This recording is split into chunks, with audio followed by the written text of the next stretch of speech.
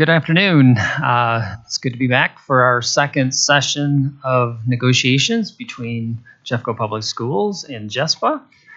I think what we probably ought to do, since we continue to live stream, is to do introductions so that everyone knows who we are if they happen to be watching on the live stream. So we'll go ahead, and if you guys want to start first, maybe it's up to you. And we'll just go down the line and do some quick introductions as we continue to get things squared away. So, Vicki, do you want to start? Or whoever on your team wants to start? I can start on my end. My name is Vicki Flores, and I'm staff for Jespa. Darcy Hassler, paraprofessional.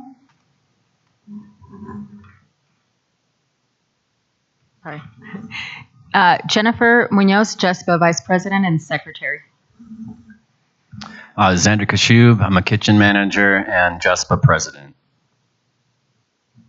Sarah Smith, preschool. Trevor Byrne, bus driver and JCTA President. My name is John Duran. I'm an electrician and president of JCMA. Jeff Pearson, Executive Director of Department of School Safety. Deneen Cusack, Director of Employee Relations. Phil Bedford, Executive Director of Employee Relations. Mark Strelo, Director of Custodial Services. Greg Jackson, Executive Director of Transportation and Police Services.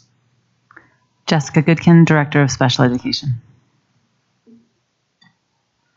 All right, fantastic. Welcome, everyone. Welcome back. Look forward to a long conversation today, along with some long presentations on the financial side of things. We did take the liberty to put together an agenda that we have up on the screen. Certainly, it's a tentative agenda because we want your input as well in case there are some deviations that we need to make or changes that we need to make in the process. But we at least wanted to have a plan today so that we kind of can move along and keep things moving along. We have a couple time constraints in there between 3:30 and 5:30 where Brenna Copeland, our CFO, will be here to talk about the SBB process and some budget and high-level financial information. We will need to have Brenna come back at a later point in time once we get into talking more about expenditures for next year. Thought we'd take a minute as well to review norms, which includes the preamble that we talked about last time. One of the things that we really didn't do much in the way of talking about, but I do have some copies and certainly can distribute these, is to have some audience norms as well. We certainly believe that we need to have people who attend these public events to know what they can and can't do, or their role, what it is and isn't. So certainly want to take a look at that information as well, not to get bogged down in the minutia, but I think it's important as we go along in the process. These are norms that are very similar to what have been used in other negotiations, public negotiations sessions, so they shouldn't come as any real surprise. We do have our Article 4 proposed red lines. We discussed this at the last negotiation session and wanted to at least present that document for further consideration and conversation today. We'd also like to take a little bit more time in understanding your proposal, the document, and have some additional discussion around that document and hopefully get a better understanding as to what your proposal entails. And then we would propose that following the SBB and budget presentations by CFO Copeland that we take a dinner break. Don't know what the standard amount of time would be, half hour, 45 minutes, etc. Maybe it's an opportunity to caucus, maybe it's just an opportunity for a break. And then come back and talk a little bit more about, process for benefits bargaining. I know there's been some conversations between the chairs of both JCEA and Jespa concerning next steps, and we're a little anxious to get that going, and I know you are as well. And we had hoped to be able to have some of that conversation today, but we couldn't get all the parties together for today's session. And then I think we have the adjournment planned for 8 o'clock. So it will be a long day. Any thoughts on the agenda? Any changes? Anything? Clarification? Yeah, I had just a thought and a question. So yeah, being the second session of our bargaining, we had come to the table today hoping to see all your proposals, and we were just wondering, is that happening? And can you just clarify what you mean by going over Article 4 a bit?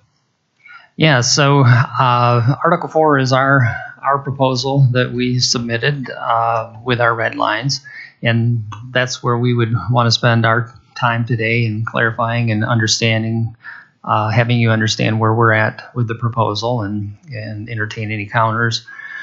And then your proposal, we're trying to wrap our heads around the detail of it. It entails a lot of pieces and parts that goes into a number of different articles in the contract. So just trying to have a better understanding of that. Our next article, which would be on MEQs, we will be prepared on the 30th of March to present that as well. I will tell you, it's not an overhaul. It's a tweaking of the MEQ article for food nutrition services, and with not having Katie Jeter here, we don't feel comfortable in presenting what the improvements might be. So we will plan to have that ready for the March 30th meeting. Okay. Hopefully we can accomplish a few things between now and then. Thank you. Any financial benefits, anything other than the articles? I think today's presentation from Brenna will kind of set the stage for some of those conversations.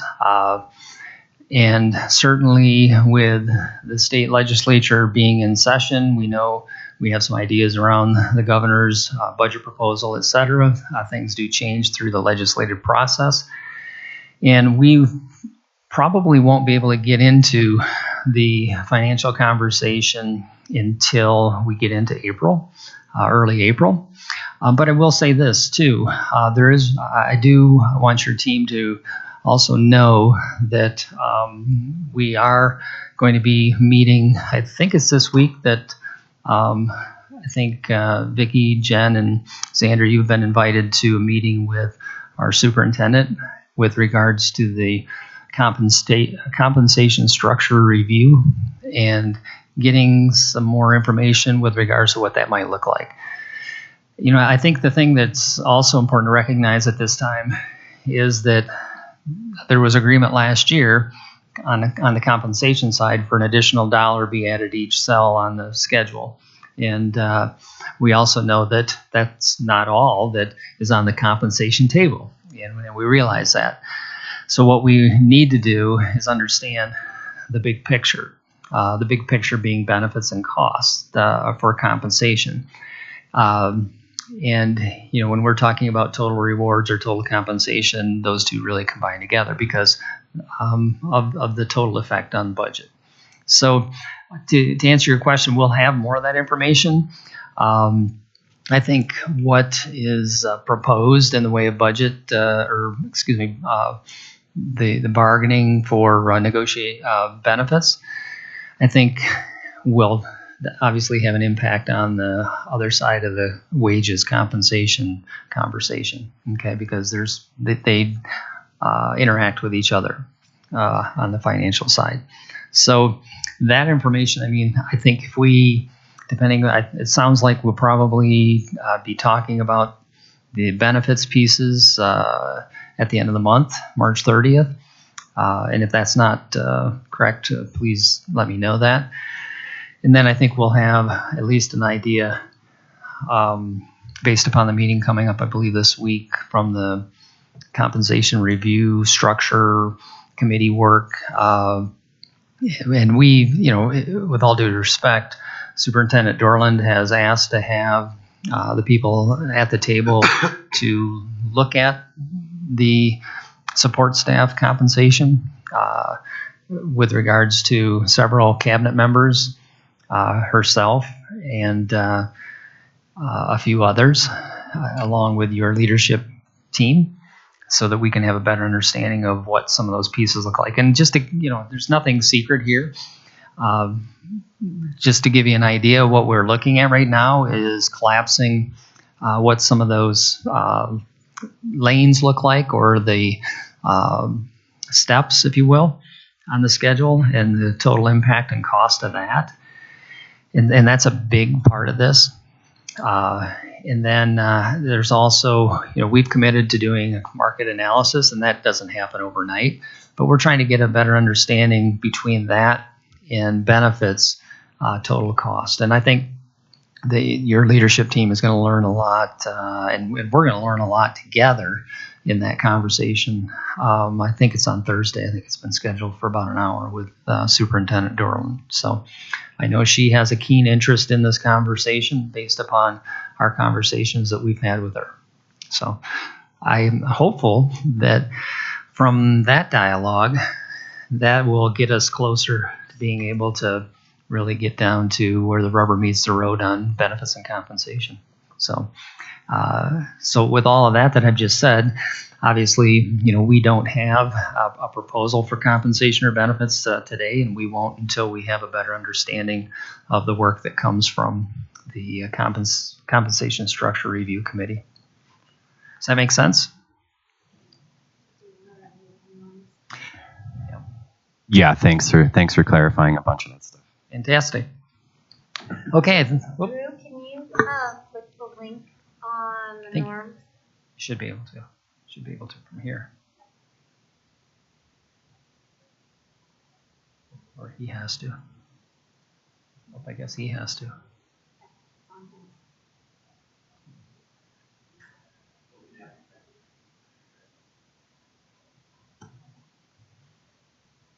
Good old access issue. So one thing while we're waiting to pull up the norms, I just want to mention, I'm not sure because he hasn't told us yet, but I think that this will be Mr. Jackson's last meeting with us. And want to congratulate him on his new endeavor that he's going to move on to hopefully some greener pastures in his career. And we always say that, but you know, it doesn't always work out that way, but I hope it does for you, Greg. But I do want to thank you for your service to the district and everything you've done in our transportation department, and wish you the absolute best.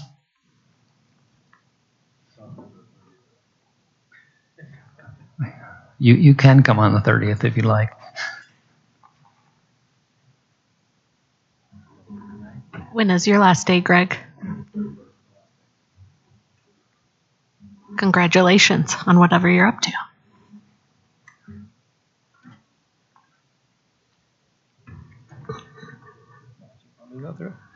All right, so Deneen has graciously put together this document for us, which includes the preamble that your team reviewed with us as well, as reminders of how we will hopefully work better together. And so we didn't want to exclude the preamble from this conversation, but certainly want to be reminded, especially when we're looking at that third paragraph, last sentence, which talks about, or actually that whole third paragraph, which talks about open communication, consensus building, consistency, ambition, creativity, and active involvement between administration and staff. And we certainly concur that the best decisions are made in an environment that includes mutual trust, respect, understanding, cooperation, and support. And so we then took it upon ourselves with conversation with you to put together the list. I think is below.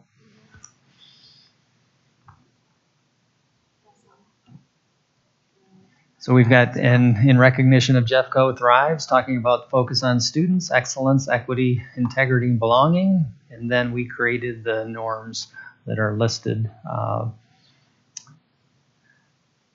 let's take a minute to review those, just have you read through those in case there's any questions. Again, this is how we are working together.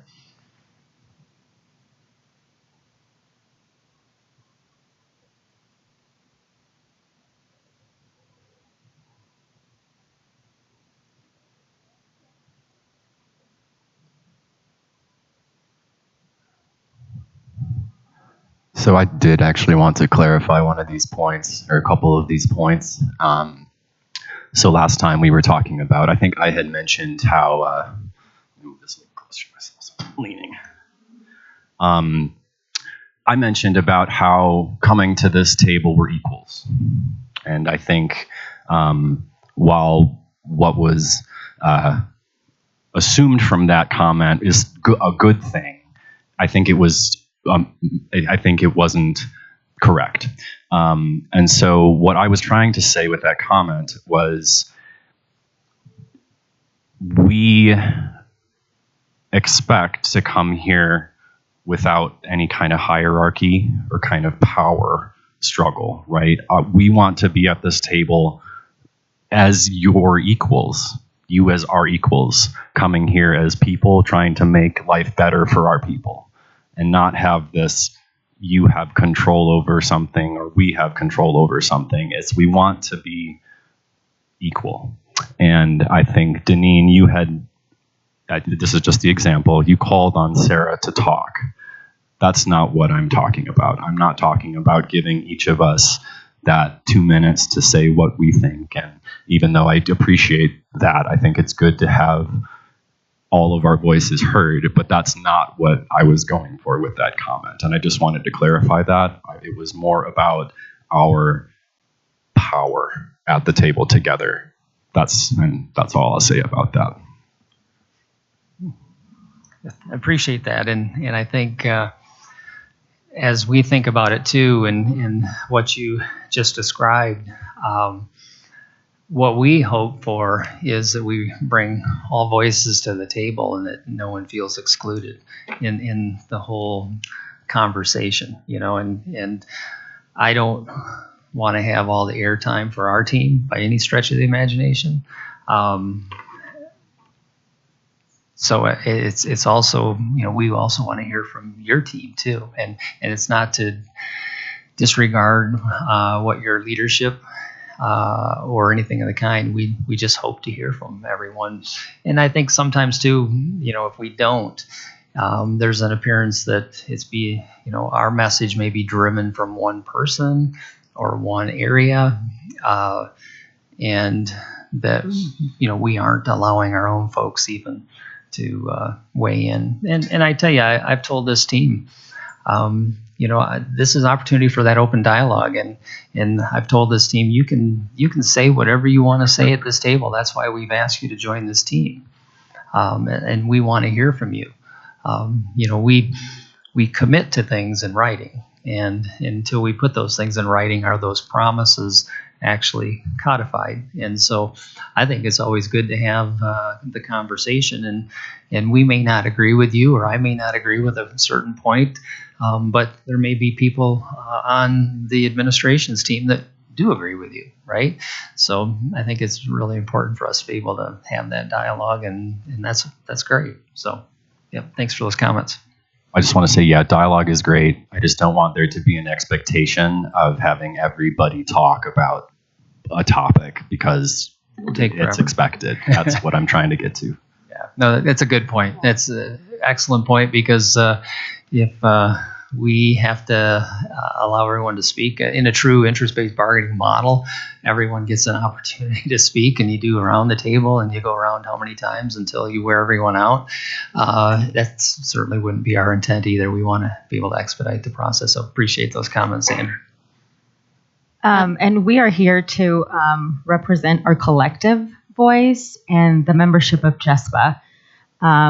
And I just want to point out the retaliation members have faced at this table before for that. And I think we all feel pretty comfortable at speaking when we want to say something without being called on.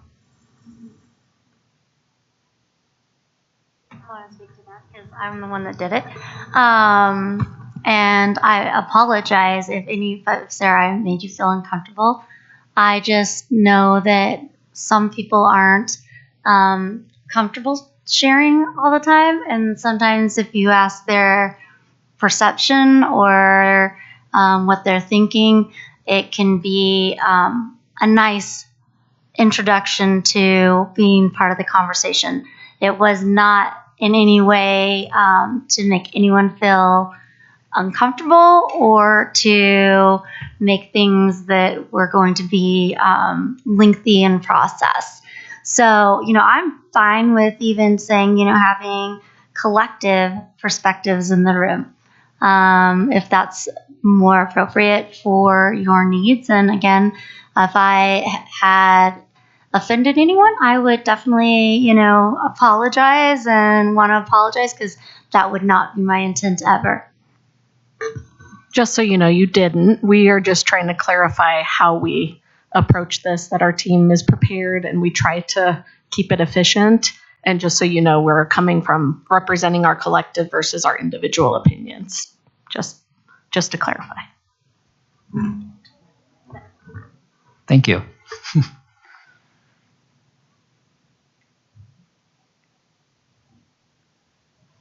Okay, any other thoughts with regards to the norms? Is there something we could add to Xander's point? I mean, consistently every year, members have come to this table and then consistently been retaliated against, been under investigation for things they've said at the table. And you're a totally new team, and we respect that, that you are different. but some way to capture that both sides of the table are equal. Is that there somewhere? That How would you like we're that? not below in a hierarchy of supervisory power, right? Something like that. How would you like that worded? Would equal power, equal, we come to the table as equals. Okay. Yeah, that's fine. I think. I just have a question because you said, so if you're going to bullet 1, 2, 3, 4, 5, 6, 7, giving equal time and airspace for individuals, do I need to take individuals out again for each side of the table? And then I could add your other bullets, so maybe that would capture both of those concepts of being a collective and also having equal terms of how we work together, and then also having the equal piece about the table as well. Like, should I take individuals out? I think so. I think that helps clarify that.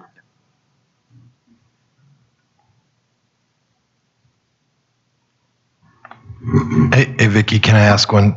Just to clarify for me, I think what I heard you say is there's been retaliation based on discussions at this table. Mm-hmm. So I think the agreement would be that the two sides agree that the collaborative discussions that take place in this format are for outcomes and purpose only, and therefore information shared would be held towards an agreement moving forward in between the two parties, as opposed to information that would be shared outside that could be negative towards any individual moving forward. Something to that degree. Did I hear that accurately from you? I'm not sure. I'm not sure what you're saying. How would you add that? I would say the two What? parties would come to an agreement that any discussions around this table are for outcomes and purpose of negotiations outside of deflammatory or issues that would be brought forth outside of this arena into the workforce. If that's what I heard correctly. I think our goal is to negotiate and reach agreement Without retaliation. without fear of reprisal. That's, I think I was trying to say the same, but maybe we're just saying it a little differently. So, And that makes perfect sense. I guess my wondering in that would be, certainly with in Colorado with negotiating in the public, everything is open for discussion.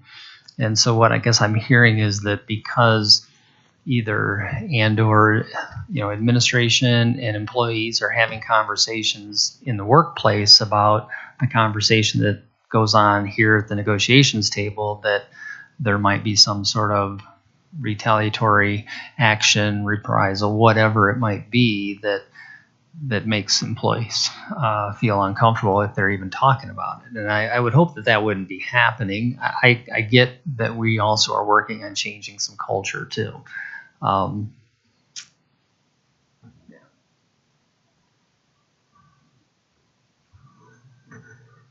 So I propose that I can try to craft all of those comments and then bring it back the next time we meet. And then if it needs to be wordsmith more, then we can do it there. But I think I understand kind of the gist of the messaging of being equals at the table. So if that's okay, I could draft something and then we could see or change it if we need to at the next meeting, because I don't want to take time to wordsmith this statement right here. I don't want you to overthink it either. I think we'd be okay with a statement that just says both parties are equals at the table.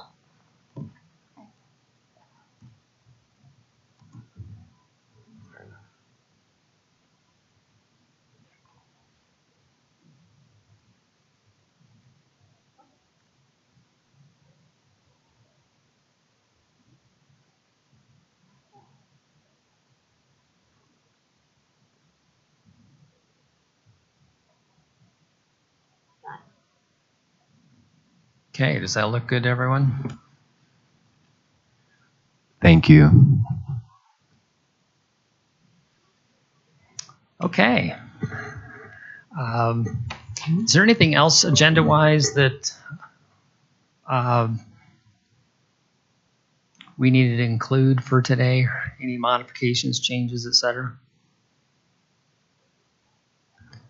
I don't think so. I think it all looks pretty good. Okay, great. What's that? Oh, yep. Oh, you've got these? Oh, all right. Well, I guess Danina is one step ahead of me, which is not surprising. So if we will scroll down, we have some proposed audience norms that we'd just like to review real fast. These are pretty standard norms for people who are in attendance, and sometimes we would put these like on the chairs, etc. And you know, the idea in public bargaining is to allow people to be able to listen to the conversation, etc. But they certainly shouldn't be participants in the conversation as an observer. They shouldn't disrupt the process, keeping their conversations, if they're having sidebar conversations in the back of the room, at a minimum, or even stepping outside for those conversations. And we would respectfully request that people who are in attendance listen intently to the discussions so that they can have a greater comprehension of what we're talking about, which does also go along with the third item, and that is that sometimes when people come and go as public, they don't always hear the full context of the conversation. And certainly we all know that topics that come to the table oftentimes take multiple sessions, and if you're only here for a small snippet at a time, you may not have listened to the full context or the full conversation. And then, of course, number 5 would be respect the work of the individuals and the teams. That's all of us sitting here at the table. That we would ask that people not approach the bargaining table unless they're requested to come to the bargaining table. And you know, if we have individuals who may be guest speakers, etc., hopefully we won't have anyone have a need to approach team members with information, handouts, comments, etc. And then we certainly don't want anyone in the audience to record or photograph individuals during bargaining.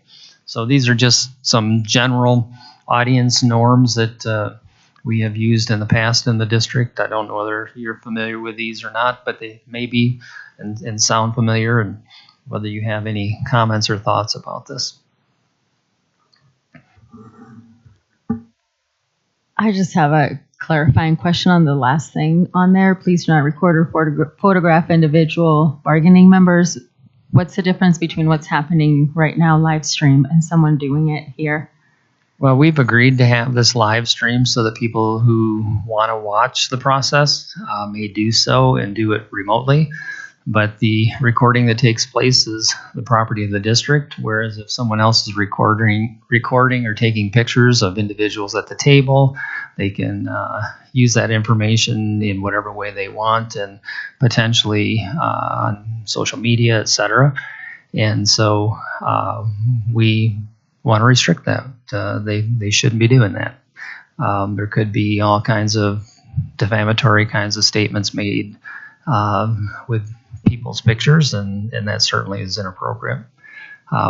You know, if it's decided by this group that you don't want a live stream, I don't think you'd get any disagreement from us if that's your request. But certainly we do and are required to hold public negotiation sessions by Colorado statute. We've never had norms before for our audience, so if we could just on a next caucus, we'll review and talk and get back to you. Perfect. That's great. Thank you.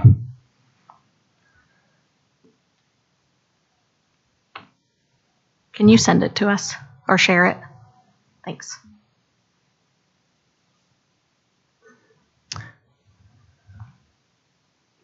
Okay.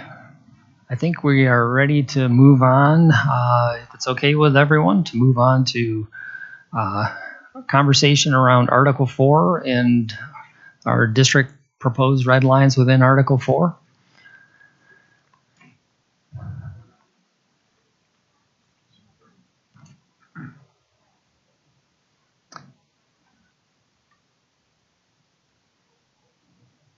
Okay, and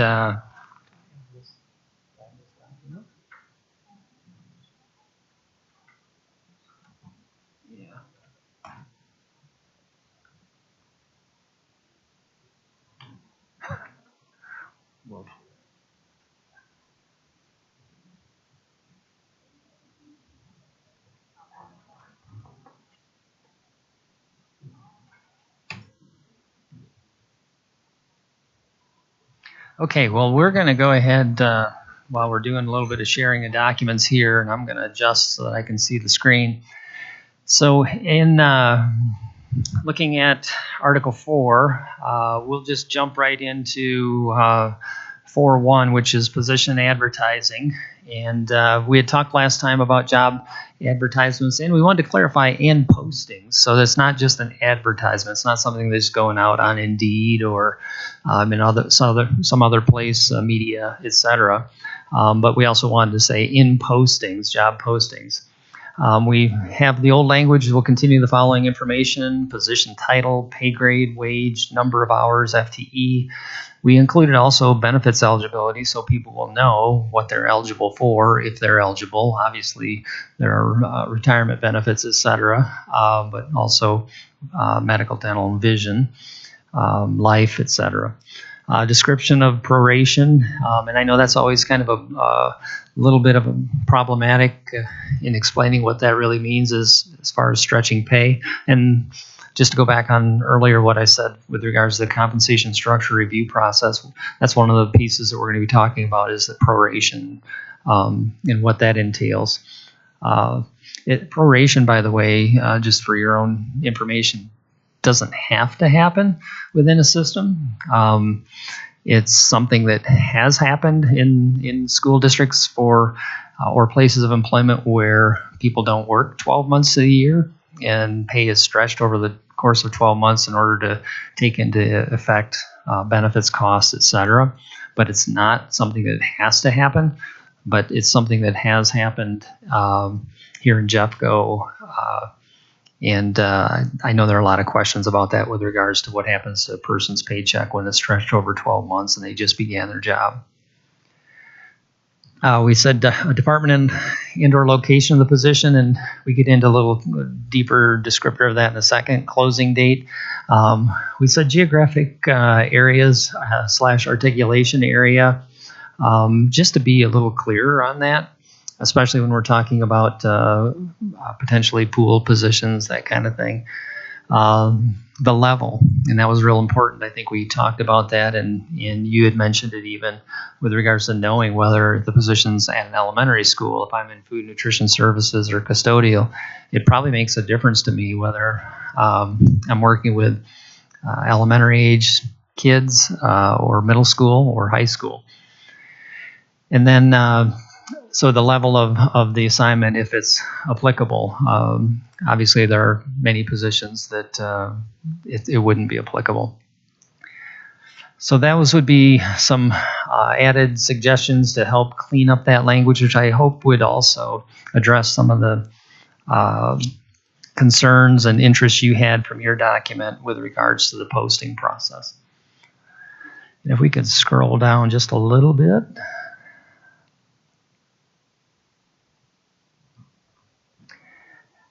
In 423, in cases of ongoing involuntary administrative transfer, the impacted employee will be advised of the proposed transfer and reason for the transfer by the employee's appropriate administrator with at least 2 weeks' notice. We believe that the language and the Jespa will be advised by human resources of the same. I'm not sure that's real practical. I'm not sure that happens. I think there are conversations that sometimes take place after the fact, but we don't always know in HR when people are being transferred or the whole process. So yes, there is a process that takes place where people are moved around through staffing solutions in PeopleSoft, but it's not like there's any sort of a flagging or anything that goes on that alerts people in HR, oh, this person's being transferred, kind of thing. We do have people who work in our records area and keep track of who's aware, who know this information, but it doesn't necessarily surface to the point of having a conversation with our HR partners or even in employee relations. So that would be a change in clarifying that. If we could scroll down a little bit more until we get to some more red or strike through. And there's red.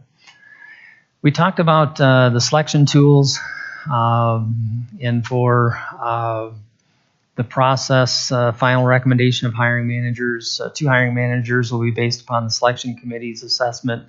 At minimum, the selection criteria will include no change with the requirements of the advertised position, qualifications of the applicant, and we had talked about not having past job-related performance and overall work history because that relates directly to potentially looking at evaluation. And we've also said in the article up above that we're not using evaluation as a part of this process, and the selection committee certainly shouldn't be seeing evaluations, especially because it could involve a colleague.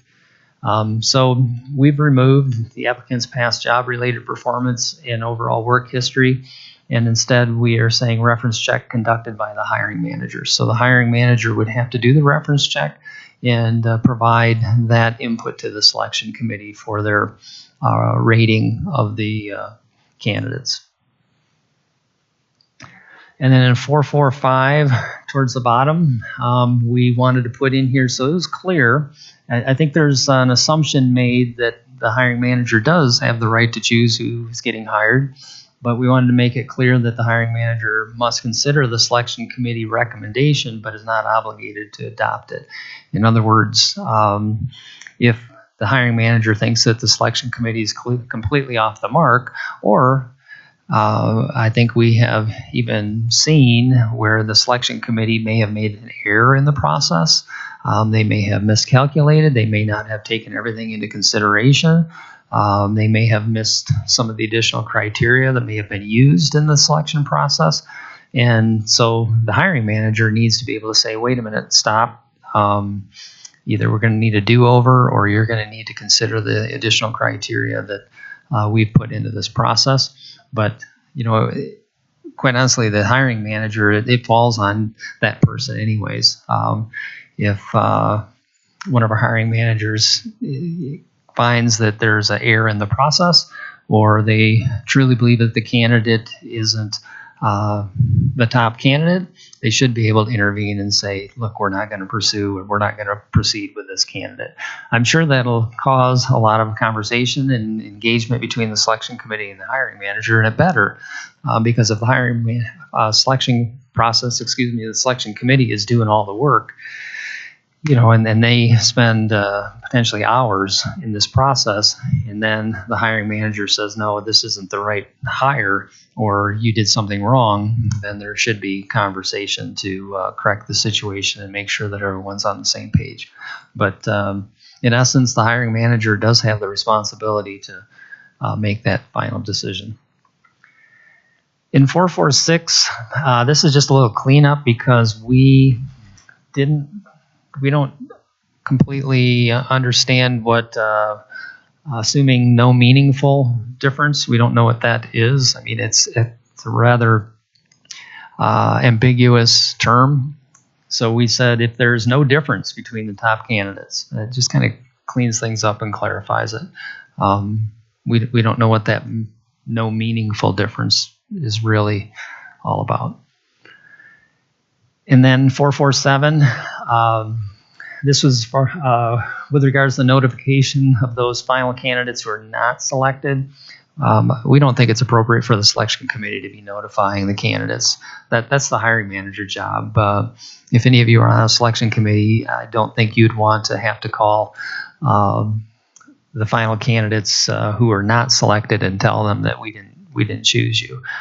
That's really not a position we want to put the selection committee members into, and we need to have the hiring manager do that work. That's really a part of their job. Okay, and then we're going to jump down to the probationary period. We talked about this last time, and certainly open for a conversation, discussion, wanting to extend the probationary period to 120 working days. I think I threw out 6 months, which is basically the same thing. But we figured we'd quantify that as 120 days.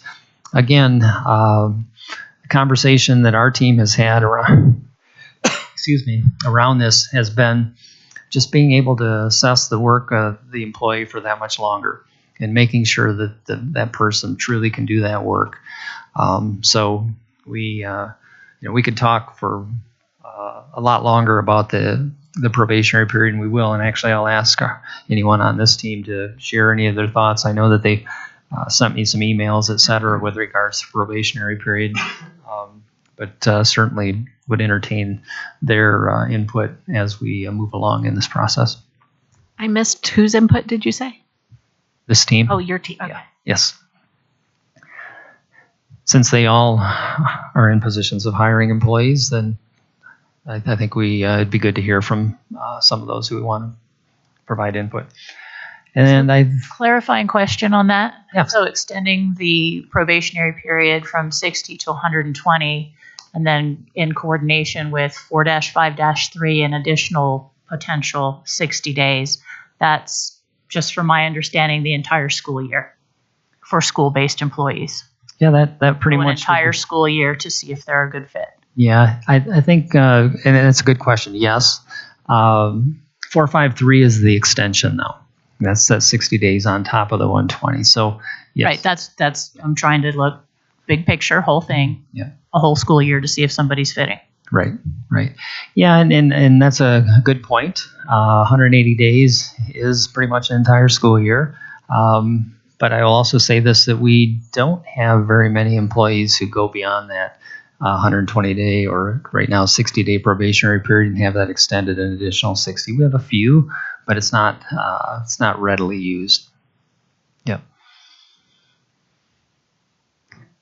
And I think, did we reach the end of 4? I believe we did. Yes. And I shared that with you all in your Google. So if you get an email notice or if you want to go look in your Google, I had a hard time. Google doesn't recognize some of our CEA's email addresses. So I apologize. I was trying to work on that to make sure that you guys had that as well.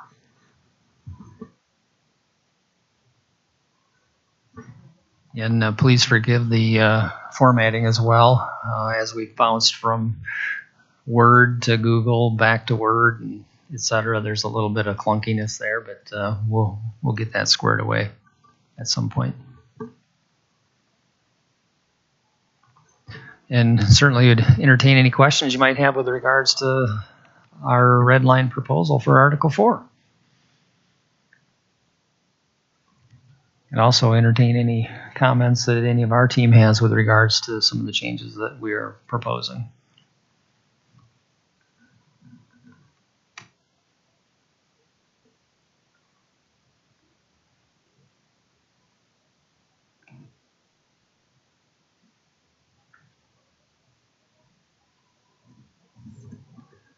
I was somewhat anticipating there to be questions concerning the probationary piece, and maybe they will later, but I just think from my perspective with the probationary piece, it's good to know how we utilize the probationary period for employees. Excuse me. And the conversation that we always have in our office is that anytime we're working with a probationary employee, the goal is to set them up to be successful. And so with the existing 60 days, we often find ourselves in a rush to determine if there's a deficiency, meet with the employee, provide additional training, redirect, give them an opportunity to demonstrate that they've made the improvement, and then we're butting right up against that 60-day timeline. And I think that with that in mind, anytime that we're rushing, we're not doing our best work. And so if the goal is to make that employee successful, I think that we need just that little bit of more time to do that. Oftentimes what happens is that we will get an employee that's struggling about midway, and we get to a point in the process where it's too late and we're right up against that probationary period. So we're failing that employee in that instance because we haven't been able to adequately provide that training and see if this is a good fit for them. And so then we get beyond the probationary period, and then we're going down a performance management road, which is never nice for anybody to have to experience. But we get to a point in the probationary process where we're having to meet with that employee and say, you know what, we're going to have to extend your probation. And my goal would be to avoid that whenever we can, because it's built into the process and we don't have to have that conversation that is uncomfortable for the employee at that point in time. So that's just a little bit of clarity on our, at least within my scope of control, what we use the probationary period for and what we see the value in it.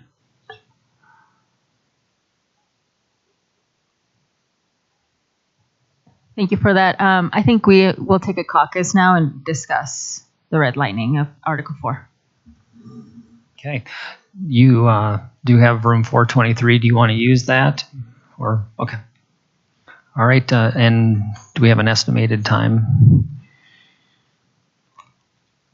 Can you show the agenda again? I'm just trying to anticipate what's next.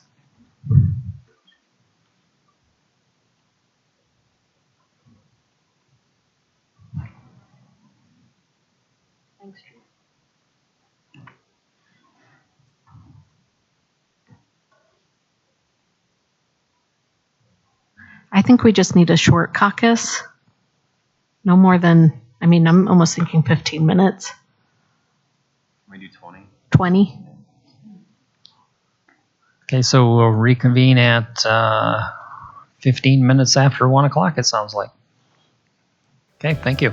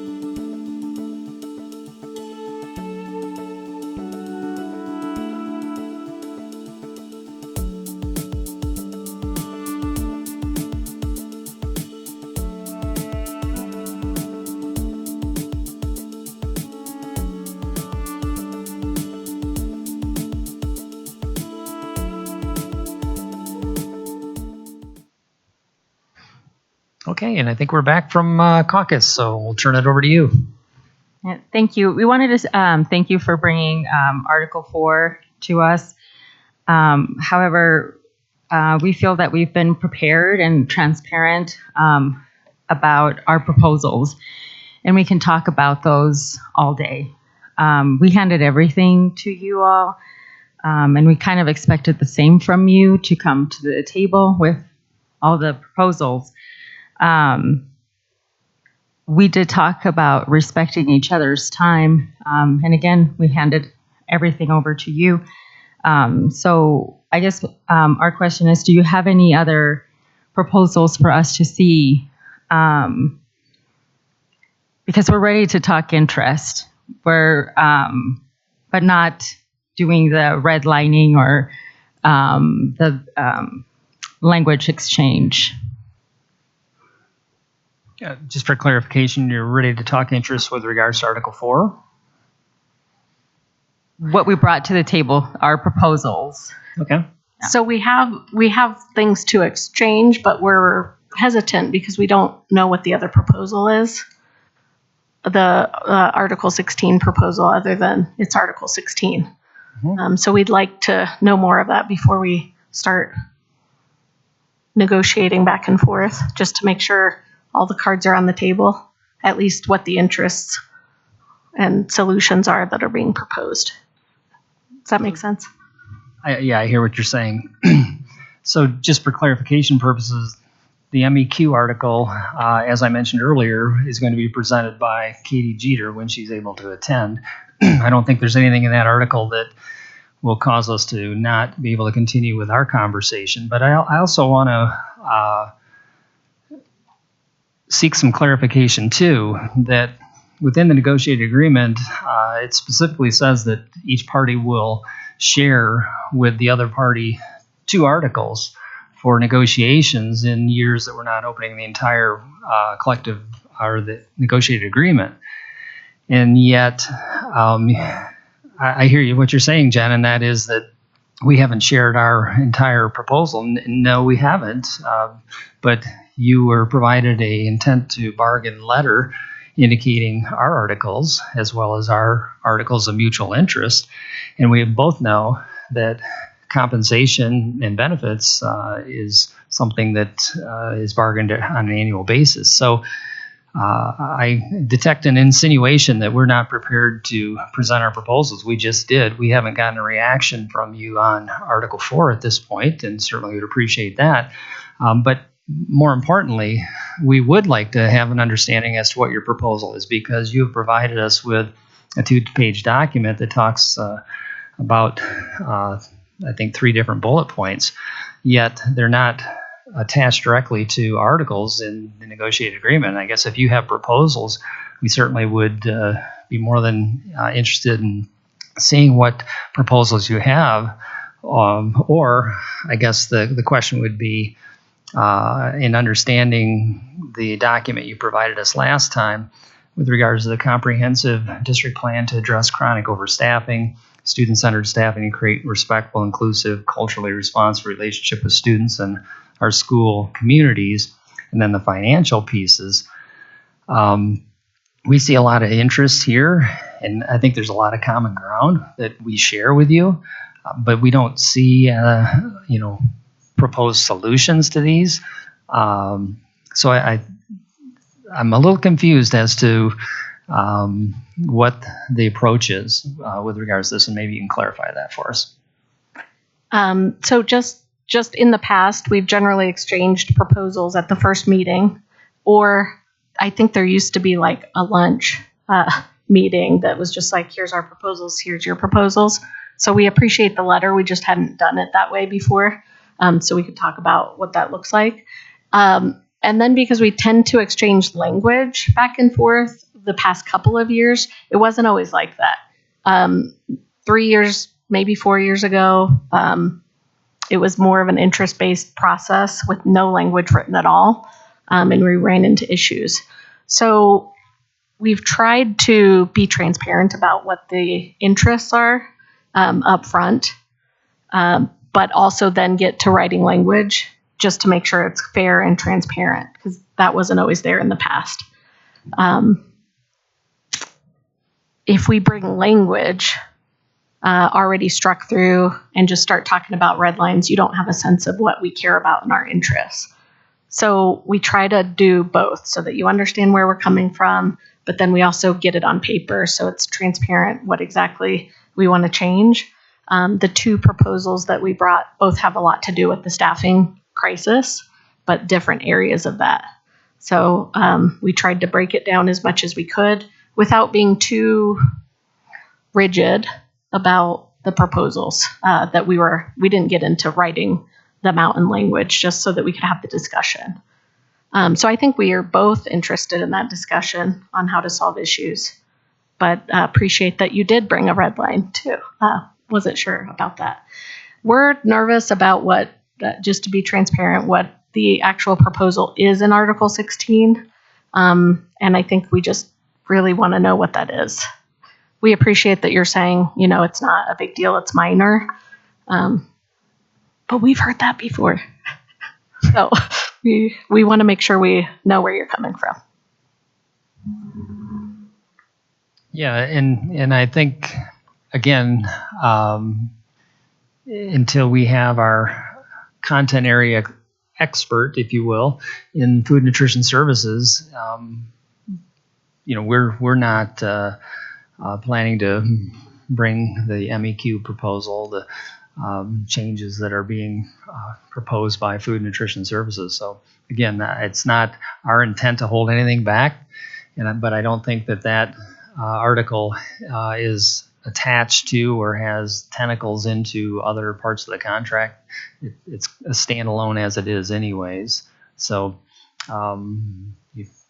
yeah, I mean, we just got to an agreement on that article in June. So it hasn't even been a year yet. So it makes us wonder what already, besides what's already called for as a review, that we have to review the numbers every year. If it's just that, then that's fine. That's in there. I'm just curious if it's one of the two proposals that you have and we're at the second meeting, why aren't they here to discuss their proposal? And that's a fair question. We didn't anticipate that Katie wouldn't be here. However, due to other conflicts in her calendar, she's not able to be here. So, and again, I don't think there's any reason to not keep moving in the conversation. I don't think that anything that she will have ready for presentation on the 30th will sidetrack us from being able to do this work. I anticipate that anything that is in the process of being prepared will be basically minor and basically some cleanup so that there's a greater clarity in the language. So again, I don't anticipate it being a complete overhaul by any stretch of the imagination. And I don't anticipate that happening. And I say that because she and Beth Wallace haven't brought to our attention that there's major issues with the language. I think they're just looking at there being a few little nuances that need some clarification.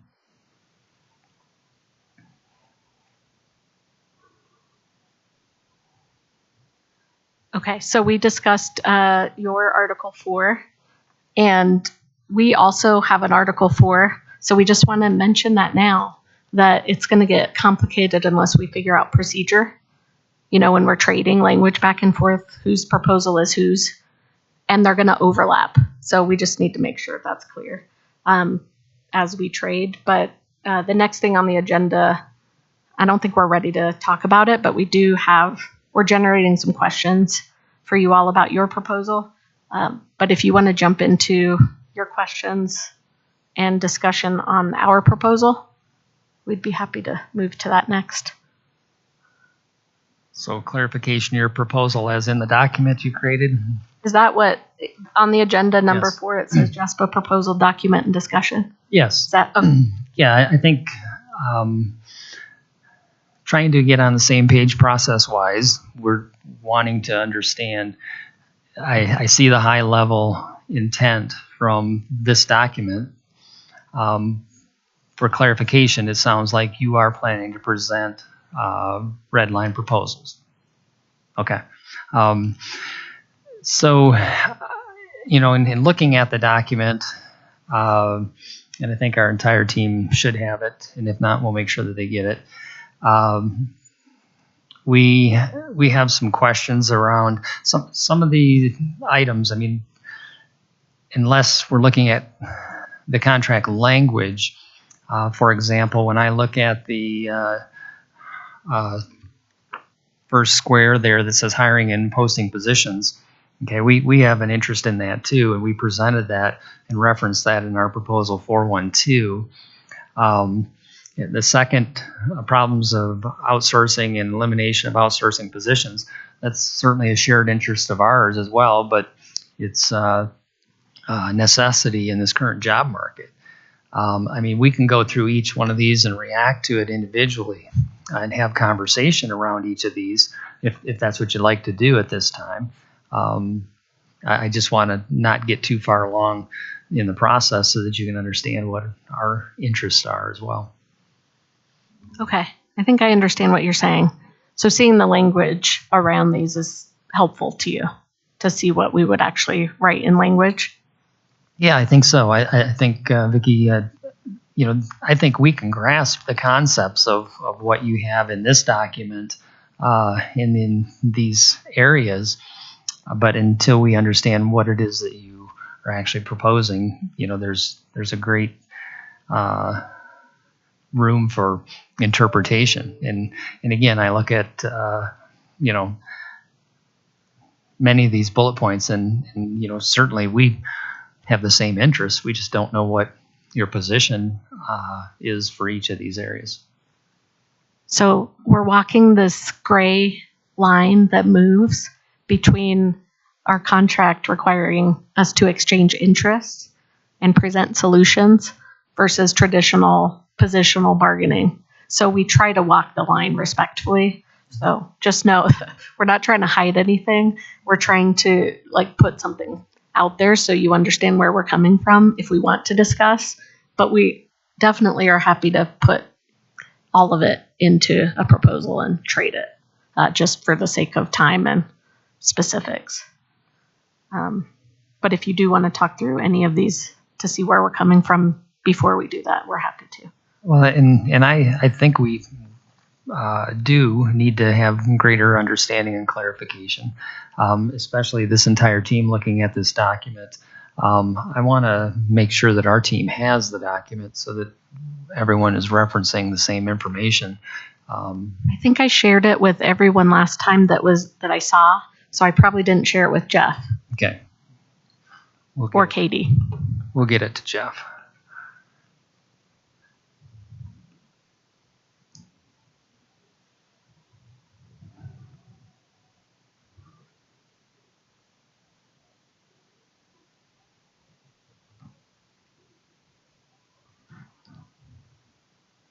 Just send it to you, Jeff. It's in a Word doc.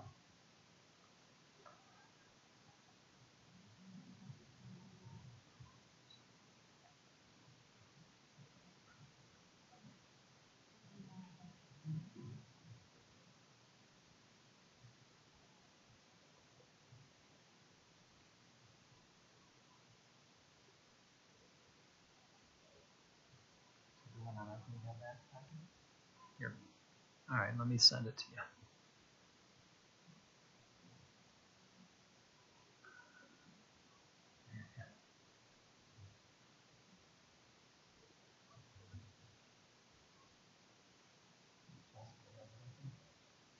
Greg probably needs it.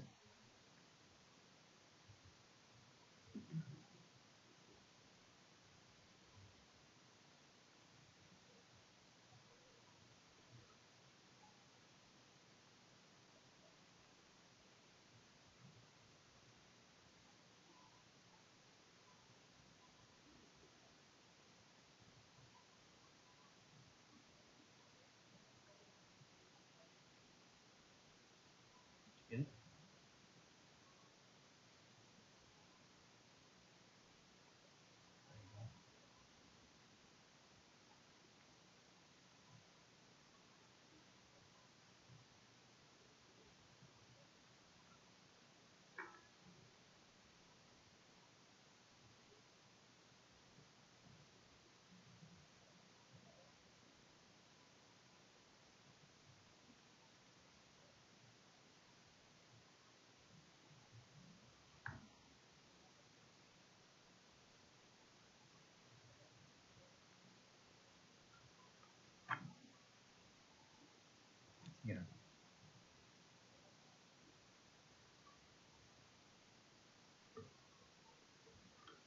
Would it be helpful to walk through as a whole? Again, I don't know. I don't remember how much detail we did last time.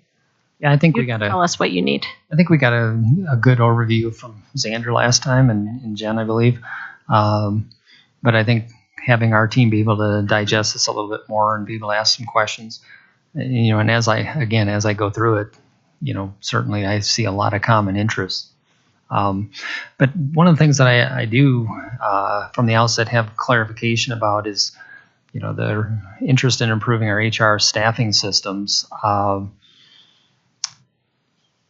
think that's an ongoing process, and our HR functions and HR team work quite diligently on the example being that first item, hiring and posting positions. I mean, there's always room for improvement, and yes, we have some specific language that we have in the negotiated agreement, which is really important. But being able to monitor that process and making sure that it's happening consistently, et cetera, is a little bit of a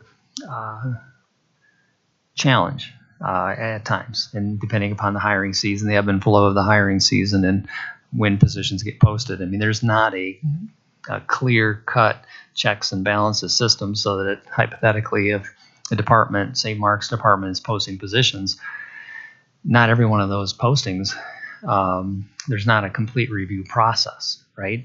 They should know how to post systems. They get trained on how to post systems. They should be posting them correctly, but we do find that there is an opportunity for error, and that's just in a large system like ours. So to have that continuity and consistency is really important, and to be able to spell it out in the negotiated agreement as what currently exists, and including some additional clarification language that we provided, we would expect that you would ask us or point out to us when a position has been posted and doesn't include those items.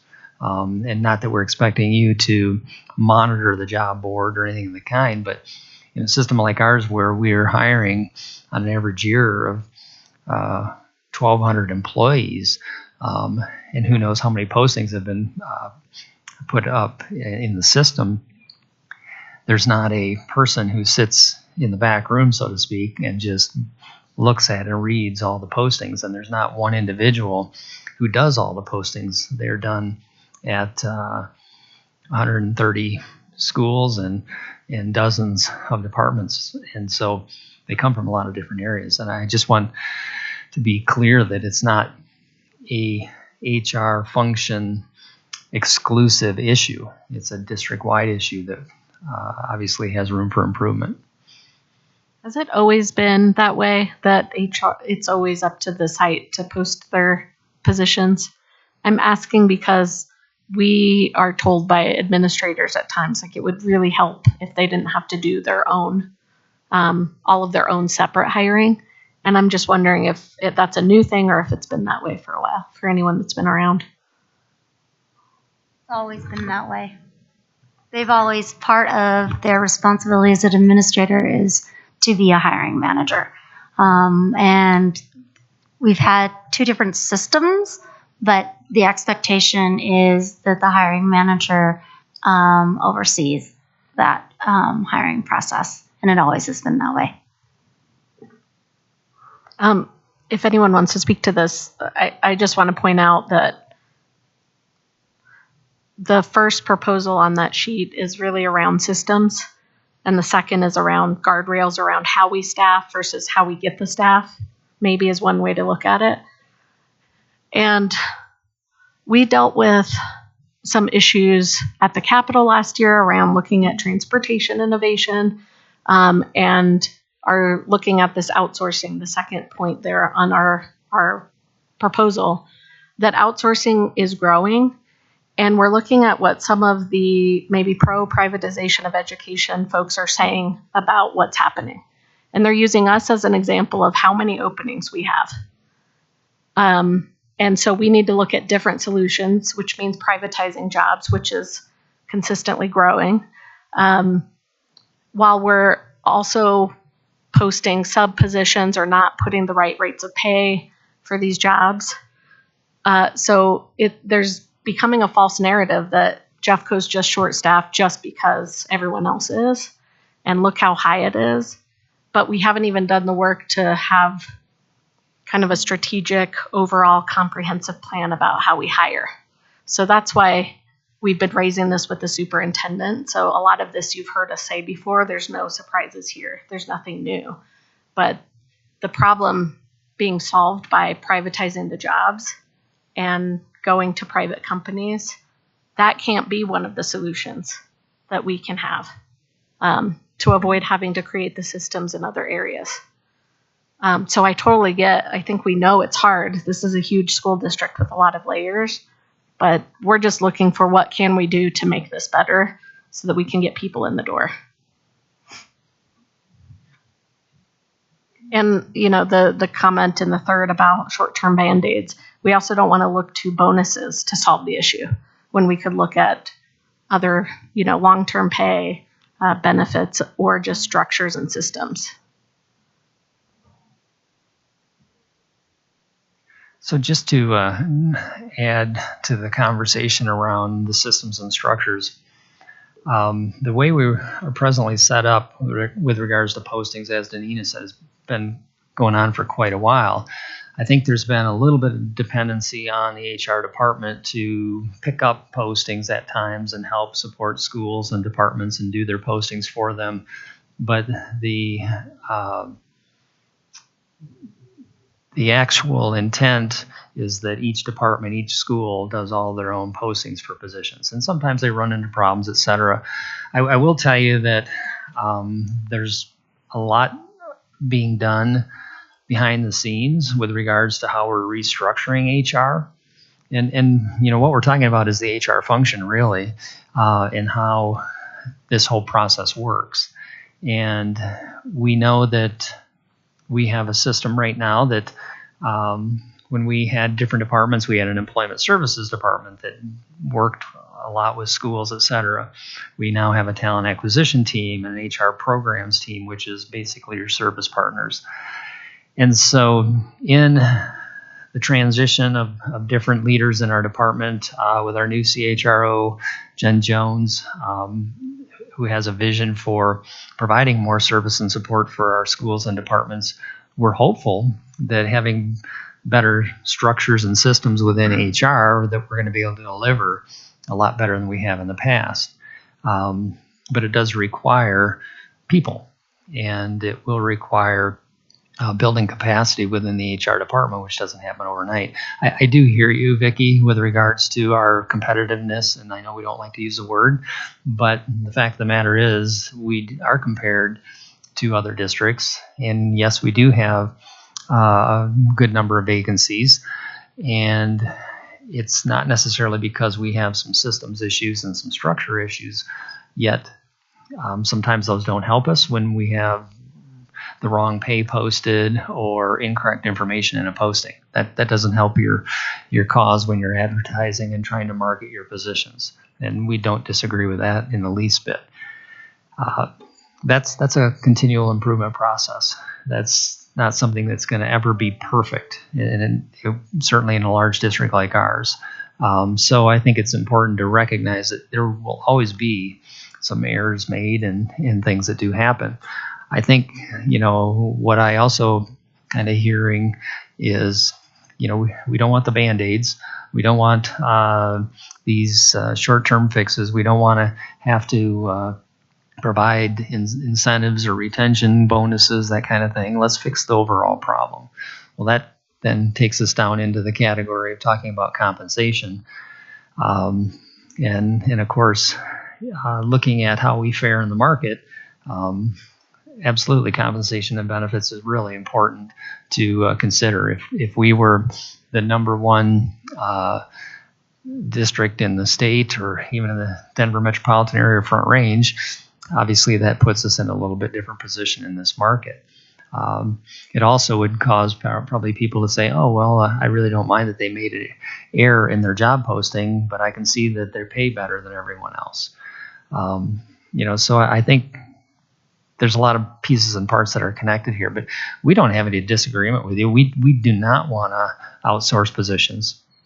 We don't want people coming into the district who aren't our employees and working with our kids and other staff members. And we also know that when you outsource positions through privatization, you're usually going to pay more, right? So we do have a lot of Band-Aids right now. We have Band-Aids in transportation, food, nutrition services, custodial, and probably numerous other areas. And that certainly isn't by choice, it's by necessity. And that's really, we're in a position where we're hanging on by a thread in some of these areas. So we want to see that fixed too. So we've got to figure that out. I think I agree with everything you said, Vicki, and we don't have people, and I think we're really struggling with that, especially this year. I think when we have 100 vacant positions in an area, it's scary, and so we meet weekly to talk about how do we retain and recruit more people, specifically for special education, and how do we make them feel valued when they're here? Because speaking like before, we want them to consider this a career here, right? I think with the outsourcing, I agree with Phil. There's not one part of me that wants to do that. I want people that want to be here, that want this to be a career, and yet at the same time, with 100 openings, I feel a bit backed into a corner in terms of trying to help students feel safe, help staff feel safe in that way as well. I will say that even when we do that, the job doesn't go down. Like the posting is still up, and we are still trying to hire somebody into Jeffco, and then we can let the person that was outsourced go. Because again, our goal is to have people in Jeffco be valued and have this be a career. Speaking long term and trying to find those solutions, because again, the Band-Aids, I agree, they don't work.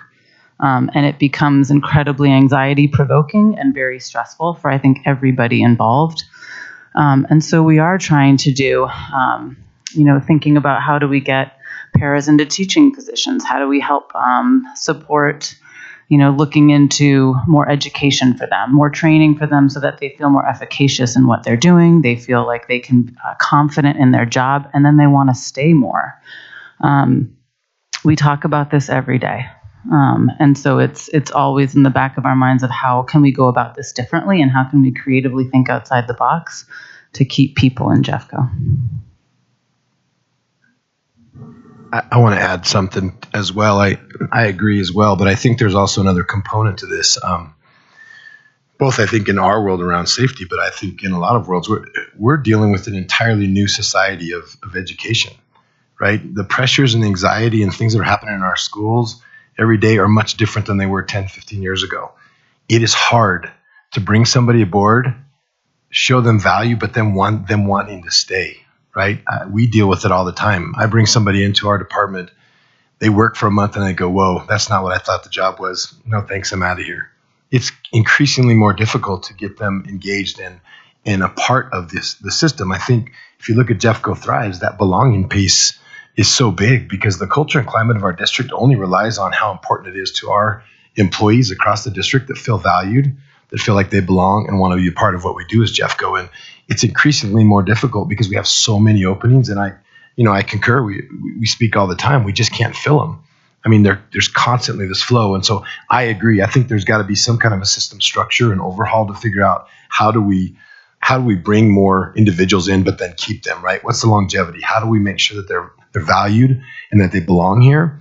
And I think that takes a collaborative team approach to do that. But once again, we're also in a very difficult place where this is a tough job. This is different than it ever used to be. I'm never saying it was easy. I think being an educator in any arena, any of your roles, any of the roles that play in the lives of kids is very difficult these days. And I think we have to figure out what does that look like? What are the pressures and how do we then combat that and provide an environment where they feel comfortable, safe, secure. And yes, a part of that's compensation, but there's more to it, right? There's a bigger piece of that. And that's that belonging and how do we keep them here and what's the culture look like so that they want to be a part of what we do every single day.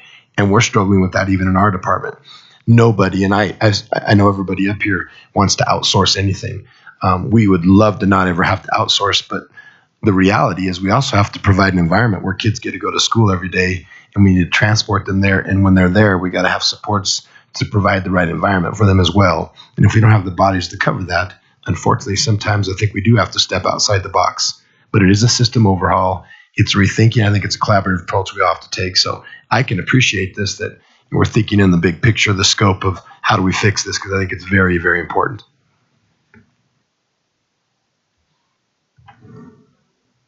I just have one more thing to add, and I just want to call it by name. So we were visiting a school last week who have outsourced para positions. Talking to the staff there, we all know that paras in our district make $17 to start. The outsourced paras at that building were making $26 an hour. I mean, I think we can look at these companies and why do they have staff and why don't we? And we know they probably are paying weekly or biweekly. They're paying more. They're getting paid sooner. I mean, we know from our surveys about why people are coming and then leaving is that it's taking too long, especially I think your people, Jeff, it's taking too long for them to get that first paycheck. So there's so much churn. Even you hire them, they don't come when they realize what they're going to get paid and when. It's going to be 6 more weeks till I get paid. I got to go take this other job. So all we're looking for here when we're negotiating is putting this stuff down and having a plan, because we know it's a shared interest of you all. And we know from talking to Tracy, it's her interest to get something done and to make sure we're not just talking about it constantly, but to make a plan and then do it. So I think we're all on the same page probably about what needs to happen. We've been hearing the excuses for a long time about it's the market, it's this or it's that. And we just want to make sure there's a plan and that we all start working on it to keep people here. I think the other thing is when they come and say they don't know the job, and they're learning about it, the primary stressor is short staffing, right? Like there's not enough people beside me helping me. So the problem just perpetuates itself. I think I'd be missing an opportunity if I didn't jump in here at least a little bit, because I agree with you, Vicki. Every problem that we run into in our department can be linked back to being short-staffed. And the biggest and most critical for us is employee morale, because that's a downward spiral, right? We don't have enough people working next to us, so our job gets harder, and we feel like we're being expected to do more with less, and so that just keeps continuing to perpetuate itself. I can tell you that I think that when we're putting the narrative out there, I appreciate what you said about the excuse, because I think that the pandemic, and I think that the market, and I think the economy, you can point to any one of those things as an excuse or a reason for what got us here, right? But I think when we're forming the narrative, I think we have to look at the timeline and that we're coming up out of that. And I think that we need to acknowledge some of the things that are happening in the district that are good. I can tell you specifically in custodial services, while we still have drastically way too many vacancies, they are half what they were, okay? And I smile about that too. We've cut them in half, and we continue to work to do that. And we talk about the weekly meetings, and we talk about the retention piece, and we talk about how do we recruit, and how do we train, and how do we make people feel valued once they're here, and how they stick around. And I think that's a slowly turning ship, to quote one of my predecessors in my position. But I think that we want to acknowledge the fact that, at least in my world, we have seen already a tremendous amount of support from the talent acquisition team. In fact, for the first time ever, we had somebody at the district level reach out to us and say, how can we help? In terms of our postings internally, and this may be in support of what you're saying, right? That if we're putting the wrong message out there, we are not doing ourselves any favors, because nobody wants to come and work for us. But I can say for us internally, we have caught postings, and some you have pointed out to us through our meetings, that were out there and they were inaccurate. And the root cause of that at the time was that we had advertisements that had been out there for over 300 days. and the pay had changed since that advertisement was created. And so we've learned from that, and we now have a process in place where once something is approaching 100 days, we pull it down and we refresh it automatically. And so that's one of those things that I think we can look to say on a wider scale, how can we implement that, and how could that help other areas as well? Because while we are still in a hole and while people are still out there struggling, I think we're starting to see some improvement, and I think we're starting to see those excuses dwindling, but I think we're also starting to see process improvements. So maybe the goal is to put pen to paper and say what's worked, right? So.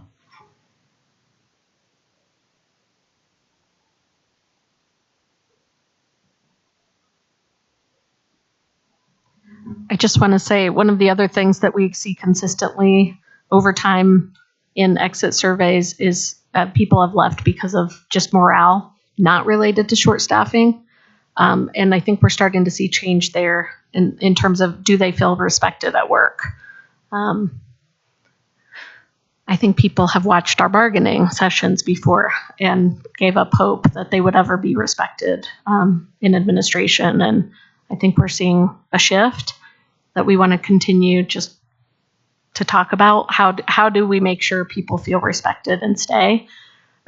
So I can just say one of the conversations that we need to have in order to answer your proposal on probationary periods is, well, how do we get them to stay after their probationary? Like, we don't want to cut them loose. Our mission is to keep them for longer than 60 days. So what are the things that are going to keep them? Understanding where you're coming from of a potential, how do we address issues with new people when they come up, but also how do we support them? I just wanted to address two things. So Xander, you had gone to a school and said they had contracted out for paras. And I'm assuming it's special education related. We're not contracting out paras. We have gotten behavior technicians to go into those roles for our students with more significant behaviors, I would say. And because we don't want to outsource those positions, what we are trying to do is create a para to behavior technician sort of pipeline, if you will, so that we provide the training that I talked about before, right, to paras, as well as hopefully a bump in pay with that extra certification. So again, we want people to be here. And my hope is that that would show paras that we're valuing them as well as making them feel more confident in the classroom.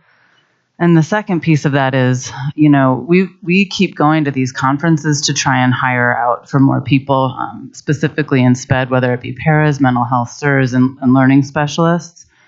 And what we are finding is these contracting companies are also there, and it is a fight between us and the contracting company of trying to do this. And we hear it from different contractors that we have this year of, man, I really wish I would have known. I could have just hired with you guys. And so we are thinking outside the box in terms of that, of how do we promote ourselves even more so that they don't realize stay away from the contracting companies. We don't want you to go there. So we are trying to do that. Can I ask you a clarifying question? Because I have recently started hearing about outsourcing to RBT, but I was like, well, that's a registered behavior technician, right? Is that the right term? Yeah. Are they individual contractors, or do they work for a company? Or can you explain more about that? I don't know much about it. So we have different companies that have different people, whether they be learning specialists or mental health or registered behavior technicians as well. And so they are companies. Yeah. So whenever, I think we talked about it in terms of, the lanes for educational and professional advancement in our financial proposal. It's pretty much related to what you're talking about. How do you have a lane for a paraeducator to get an RBT certification, which I think is free through the state, or there are ways to get it for free. So if they get it, what's the bump in pay for that lane or others? So I think we have a shared interest in that.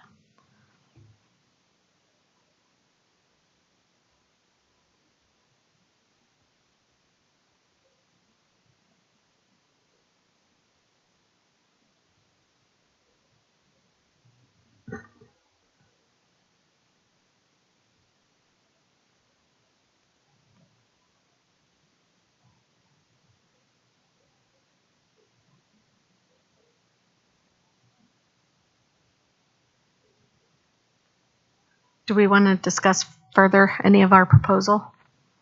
We've been mostly focused on the first Yeah. area here, but I was just reviewing the second area.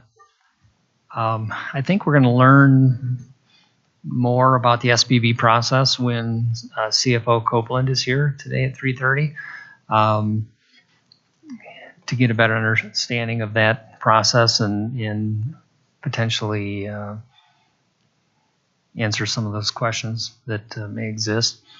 I think a few of those other areas, looking at what your interests are, again, I think they're common. I think we also have to look at, what our levels of staffing are, which is what I read into most of this, is what are our levels of staffing for support staff.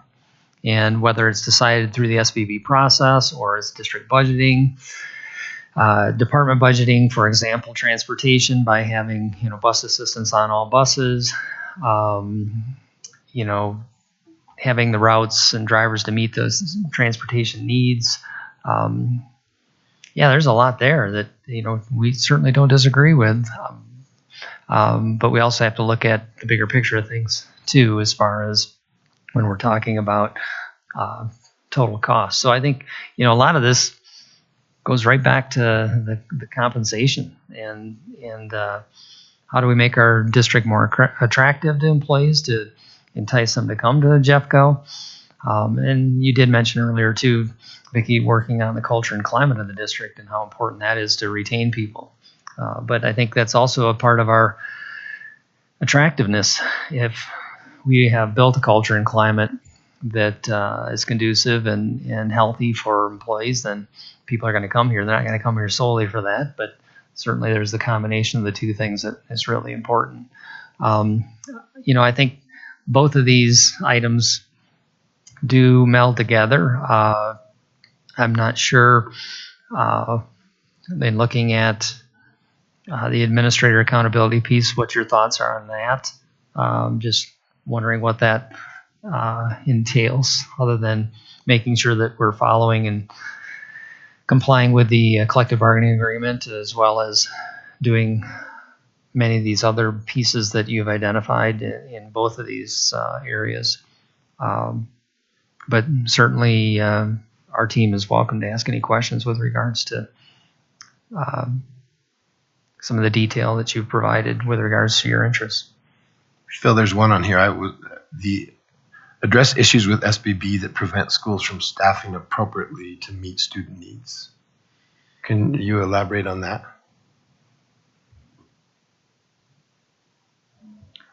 I was just going to bring it back to the whole point of this, again, is to give our students the best success we can. And if we don't have the personnel there to support these students, because of how the school-based budgeting process is, it's the students who are being hurt.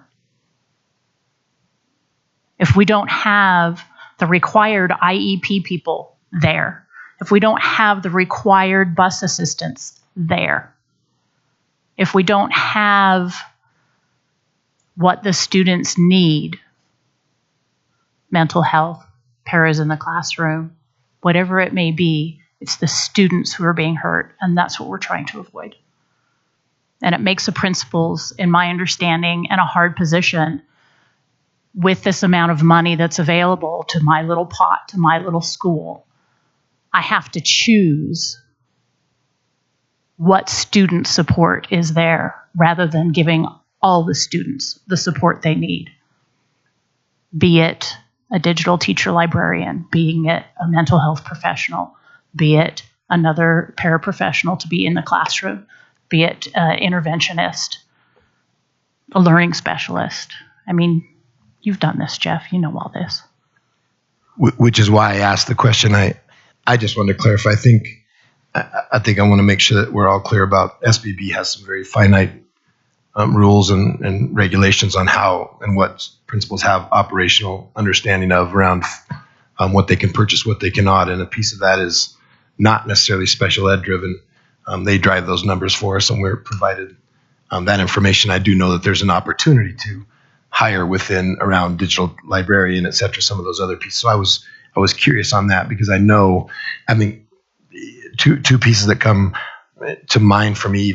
I've been out of the school environment for many years now, but I know the mental health support, counseling support, and the paras were a big deal, right? That support that kids need every single day, and so I do know that's a need, and I think the pandemic forced us into a much larger concept of needing mental health supports across the district, and I think we engaged in that. I think early on, afterwards, and I think we're continuing to do a great job of trying to grasp a hold of that. But I think it's been like a snowball effect for a long time, and we're getting bombarded with that. So I just wanted to clarify that because I do know that SBB does have some finite rules and regulations on how schools, what they can pay for and cannot. So appreciate that.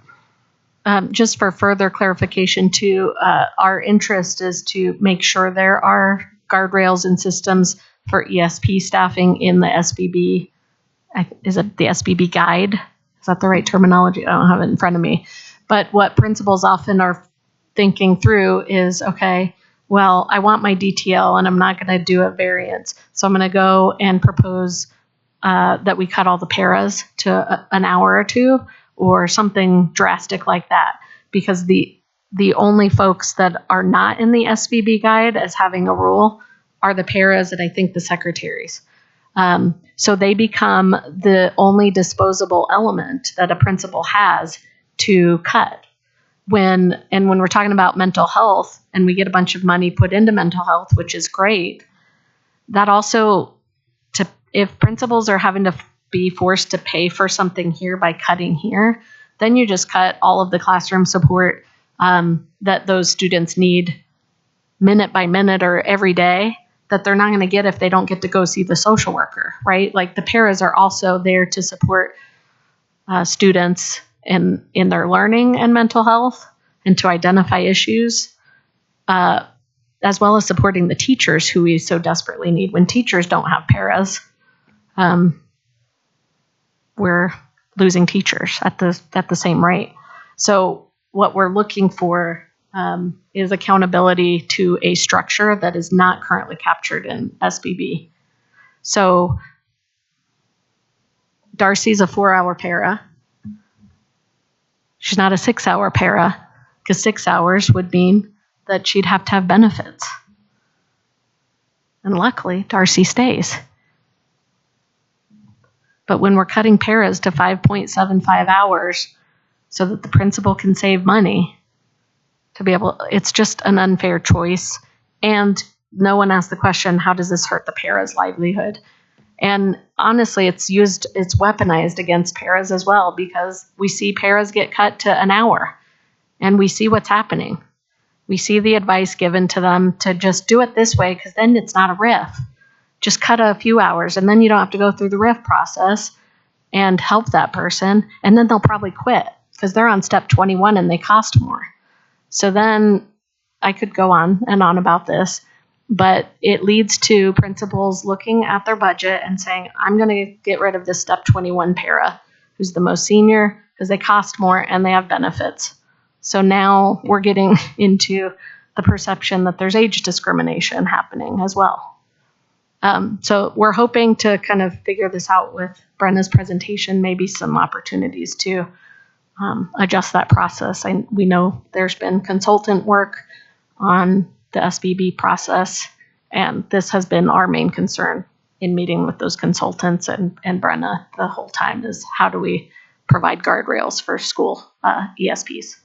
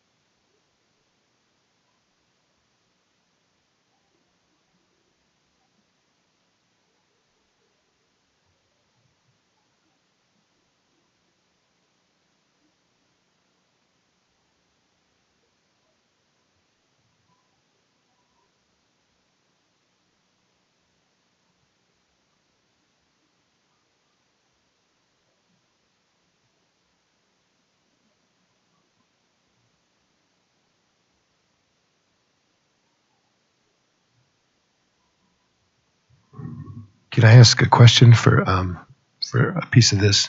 As I look at the second point around, and sorry if I'm taking too much voice time here, but I look at culturally responsive relationship with students in our school communities. I wonder, based on maybe some of the feedback you're getting when individuals leave the district or come for a period of time and leave us, are there any correlations between school sites, levels, areas of Jeffco where we're seeing consistencies on not feeling valued, or that diversity of culture of being a part of the school setting? Or are we seeing pockets of schools or areas where we have larger concerns than others? Because then I think it becomes a much bigger discussion around, how do we as a system become a little bit more cohesive around consistency of practice, et cetera. So I'm curious because I don't know. When I see that, I see inclusive, culturally responsive relationships with students. To me, that's part of the belonging and part of Jeffco Thrives is, do we have an issue there as a district? And are we seeing pockets where there's concerns? And I think we probably would only have that based on the exit interviews that you all may have from your teams.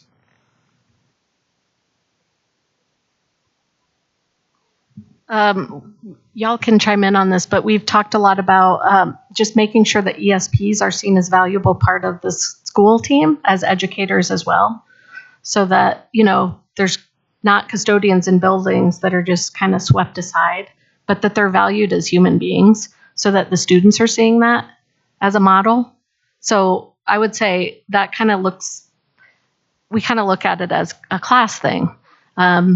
Our members tend to feel swept aside, disrespected, and treated as less than. It can vary depending on the school and how the culture in the school is. But there probably could be systems and structures at department levels too that help make sure a para or a paraeducator or a staff member from your department also feels included at the school level. The other layer of it is probably that we represent more people of color and more folks from the community. And so if you look at that from a systems perspective, and that our members tend to be more people of color, and as you go up the hierarchy, it gets wider and maler as you go up, then we're saying something about that. So those staff at those schools need to be included and feel respected and part of the system. So one example that I can kind of think of, maybe you all can think of some that we've talked about with members, is how is a food service manager, let's say like Xander, helping contribute to the learning in the school? How are we modeling in a school cafeteria what you learn about eating and sitting and being respectful through, as you eat with your co-students, and also have some recreation, not just learning all the time. I don't know. Xander, that's one we've talked a lot about with food service managers. They're educators in the kitchen. And if they're turning over constantly and not being treated well and being told, don't talk to the kids, that's not your job, that says something to the students too, right? There's a lot of perceptions that are built up. So I'm trying to generally answer your question with maybe some examples just to be specific. Yeah, no, that makes sense. I'd be hard pressed to find anybody I've worked with that doesn't believe that every single employee of a school is a part of the school system, and that everybody should have some input in connecting with kids, period. It would be, if that's happening, shame on us as a school system, as a district. But I absolutely concur that it doesn't matter what level you work at or in a school, you are a part of that community, period, and should be part of that. Even the part-time food service individuals that come and go from us, our manager was a part of everything we did while she was there, and every one of those workers were a piece of what we did, and they got our gear, and they wore standing leg gear, and they wore other things because they were a part of that culture. And so if this is a bigger discussion around culture and belonging, then I think we have some work to do, yes. And I think around the minority piece that you talked about, I've helped with the Koalas group for the state, and also the educators of color in this district for a long time, and we've worked very hard to try and continue that work and to lift up and elevate the need for my mentoring, because I believe there has to be a trajectory, and the colleagues want to speak to this, but when I work in any setting, you have to have a trajectory of a career. I can't just work and stay stagnant, right? There should be something for me to look forward to. How do I grow? The case you gave earlier of a para potentially becoming a behavior learning specialist, and how do I get there, right? Who's going to help me understand what avenue it needs to take for me to get there? And so I think for all of our employees, no matter what level, we should be able to see a trajectory of where I want to get to, right? How do I gain and move in my employment to move up the scale through the system? Because if we're not doing that, I think it's a disservice, and I think that's part of the value and the culture that we have to build to keep people here. I think it's important. So if we're not doing that at a consistent level, then I think it's another area that we definitely have to work on. But I do believe I have seen personally, because I've been in this district a long time, we have made some large movements to scale in a lot of these arenas, maybe not to the level we'd like to see it, but I think we have made some positive movement there. So I just wanted to add to that we're at schools regularly. We're talking to para professionals, para educators, secretaries. This isn't just a one-time thing where they feel like they're disrespected or they don't belong. This is across the district. This is several people telling us, I don't feel like I am appreciated. I talked to a custodian last week. She said when one of those snowstorms, she came in. She came in early. She was just out there getting the sidewalks and everything ready for people to come in. She even lost her voice for 2 weeks. And then she said, and then I got my paycheck and I started crying because first of all, I'm not getting paid enough to do this. Secondly, not one single person told me, thank you for doing what you did. Thank you for coming in early. And when I was sick, no one checked in on me to see how I was doing. So there's just that one example.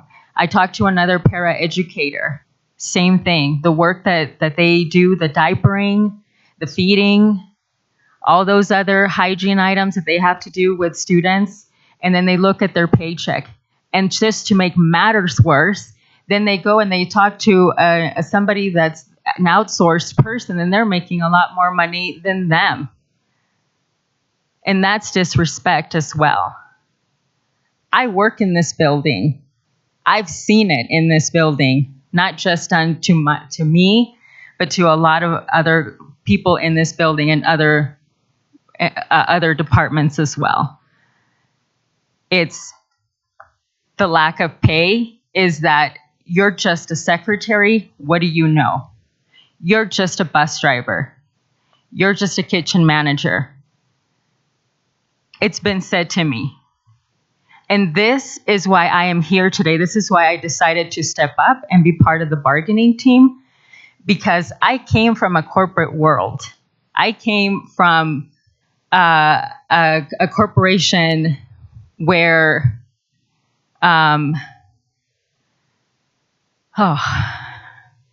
sometimes I feel like even in the corporate world, I was valued more than working here in the district. I thought that coming to work for the district, it was going to be about children first, always children first. And when I worked in the corporate world, I used to assist also the police department when there were kids that got in trouble at stores for shoplifting or whatever. And I used to point at those kids and ask, what's wrong with them? Why can't they just behave? It's so easy being a child. And then I started working here, and I saw the disrespect, not just towards our our ESPs, our kitchen managers, our custodians. When we're disrespected, our students are disrespected. And it was at that point that I turned that finger around and pointed it to us and say, what is wrong with us, adults? Because we have the power and the ability to give these children all the resources that they need to make them successful.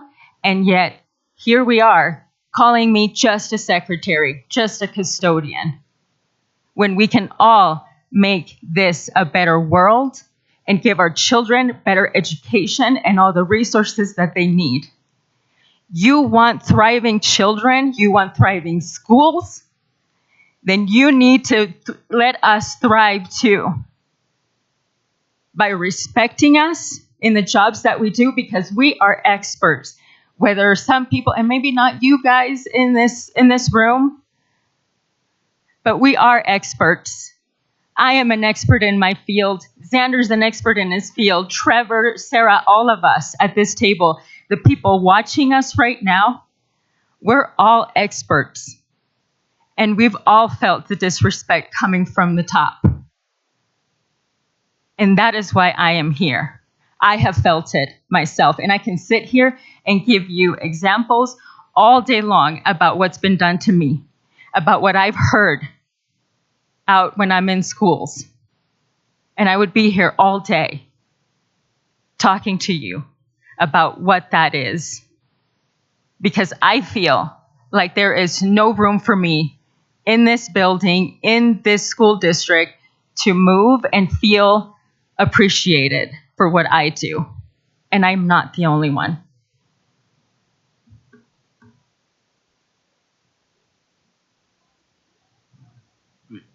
Can I jump in and just ask a couple of questions? Because the topic of disrespect, of course, is near and dear to people's hearts, right? And you can see that there's passion about that. And I know that, well, and I'm speaking for myself, and I think everybody on the side of the table, that I absolutely have the utmost respect for everybody in our department. When you say just a custodian, I'm personally offended because I started as a custodian and I worked my tail off to get where I am. And so I see exactly where you're coming from. But I guess my question is, in those specific examples, and one of them happened to be a custodian related to snow removal that you had just discussed, what does respect look like in that instance? What would have made the feeling different? What would have made that employee have a positive experience? And I understand the pay issue, which I think is a much broader topic, and I think that we need to get into it because, like many things that are on this list, I think that we have common ground, right? I think that people need to be compensated appropriately for what they're doing. But in those particular instances, what would respect from management or from a supervisor or from a coworker, what would that have looked like? What would have changed the feeling of that interaction? I'm not that custodian. I feel like that question is for the custodian. And I also find it a little bit interesting saying that they should be compensated for the work that they do when in custodial, people who come in from the outside with experience do not get paid more for that experience. Yeah, I can appreciate that, and I think the timing of the conversation and maybe the venue, we do absolutely have more conversation to have about that because I agree with you. So, thank you. I think that some of the stories we hear too, just from a custodial perspective, have a lot to do with school culture and maybe not your department. So there's a school with a certain principal that every time a new FM gets assigned there, they end up going through the same thing. They get told, you're a janitor, you come clean this up right now or else type thing. And then it permeates through the culture with all of the staff treating that person that way. And I don't think they keep people that way. They go look for other schools. So you've run into that.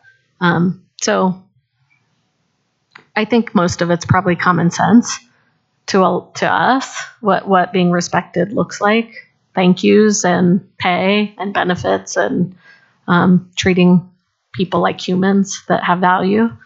It just, for some reason, there's a culture of that not happening in a lot of places. And it's not every school, but I just talked to a secretary who has been in the district, I don't know, probably around 20 years, maybe more. And she talked about how much work she's put into her job and how proud she feels or felt to do extra work over the summer off the clock, and now she's getting her job cut. And we saw that the principal had a tight budget, but was being advised to just cut her hours. Then you don't have to do a RIF, and we don't have to help find her a job. This woman's been with the district 20 or more years, and she is just disposable now because she costs more. And this is happening right now. And I just want to say one more thing with Vicki. I know that this is a new team, but I've heard a lot from that side of the room, and even in meetings where people are cut, their hours are cut, or the budget is just not, we can't find the budget anywhere to keep them for whatever reason. And it is, those conversations have always been, how much is that going to save us? How are we going to benefit from that? But the question has never been, how is this going to affect their livelihoods? And that's what we're hearing from paras and secretaries and other people calling us and telling us their hours are being cut. I don't want to see this district. I grew up in this district. I have a daughter in this district. And I hate to think of this district as profit over people. Because children should be first.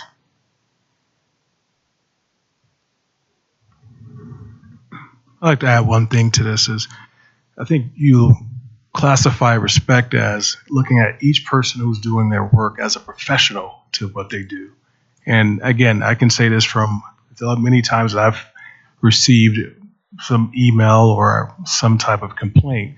And instead of those folks understanding that what Trevor does in his job, he's a professional driver, right? He has to care for the people and the students that he's transporting. So the work he has to go through to get a license, to even go through and be certified and stay and keep his certification, that's a professional. But however, there's many times in this world that we live in the education world, that's not seen the same way, right? And so coming from the private sector as yourself in the corporate world, coming into this business and working in this business is that constant level where we talk about being included here and being included together and working together. Part of that is that once we respect each other by looking at what people do, secretary is a valuable part of what people do. My bus assistants, they do work just like a para does, where they're taking care of the needs of those students and they're not seen as an educator. And so when I have a principal who says this is just a bus driver, or somebody says this is, or someone else says this is just a bus driver, I said, do you know what that person has to go through? And they get up here at 4:30 in the morning or 5 o'clock in the morning to get a bus started to make sure a student is getting a chance to get to school. That's the value of that person being an educator and also teaching life lessons. 2, that secretary is an individual who is also keeping me or any administrator they have more knowledge of what we do better than we do ourselves. So that's what I look at this, is that I think respect comes from a standpoint of looking at what every person does and value every person to the level that you are the expert of what you do. No one challenges a teacher in what they do. No one challenges a principal in what they do. I don't challenge any one of my drivers or my assistants because I see what they do. And that's what you value, is that individual is out there working every day and they're putting their hearts out there for those students. So they are trying to give that student, as we say in our Thrives, a school experience. And that school experience is, again, we've been freezing cold out here. I can tell you, these individuals are out there starting those buses in the cold. A mechanic is out there trying to get dead buses to get started and keep them running. A mechanic, Trevor, going up in the mountains and driving up that way.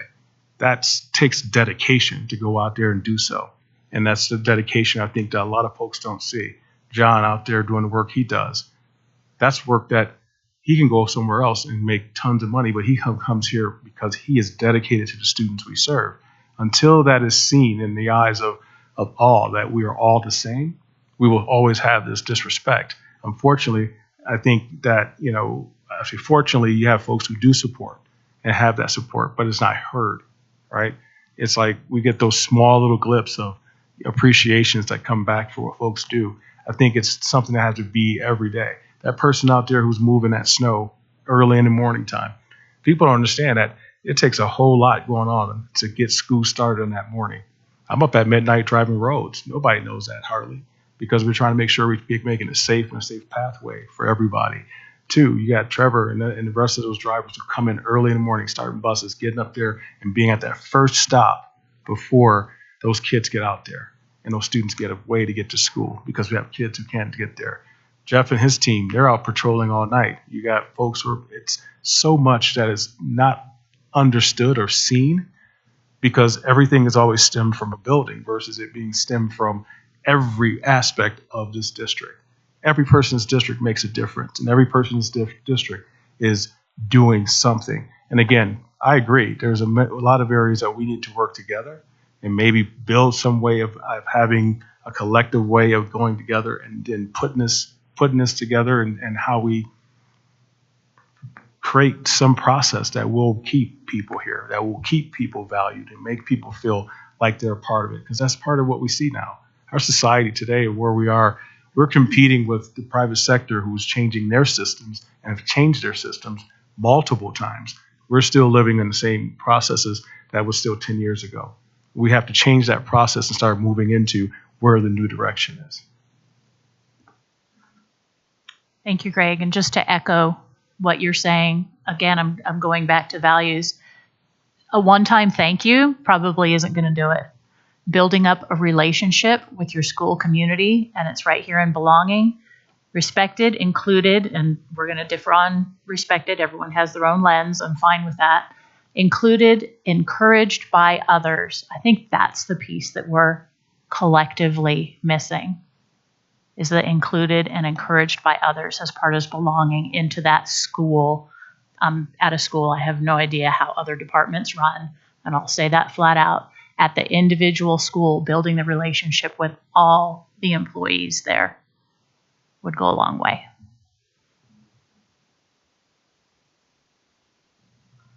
I think I would hope, like I want to presume positive intent with everybody, right? And my hope with some people is that they don't have the training in order to develop those relationships with people. For some of us, it comes easily, and for some of us, it does not, right? When I look at special education, in particular, we have a lot of learning specialists and center program teachers that oversee a lot of paras, right? And they're their supervisors to an extent. And we have some that are wonderful, and those paras are a complete part of that community, right? They teach kids in behavior, they teach kids in academics, right? And they feel a part of that classroom. And then we have other paras who I've talked to as well, right? Who don't feel valued. And I think part of that comes from a lack of understanding on the teacher of how do I give direction and help them and help myself find value in the para of what can happen in this classroom and help build those relationships. And so something that we did start this last year was it's called a para supervision training academy. And there's two parts of it. One of them is for the teachers to help them understand, one, how to supervise somebody, right? And do it in a respectful way and make them feel valued. And then also what that does is I feel like, you know what you're saying, it trickles down to students, right? Because if they're doing that, then the students feel the same way. And then you have respect going everywhere. And then the other piece of that is helping train paras too, right? Of how to work with kids and give them the knowledge that they need. Some paras come in with that background and some don't. And it certainly doesn't mean that they don't have the skills to do those things. I believe they all have the passion to want to do it. And so if we can provide that training for them, it's added value, right? It's added relationship building, and a sense of culture, I guess, a belonging, right?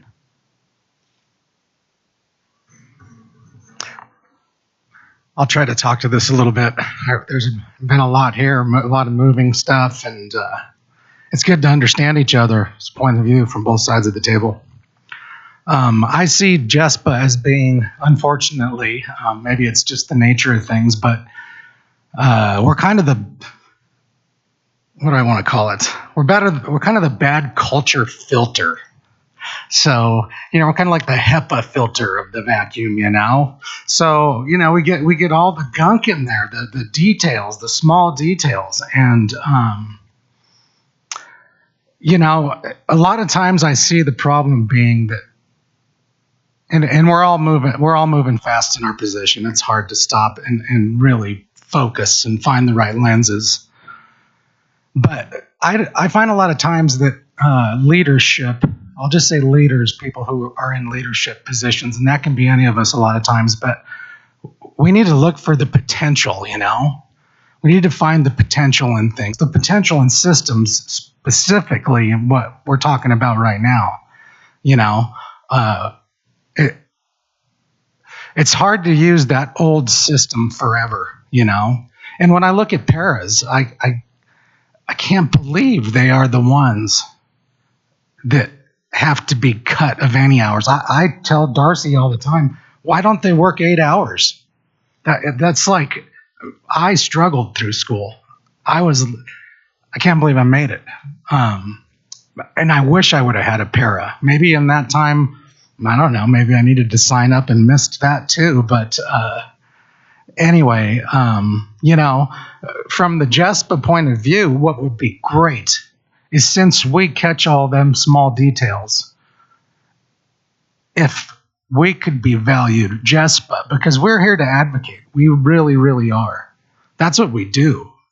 And we end up hearing some bad stuff. But what would be great is if our administration was told, hey, if you're going to make big decisions that could really affect, or the potential and could go wrong, you should contact Jespa and double check.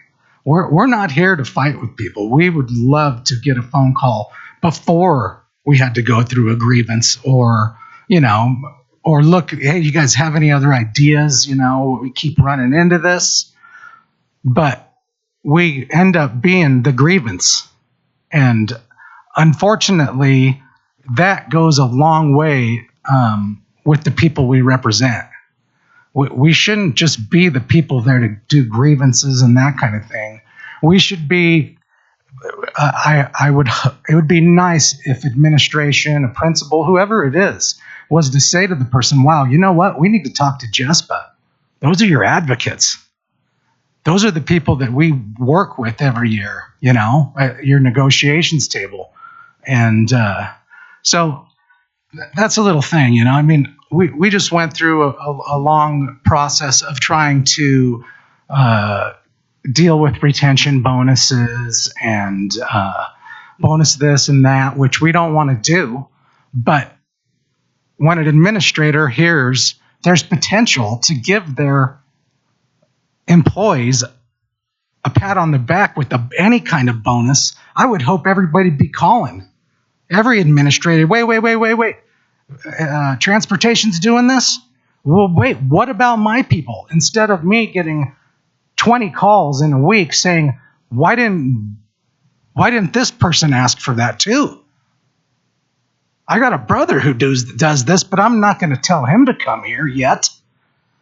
So I hope we can pass along the way that it's about potential. It's not about grievances. It's not about any of that. It's about coming together and contacting the people who advocate for your employees, because that's going to show real value, is when we're seen as advocates, not adversaries.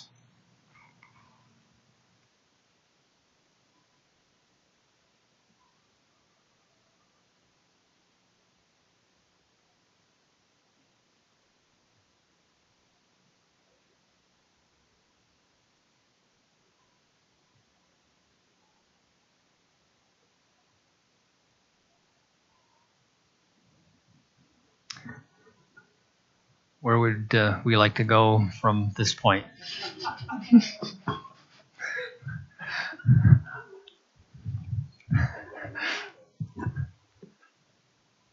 No, and in all seriousness, I think it's great to have this dialogue and be able to hear from you, and from you to hear from us, and for us to share together in what the real issues are, right? I mean, as I was listening, and trying to refrain from opening my mouth. I think it's important for us to hear the information, digest the information, and then start thinking about, what are our hopes and dreams for where we can go with all of this. I mean, it really is. And, I'm sometimes a pie in the sky kind of person, but I think that way conceptually to work to find solutions. And certainly there's always middle ground and whatnot. But I guess my real question at this point is,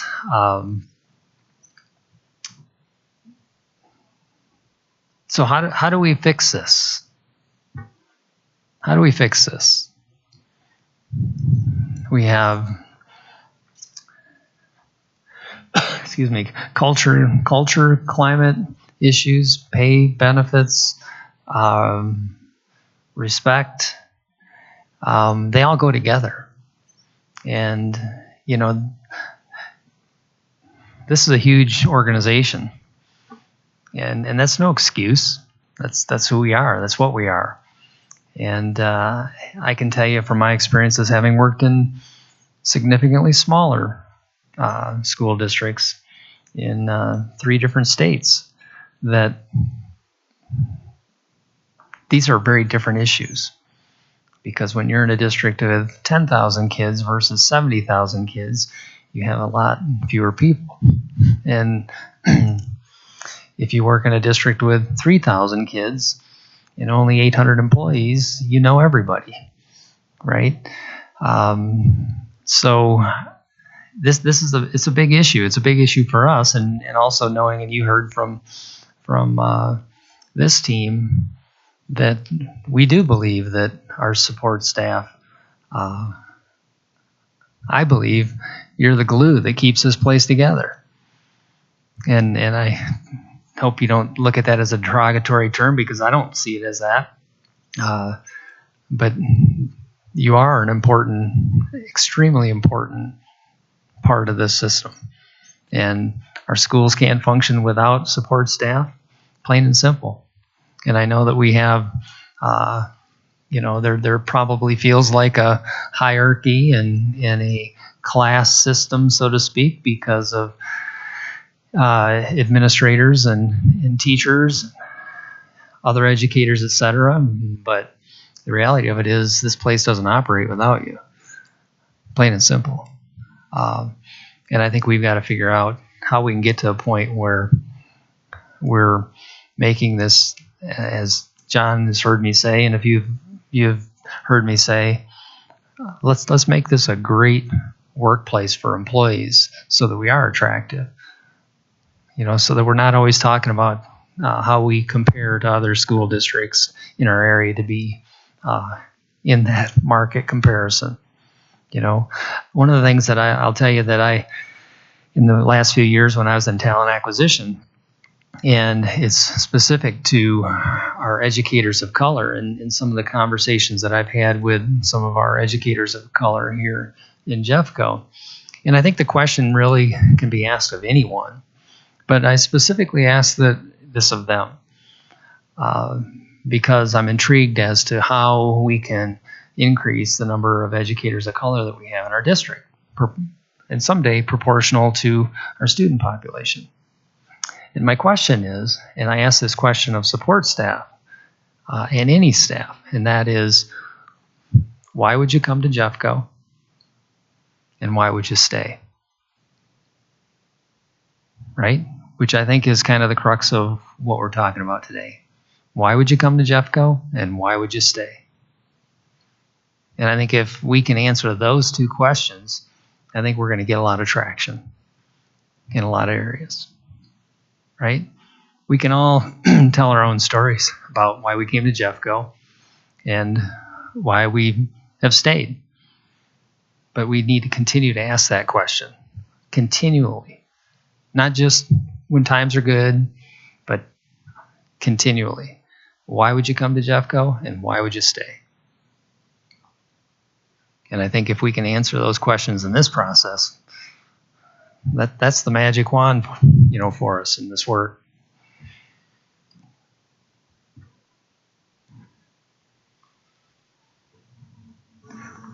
I agree with you, Phil, and I just want to say, reflecting back on the challenge here of what we've brought here. So it is very important that as we create this language and question what it means, each of these bullet points, what are we creating?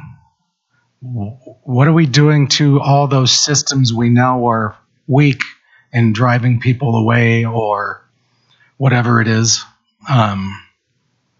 It's important that we consider the language. And, I mean, I can completely understand in some, I guess, in an instant or so about making the probationary period longer. There's a lot of conversation to be had there, possibly away from here, on why we need to do that. And if we do that, what will it do to the system, and who does it? Who does it work for best? And it might sound one-sided to say, well, yeah, we're hearing from administration, they need this for them. But we have to take the time to say, how's this going to work for my people too? And what else could we do? What are the problems? Jespa has not, I'm not saying this to anybody in particular, but Jespa has not got a phone call I know of yet on a lot of these issues that could be taken care of away from the table. Instead of meeting with problems, we could be meeting with solutions way ahead of negotiations and have a lot deeper dialogue, because this is topical at this point. I don't know that we'll have enough time this year to really understand each other completely. I don't know if I'll ever do a job like yours, but the conversations are way more important before we get here, So while we're doing this, I just want everybody on both sides to understand what we're creating here, and to challenge each other to have more dialogue in the year around ideas, so that when we do get back here every year, we already understand each other's problems. And maybe we haven't got there yet, but it could save a lot of time. And you know what? We're going to get there a lot faster that way. The conversations are important before any action. We're seeing that in our world in general. I don't know if anybody talks anymore before we make these giant decisions. So just a little something. I just want to, I can appreciate that. And there's one piece around that extension. I think 180 the entire school year is way too long to have a probationary employee, so I'm not sure that makes complete sense. I do agree sometimes adding that additional 60 days does give you I think some trajectory to make sure somebody's the right fit, not just for them, but for you as well, right? To make sure it works. But those of you that have ever worked with me and know me know that I'm not a fan of the word evaluation. We talk about mentoring. And I believe that one of the missing components might be that we expect somebody to do a role and then we evaluate them at the end and say, you're a fit or you're not. For us, we connect them with individuals inside the system to get them acclimated to the job itself. We send them to various buildings. We do all types of mentoring opportunities, because what we want to understand is this the right place for you? Not just because we're going to see if you can do the job. We're going to have you ask questions and bounce ideas off veteran and other staff that have been here to understand. So for me, when it comes to probationary period, I think a piece that might be missing is that mentoring opportunity to connect people to the job itself across various systems to say, does this work for me? But once again, we run right back into not having enough employees to do that. But I would go so far to say I would love to see something in there that talks about how we support the mentoring opportunity to expose individuals new to the system in an arena that gets them acclimated to the job, as opposed to just put on the job and say, can you do this or not? So I would be an advocate for some language that talks a little bit about that mentoring piece.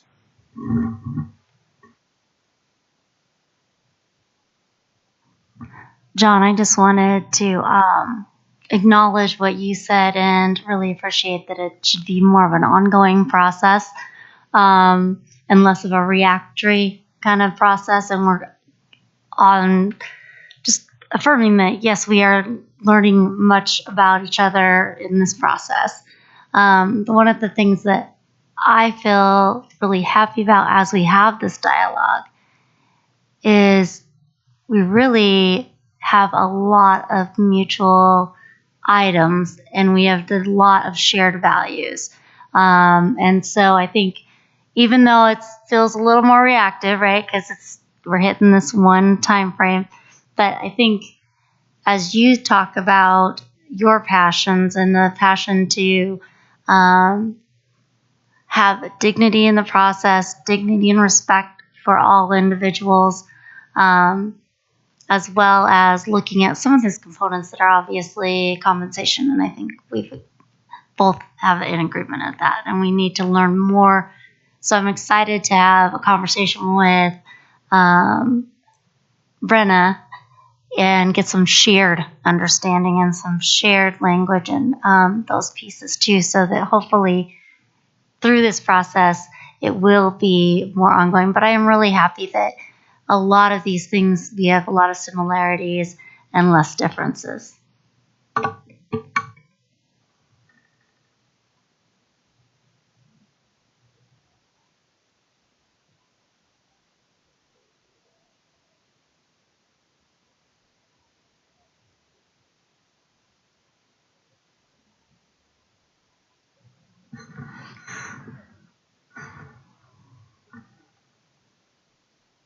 I think Brenna's scheduled to come in at 3:30. Is that what it is? Would you all like to just caucus for lunch until then, until 3:30, or dinner, or whatever? A break. Sorry. We could break till dinner. No, just kidding. Yes, we can take a break. I guess what I'd also like to throw in is, hearing the stories are really important to all of us. Okay, we don't walk in your shoes, you don't walk in our shoes, so I think it's important to hear the stories, and I personally appreciate it. I really do, and I know that sometimes this process can be painstakingly long, but I think in the long run that to be able to have a better understanding of each other is super important. I think, I want to say this too, that when we proposed Article 4 today with some of the changes, these aren't like hills to die on. These are things that we're looking at to improve, okay, and to make better for both employees and for the leadership. And what I'm hearing from you, from the information in this dialogue, is we've got some pretty big hills to climb. And I don't want to get stuck in the minutia. I don't want to get stuck on some of the little things. I would rather have clarity as to what are those big hills, and let's start working together towards climbing those hills and getting to the top. So I don't want us to get bogged down on back and forth. Article 4, red line here, red line there, etc. And yeah, we've got to have some clear, common language when everything comes to completion at the end of this negotiation session. But I think what's important is the information we're talking about right now. And so I guess what I would, ask is that as we continue in this discussion, and we probably could talk for hours and hear more of the stories. And I think someone said it. I think, John, maybe you said it. Let's start talking about what are some of the solutions. Okay, some of the solutions that you've identified, or that are solutions to the issues that you've brought to us. What do those look like? I mean, do we need to sit here and chart it on paper, like, hey, what about this idea? What about that idea? Knowing that they're just ideas at this point in time until we can agree upon them. And I don't want to simplify or oversimplify the process, but I think it would be really helpful to us because, and Vicki, I'll go back to the MEQ Article 16 thing. proposal, we put that as a formality on for negotiations because it's an interest of our food nutrition services people. But we may be able to solve that in the midst of solving some of these other problems too. So I guess I'd like to, maybe each team can take the next 30 minutes and ponder what should our next steps in this process look like to be able to address issues. What are our priorities? Are we putting together solutions at this point in time, or do we need to continue to have dialogue? Because it will take some time, obviously. So that's my wondering. That's my ask. Is maybe in the next 30 minutes we talk about what are potential solutions and what direction we need to go with this process. Because I again don't want to get hung up on some of the minutia and back and forth with proposals rather than seeing if we can deal with the bigger issues, if that makes sense. But the minutia of the language may fix the bigger problem. If there's enough of it. I mean, it can, certainly. Yeah, I mean, the minutia of the contract language, and again, I don't mean to minimize, but sometimes we get hung up on certain things that aren't hills to die on versus looking at the bigger picture. But yeah, I think there's a certain element of that. But I think if we have a better understanding of what problems we're trying to solve, and we get the gist of it in your document, I think we can, flesh a few things out and start understanding each other even better. Does that make sense? All right. Do you want to take a 30-minute break, and we'll come back in time for Brenna's presentation? That sounds good. Thank you. Thank you.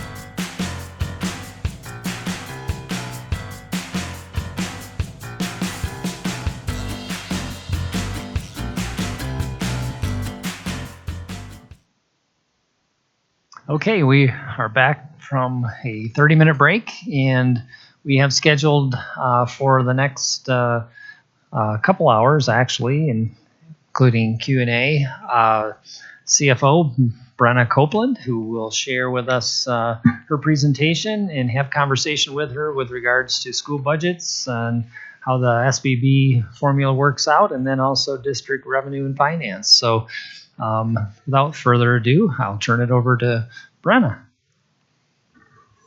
Hi. Oh, wow. That's really loud. Sorry. Normally, you have to really get up in it. So good to see you all. Some familiar faces. New face. I don't recognize you. It's nice to meet you. I'm Brenna. Is that okay? Okay. Awesome. Let's do introductions. Vicki, can we start with you? Thanks. Vicki Flores, staff for Jespa. Darcy Hassler, paraprofessional. Jennifer Munoz, Jespa Vice President and Secretary. Xander Kashub, kitchen worker and Jespa president. Sarah Smith, president of JCPK Preschool. Trevor Byrne, bus driver and president of JCTA. John Duran, electrician and JCMA president. Awesome. I am Brenna Copeland, and I work in our financial services division. I'm excited to be here. I have two topics, and I believe I understand there may be a short break in between them. Is that still true? Excellent. Okay. The first one will be our student-based budgeting work, and some of the we did some analysis and a little bit of redefining, and so I want to share with you both some of the analysis and then what we changed in the formula and the process in hopes of making it better for everyone. So without further ado, I'm going to go. There'll be several places where I stop and ask if you have any questions, that kind of thing. Boo. I don't know why it's not working. What am I doing? It's on.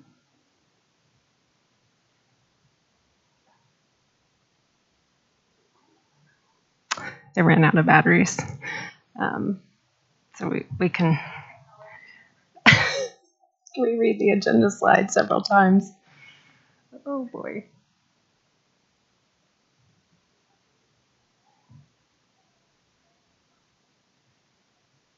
Oh, sweet. Thank you so much. So I'm going to start by sharing just a little bit of background information in case anyone is a little bit new to the concepts of student-based budgeting. And I'm going to turn so I can also face the screen. Forgive me. So it really is just a method to create a school-level budget, and it's based largely on the student count and then attributes of the students themselves. It mirrors the way that we receive money from the state and our local taxpayers, which is by student count and with certain weighted factors relating to the attributes of the student. Various parts of the system work to ensure schools have sufficient funding, and I've listed a few of the factors we use here in Jeffco. So we have a factor to help small schools, and this effectively increases the per student amount that a small school gets because we recognize that there are certain minimum staffing levels that any school needs to have. And so that factor is designed to make that possible. There's a factor to supplement supports for at-risk students. I'm going to go into a lot more detail on that particular factor because it was one of the areas that we focused on throughout this project. And then the other thing to note is that the base level itself varies based on our different grade spans. So it's highest at elementary and very similar across middle and high. This project that I'm referring to kicked off in April of last year, and we called it the redesign project. We refer to it as several different things along the way, to be perfectly honest. Principals, community soups, budget team, and others met about twice monthly for discussion. There were several moments in time where the external consultant who was supporting us came here in person. And in several of those sessions, we invited our JCEA and Jespa leadership to come visit with us and hear a little bit more about the project. So it shouldn't necessarily be news. I think it was happening along the way. And then January 5th of this year, schools received their budget allocation. Their first draft was due February 6th, and then the budget's reopened on February 15th, and then schools will submit their final budget March 15th. That's just a little bit of background. Any questions before I go further? Because I don't want to get super technical really fast. Okay. So I want to just start with the core changes that we developed for the funding formula piece, and I'll talk a little bit more about some of the changes to the process in a second. So first, we did an extensive analysis to figure out whether the size equity factor, which is that factor that helps our small schools, whether it was actually working. And so we did make some adjustments there across schools, grade levels, sizes, et cetera. The second thing we looked at is whether our at-risk funding was really meeting sort of target levels that research suggests that we should have in place. And we did end up adjusting the supplement for that comes with any student defined as at risk, which presently means free or reduced lunch eligible. And we also created a new tier of Title I funding, although that wasn't originally going to be part of this, but we did put that change in place. Darcy, you have a question? Yeah, thanks, Brenna. I see that it's a recommendation, and I see that changes are proposed. Are these finalized, or are these still in the talking stages? I'm confused. Oh, thank you so much. I have reused some slides here, and it should say it was a recommendation, but the changes have been made. So thank you for that clarification. So again, in terms of what actually happened, and I'll show you a graphic that really helps contextualize this balance of purchasing power. So I don't want to talk too much about that, but just in summary about the at-risk, we increased the amount per student, and that's amount per at-risk student. It had been at $800 this year, and next year it's at $1,072, maybe it's at $1,073. I can't remember the precise number. And like I said, we created a new tier of Title I eligible schools, which is to say schools with 55% to 65% free reduced lunch concentrations.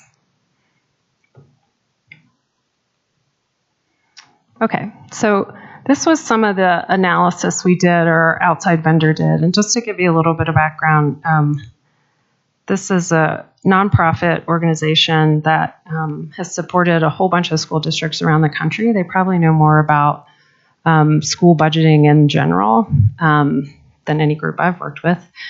And they did a data dump. They took all of our general ledger data as of, I want to say it was like April or May for the prior fiscal, so that fiscal year, which would have been 21-22. And they sort of extrapolated the additional months that they were missing in terms of actuals. And then they used all of that throughout their analysis. And so what they're able to do that's super, super helpful for us is take all our data, code it in a consistent way, and then start to compare it to other districts across the country instead of just Colorado districts, which is helpful. And then also help us see insights into what schools can and can't afford, which was really helpful. So that's what this graph is looking at. It's basically saying the bars are designed to represent within a school budget what percent of the total budget is left over, so to speak, after paying for the minimum staffing as defined in our school resource guide, which in the past has also gone by the name of the SBB guide, but we changed the name because we have more information than just SBB information in it now. But anyway, and where do those requirements come from? They come from a mix of things. They come from both of our contracts. and also just some guidelines that we set for schools. So what percent of budget is left over? And then there's 4 bars for elementary, 4 for middle, 4 for high. And what we've done is we've taken schools of different sizes and put them into quartiles. And so, as of this moment in time, that represented 25% of our elementary schools in that bottom quartile all the way to the left, and so on. That's how you sort of read that across. And kind of what we're looking for, if there's effectively what I sometimes call like purchasing power equity, is that regardless of what size quartile a school is in, it has approximately the same percentage of its budget left after paying for those things that we say it should pay for, right? And because, at elementary, there was a lot going on this past fall, we went ahead and asked them to model the world in which the schools that were closing had actually closed and those students had moved on to other schools. So there would have been some noise in the analysis if we had left those very small schools open, because this is supposed to be forward-looking and help us inform the future. So we went ahead and took all the kids that are in our closing schools and distributed them primarily to the named receiving school, but also a little bit to other schools as well, so that we weren't kind of solving the same problem twice, which is to say some of our schools had gotten so small that it was hard for them, even with the size equity factor, to afford everything they needed. But so that's just a little note about this analysis. That blue bar that runs across, and it says over to the far right in tiny, tiny font, apologies for that, it says target range 5 to 8%. And someone asked me, when I was presenting this, why is it 5 to 8%? And I said, that's a very, very good question. There isn't a specific target in mind. This is just saying if we have equity of some sort, which is folks having a similar amount left over after meeting the needs of kids. And by the way, we've taken all the at-risk and title dollars out first, because those are supposed to actually supplement, not meet the base needs of the school. So this excludes that specific funding. So if we take all that out, trying to get schools, regardless of size, in that similar range means they effectively have similar purchasing power. And what you're seeing is that, in fact, some of our smaller middles were a little higher, and some of our larger high schools were a little lower than what we would consider to be that target range of 5 to 8%. And so the formula changes we made tried to address, tried to bring all these things in line. I think my next slide shows the after. Okay. So again, these two are basically the same data. This is before we made changes to the funding formula, and then this is after, running the same analysis for, on average, what percent of a school's budget is so-called leftover. And I want to be clear about the words leftover, because I hate those words. This just means after they've met the bare minimum, what percentage of budget is available to support something above the bare minimum. And we know that there are many, many things that are important to do above the bare minimum. So I just want to clarify that.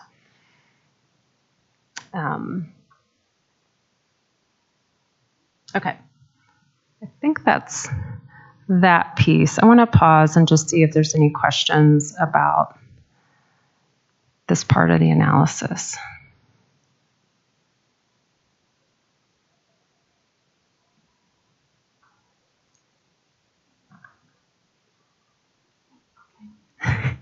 I know it's kind of dry, sorry. I think you've heard this before, but we've had an issue consistently with how paras are budgeted, especially. Okay. And over the last few years, tried to bargain staffing levels for paras.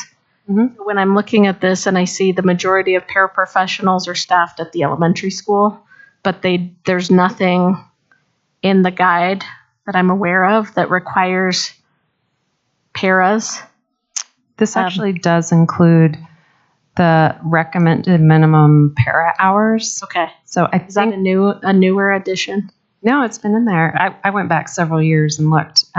So for elementary, you're asking me about elementary, right? Or you're not asking elementary? Well, yeah, I just wonder because they require more paras. So there's How does it allocate for them, I guess, if it is in the staffing guide? What does it say? yeah, and I'm talking off. Yeah, absolutely. I'm talking off the top of my head, so it might be wrong, but I want to say it's something like 55 hours. And now I can't remember if that's per day or per week or something. I'm gonna have to look it up to make sure I get the right per, Vicki. That's okay. But it's something along those lines. And then there's a size adjustment for a school above a certain size. It recommends more. Does that make sense? So that I can get you the precise numbers. And by the way, I'm happy to just send you a copy of the new school resource guide. You might find it interesting. It's got all this stuff in it. I'm happy to share. So this would have been money left over after paying for that level of staffing on average. And again, this does represent an average across the schools in that quartile. So there could be variation school to school, but on average, this is what is left. Brandon, can you just tell me what negative size equity factor is? I don't know what that is. It was on the last slide. It was on the last one, yeah. So the way that Jeffco has historically described this size equity factor is they've had like a middle band of sizes. So like, I'm going to make up a number for a minute. Imagine elementary schools from 300 to 350 get effectively a zero adjustment, which is to say they just get their base funding because they can basically pay for what they need without an adjustment. And then there were smaller schools, so you can imagine like a layer cake, that would get a positive adjustment. So they would get a plus 300 per student, or they'd get a plus 500 per student. It went all the way up to, I want to say like plus 1,000 was the maximum. No, maybe it was less than that. Anyway, per student. But then there would be schools larger than that 300 to 350. So imagine a school with 351 kids that they framed it as a quote unquote sort of negative to that base, which is to say, if the base was 7,000, maybe they would get 690 per student, et cetera. To be perfectly frank, the math is just the math. That's just optics. It just means that the real base is whatever your largest school per student amount is, and everyone else gets more than that. Yeah. So I think, yeah. Okay. So now I'm going to talk a little bit more about the at-risk piece and some of what we learned. So what you're looking at is kind of a before and after. The left side shows a little bit of the before, and the right side shows a little bit of the after. And so up at the top, our friends at ERS pointed out that research suggests students experiencing poverty, require 1.2x additional dollars to support effectively. So you can think of that as just like 20% more, or the base amount plus 0.2 times the base. And the changes that we've made get us closer to that on average. So I, for one, am excited about these changes. And then one of the things to note is both in the before and the after, students at our Title I schools are already exceeding that, which is to say the per FRL student level of funding available in our title schools is closer to about 30% more. So again, on the left, you're seeing the base weight, which is sort of the darkish gray, and then you're seeing that 70% of our FRL students, prior to introducing the new tier, attended a non-Title I school, which is to say a school without a Title I designation. So for me, that was a little bit eye-opening, right? We think of our students experiencing poverty, and we hope that, or at least I hope that, our Title I dollars reach as many of them as possible. And given the reality in Jeffco that our students experiencing poverty are spread throughout the district, many schools were serving at-risk kids, but really didn't have access to that Title I funding. So this was part of, in my mind,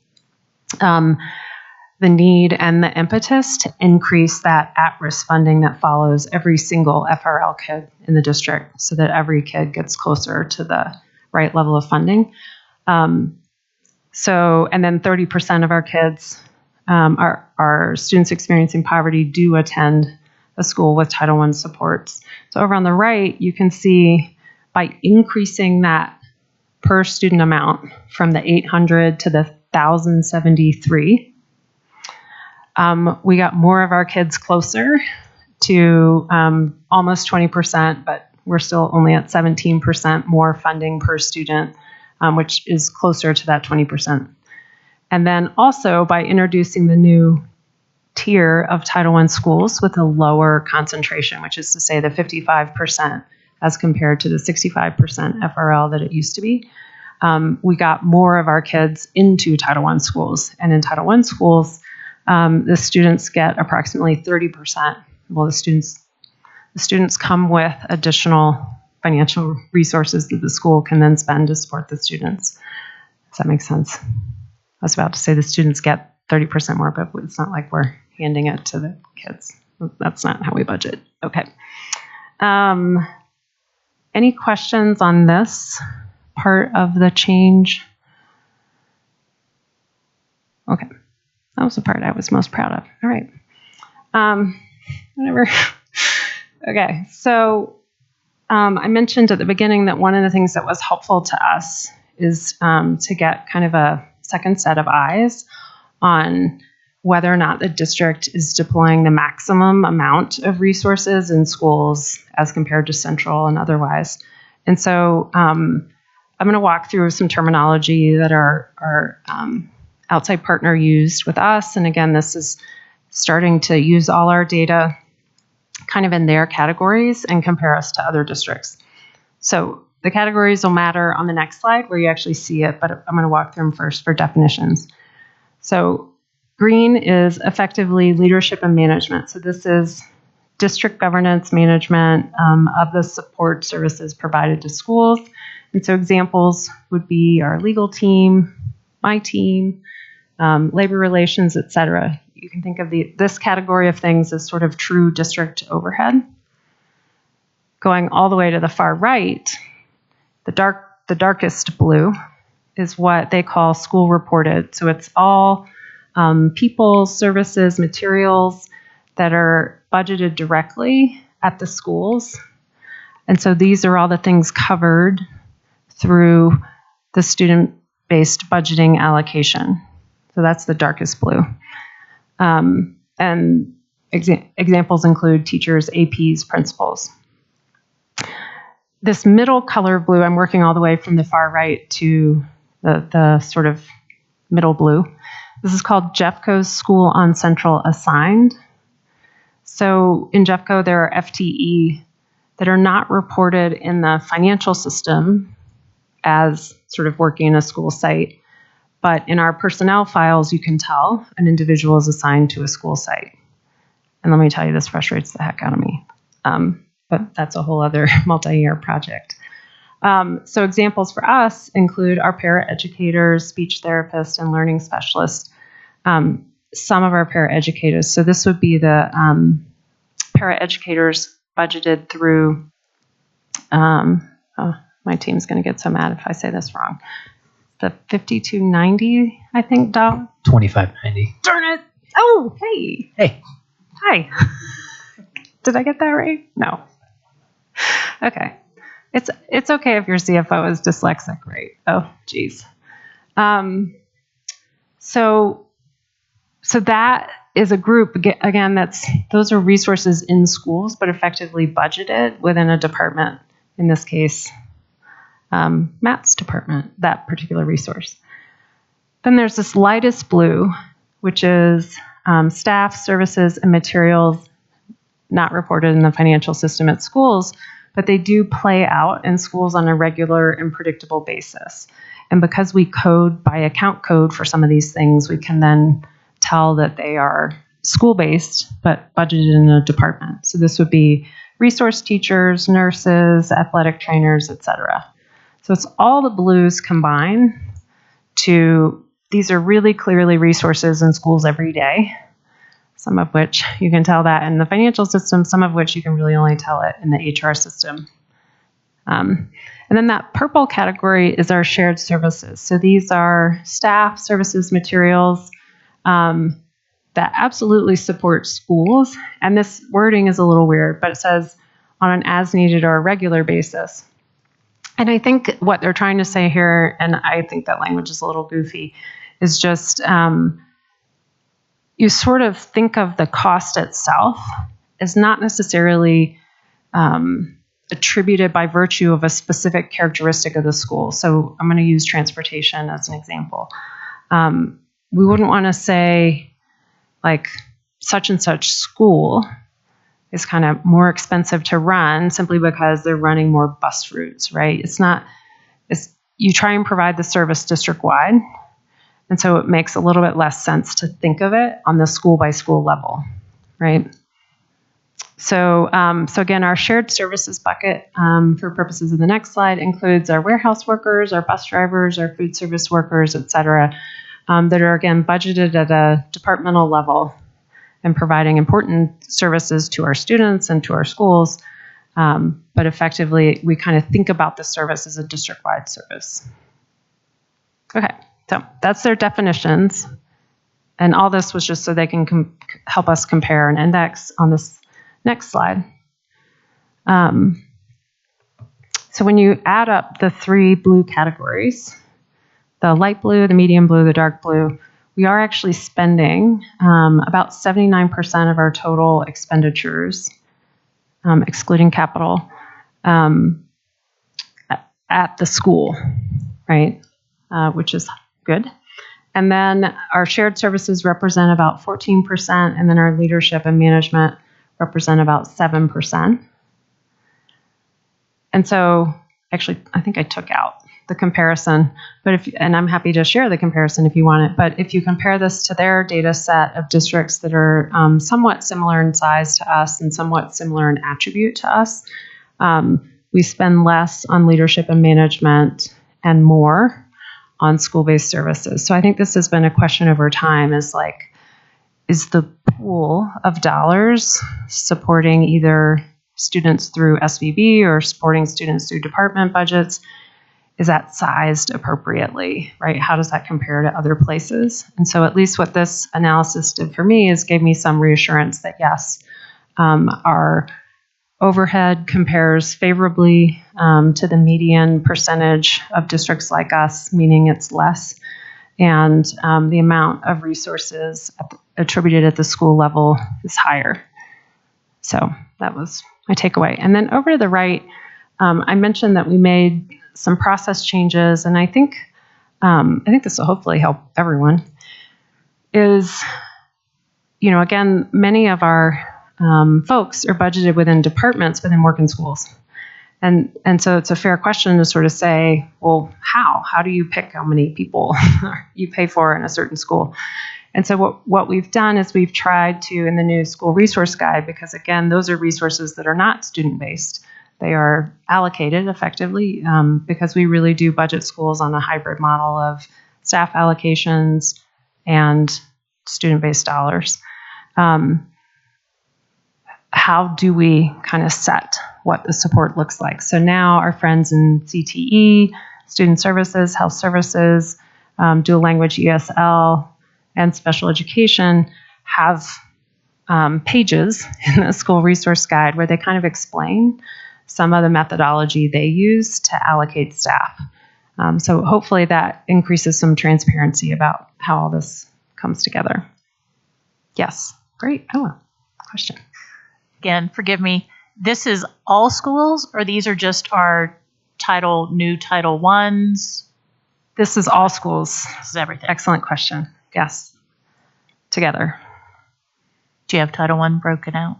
I'm just asking. You don't have to. I'm just curious. It's really difficult to try and this is like all of our spend.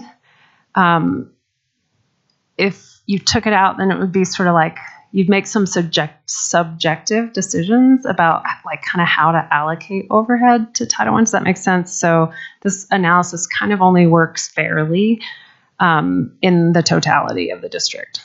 Thank you. Yep. Okay. That was that. And that's kind of it. I really wasn't sure what all you wanted, but I'm happy to try and answer questions. And if I don't have the answer, go get it and come back. I think some of our questions have more to do with the guide that is informing staffing. So I don't know if you heard, but our main proposals have to do with how short-staffed we are. Okay. In particular, as it relates to schools, how paraprofessionals and secretaries, those school-based that aren't part of a department, are staffed, and if those resources are given to the schools. So I pulled up the guide. Oh, you have the 23-24 guide just from the district's internal website. good. So there's a section. I don't know if y'all have that. There's a I'm section going to that pull it up talks too. I think I'm about- behind you. Without getting into the whole thing, there's a section that talks about guidance for paraprofessionals. It's on page 12 of 35. And it says elementary will be staffed at 11 hours, 200 students per day. And then for middle and high, 10 hours for 1,000 students per day. So so my question, I guess, on this, and it might totally describe this somewhere else, is our schools funded? Is this the 55 hours you were talking about that they receive funding for? Or is this just guidance about what to do with whatever's left over? Yeah, so, sorry, I'm trying to get to the page you were on. So I think you're in the section 6, guidance for resources budgeted through SBB. Is that right? Okay. So And then they in kind of, tier 3 of something. yeah, I think it starts on page 10. So they kind of tier it, and their tier 1 is required. Tier 2, I say they, that's us. Tier 2 is required with flexibility. Tier 3 is flexible with guidance. Tier 4 is fully flexible. So, so the types of things you see in Tier 1, so for example, clinic aid, bell-to-bell coverage, minimum of 7 hours a day. That's basically right from our contract and so forth. So you would pay for that out of SBB. And then Tier 2 includes teachers. Sorry, I'm scrolling. Tier 3, right. So Tier 3 then represents guidance, to answer your question. It's not a must do, it's a recommended do for schools to purchase. That said, when they did that analysis of, on average, according to the way we adjusted the formula, right, can they meet this guidance? They can. Say that again. They can what? They can effectively meet this guidance, which is to say they can buy what this says they need to buy and have something left over. This doesn't come out of the quote unquote leftover. I hate that word. If you can help me come up with something better, I'd be grateful. It should be affordable with the rest of the formula. That's only 2 less than 6-hour paras, 5.5-hour paras a day for an elementary school. So that's a non-benefited part-time parapro. I don't know a single school that only has 2 paras. Mm-hmm. So where do they pay for the other paras they need to support their teachers and students? Is that just out of the leftover that we didn't want to say? Yes. Yeah. So for you all, that's kind of what we were talking about earlier of the need to find money means paras are the disposable. They're not required. and they become disposable when a principal's trying to figure out ways to save money to be able to do other things. Yeah, I don't think I'd ever call anyone disposable, but I understand your point. Well, that's the way they feel when their hours get cut and then they don't have a job anymore. I just have to do a personal story. Out of the 4 hours that I have to support 5 teachers, 2 hours of that is covering lunch and recess duty. So I have 2 hours a day to support 5 teachers. That's less a half an hour per day. And that could be in the classroom. That could be prepping projects for that project-based learning. I just needed to throw that story out there.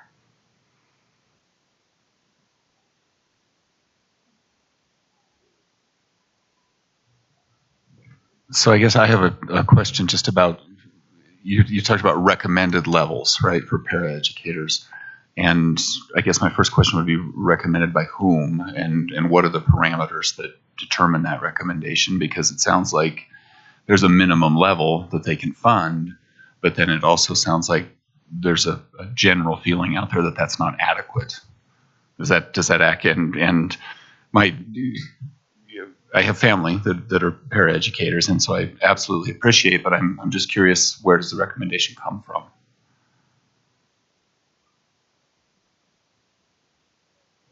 Sorry, are you asking me? Or are you asking them what their recommendation is? I guess I'm asking anybody that might know. I mean, just for clarification. We have a recommendation. I'm sure you have a recommendation. We all have a lot of things that we feel need to be in place, but I guess if you have any knowledge about the source of the recommendation, right, compared to other districts. So I will say I try very much to make sure my financial team is not making recommendations about how we run our schools, because that's not our expertise.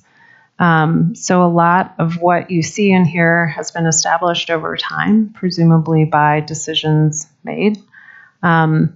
And so it's our job to facilitate the sharing of the information and to figure out whether the dollars are providing for what we're saying it should. But they definitely don't come from me. And this guide just reflects basically the same expectation that, to my knowledge, existed in sort of the past 4 to 5 years. I couldn't see it changing over time. I went and looked up each guide to see, has this been consistent over time? And I believe that this represents consistent over time guidance.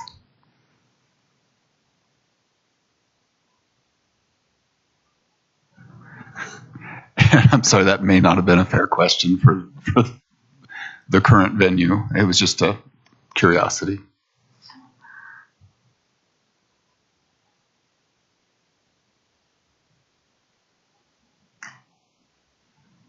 Brenna, I have a question because it's been asked, and I think there is some mixed messaging in the field.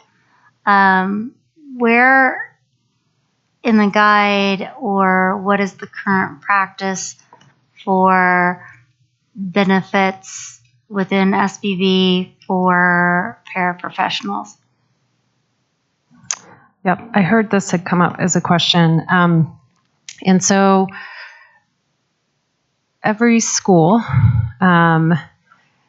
you can think of it as like charged, but that's not really the right word. We don't charge our schools anything. But when we give them a budget to budget, we also give them things, we give them a cost of something to buy, which is to say, here's how much an average salary of a teacher is at in this particular position, or it varies for our instructional coaches, et cetera. And then we load benefits on top of that. When it comes to hourly, we don't approach it by position, we approach it by the hourly rate. And the hourly rate, regardless of how long the individual works, is quote unquote charged as hourly plus benefits. So every hour budgeted for includes that benefits expense. You can't opt out of it. So everyone costs the same in terms of at least like budgeting the by position, I should qualify, et cetera. It's all a fully loaded cost. I probably Okay, said so if a principal says we're going to cut all of the paras and they all work 4 hours a day, they still get charged the benefits, or they don't? Because they're saying they do get charged benefits, even just for the ones that have it, not for all of them. Yeah, You know what I mean? That unfortunately is wrong. Every school, when they're quote unquote paying for something, pays an hourly rate plus benefits for every single person, regardless of whether the person is benefits eligible. So there's no incentive to have someone be or not be benefits eligible either way. It's a complete sort of wash to them. Okay, from what I've seen from recent drafts, there are benefits as a line item separately. Yeah, so you get charged for benefits regardless of whether the employee has opted in or et cetera. It's just assessed on top of the hourly rate. Does that make sense? So Darcy, who has 4 hours that doesn't have any option for benefits, they're being paid for in some capacity based on the 4 hours she works. They're getting paid for. Into an hourly rate. So let's say she made $10 an hour. She doesn't. Almost. And the benefits cost $5 an hour. Is the school getting charged $15 an hour for her? Yes, 4 hours a day. we state all of our rates for human beings as benefits eligible. And when we assess that rate, we take all of our actual expenditures, including retirement and everything else, and state it as a percentage. And that percentage is about 30.5. So not 35, 30.5. That is assessed on everyone's compensation. And so, again, the idea, as I understand it, is to make sure there's no incentive of any sort to carry employees at a budgeted number of hours per day or per week that would make them benefits ineligible, because we've shared it across everyone. Okay, you've heard us ask this before because we ask it every year. I know. And it's still happening where people get their hours cut or are at 5.75 hours to keep from having the school to have to pay their benefits. So yeah, We need something this year to end this, because they're either cutting their hours when they get to step 21 or they're keeping them under 6 hours to keep them from having benefits. And we have to figure out a way for it not to be like, that's a miscommunication every year. I mean, they're showing me their budgets and saying, look, I pay for this. I can't afford it. I've got to make a cut. The district's making me cut. And this is the only place I can, because everyone else has ratios and rules in their contracts except these folks. There's a minimum level of 11 hours, which is not anywhere near what a principal needs. That's way too low. And then they're trying to save money off the backs of their workers. So I think there's two parts of your comment. I just want to address the first part. And Vicki, you know my email. If you're encountering principals who don't understand this concept and kind of how it works, and they think that they're somehow spending less money by keeping someone below 6 hours, shoot them my way. I'm happy to chat with them. Thank you.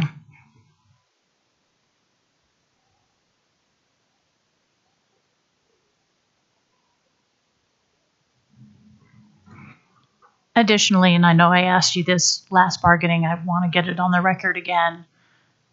When the $2 an hour raise went through last year, that also does not come out of the school-based budget. Money is appropriated in the per student, per pupil funding to cover those raises, correct? So I'm going to give you a yes answer and a clarification about how that works on a year-over-year basis.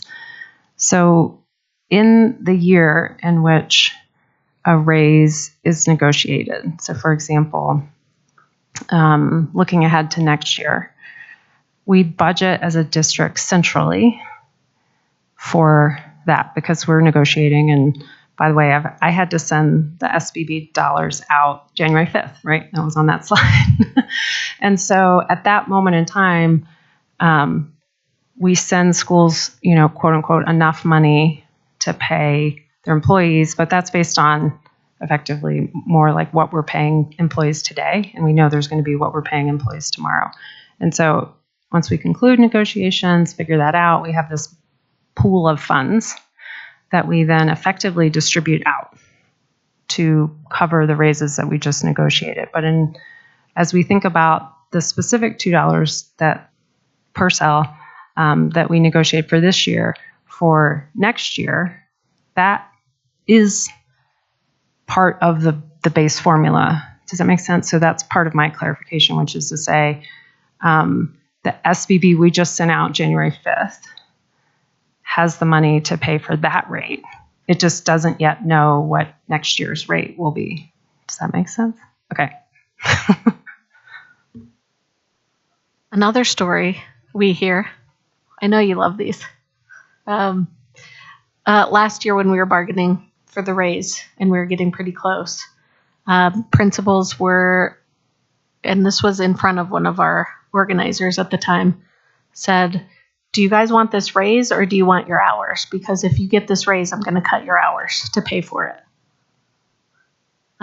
So it can't be our job to fix this. I've been on and off with Jespa 10 years, and it's the same thing every year with principals making threats when we're getting raises or cutting hours to keep from having to pay benefits or all this stuff. So that's kind of the interest we have, is to fix this and to put actual parameters in place that will keep that from happening. So when we write our proposal or discuss language, we're going to want to see minimum hours and some clear language that we're going to want to, because this is just every year we have the same conversation for you guys that haven't been here before.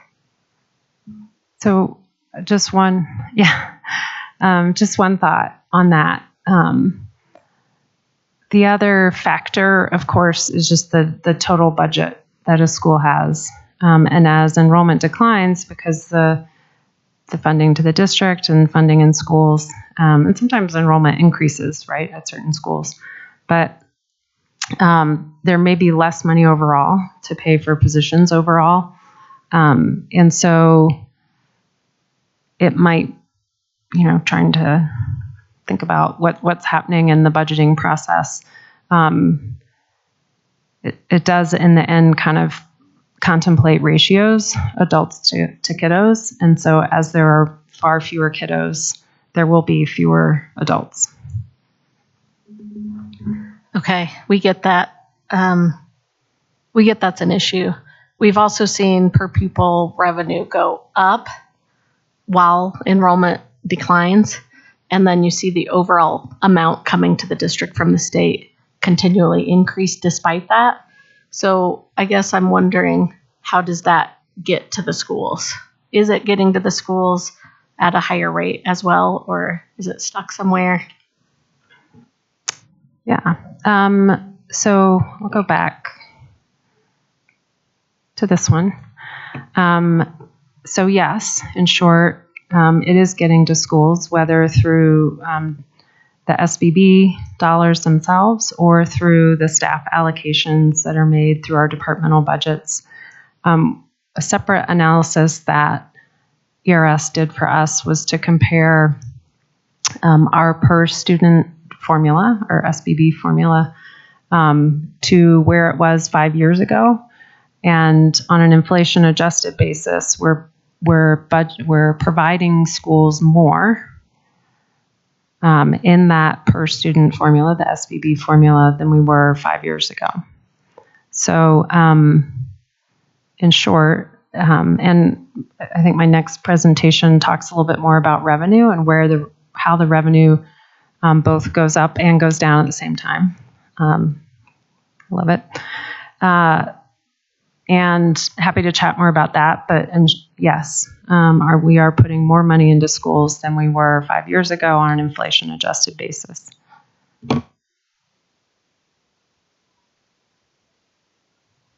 I just wanted to go back a little bit to when, Brenna, you said, well, my email, let me know when this happens. If we did that just today, you would have gotten about 7 or 8 emails on that. Because prior to this meeting, we were getting the calls and the messages, and even during this, we've been getting emails as well. Great. And this is part of what we were talking about earlier, the respect issue, why people get discouraged, why they leave, the retention issues, the respect. This all ties into that. And also into the admin accountability. They've got to be educated in this stuff. It's just not right what's happening right now to our people, to ESPs in the schools. They've got to know there's got to be a way to get them all on the same page and stop cutting hours. It hurts me to see these messages, these emails come through from paras and secretaries that their jobs are being cut, their hours are being cut. It is stressful when an administrator or principal says there's going to be budget changes and then there's no follow-up, no details on that. It's terrifying. If I was told there was going to be budget changes and it was going to affect me, I would be terrified right now. And it is not fair to our people. Yeah, I just wanted to say something to Brenna. Since you just came, since this was your time to be here, just to get you up to speed a little bit, we've been really talking about culture and systems and how to get through the old systems and what's going on. So, in my novice mind at your high level, I don't know, or any high level, I get very confused by what the obstacles are. And the way I work with it is I just don't get why an email doesn't go out to every principal out there to say, this is what Jespa are saying every year. If you don't understand it, can I have it understood? I made an example that we at Jespa, unfortunately, are the filter. We do a ton of the work, Jeffco's work, just answering the calls. We're like the people we're like the complaint line. But our part of my frustration is I just don't understand year after year when it comes to these conversations, important conversations, and retaining people and getting people on here. We can't have a clear communication to the most highest levels, principals out there, to make sure that we're working towards the best culture here. And I'm sorry if I feel like I'm directing all of it at you, but we've been speaking about it for hours now. And it's so frustrating because we all have different leaders here at this table. And it's amazing to me that not everybody doesn't get the memo. We need great culture. We need to be integrating new culture, new systems. So I appreciate being able to get a hold of you through emails and all of that. But even the smallest problems in our departments sometimes don't feel like they land. So I ask you and challenge you, when you hear anything from ESPs out there, because we need to retain people, and we want to be able to tell we have the biggest pool of applicants at home right now, whether they're our kids or our brothers, sisters, aunts, or uncles, but we want to tell them, come work here.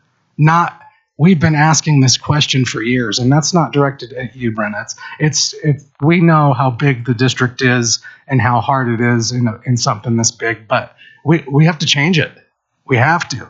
And the principals, to be able to say, because they are miscommunicating or misunderstanding things, what do you want? A raise or a job is retaliation, in my opinion. I won't stand for it anymore. I won't stand for my bosses or anybody else holding anything above my head.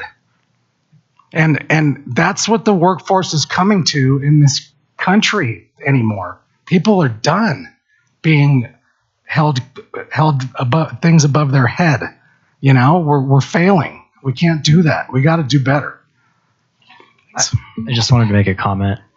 First and foremost, I appreciate you being hard on the issue, right? And I can't speak to what has or hasn't been done historically, but I do think it's important as we engage in this process for us to share some of the things we have done differently. For example, I know Brenna's team has gotten in front of principals, to share the SBB resource guide, to talk about the financial adjustments that have been made to SBB. And to my knowledge, that hasn't happened since I've been here. And I've been here, this is my 5th year. So I think that's a step in the right direction. But I think there are stories like the ones that you just shared, the 5 or 6 people who are reaching out, that we need to hear of and we're hearing about today. So we know what points really need to be emphasized within the training and the communication that we are sharing with principals to build their capacity around these issues and their understanding around the changes that have been made in SBB. So I think it's just important that I share that. That certainly doesn't fix the issue today, but I do think it's a step in the right direction. Thank you. I appreciate that. I'm an electrician. In my trade, you don't get a ton of opportunity to not mess it up. And that is the same amount of potential with people as losing people and organizations not doing well is the same potential as the wrong size wire on a circuit. So we have to do better. We do. And it's just a challenge I have to ask, please. I'm 21 years here and the communication, I just don't get it. I feel like there's just some wires not going to some offices, it's too big. We need more power. I don't know. Yeah, I hear you. You're asking for systemness, and that's something we want just as much as you do.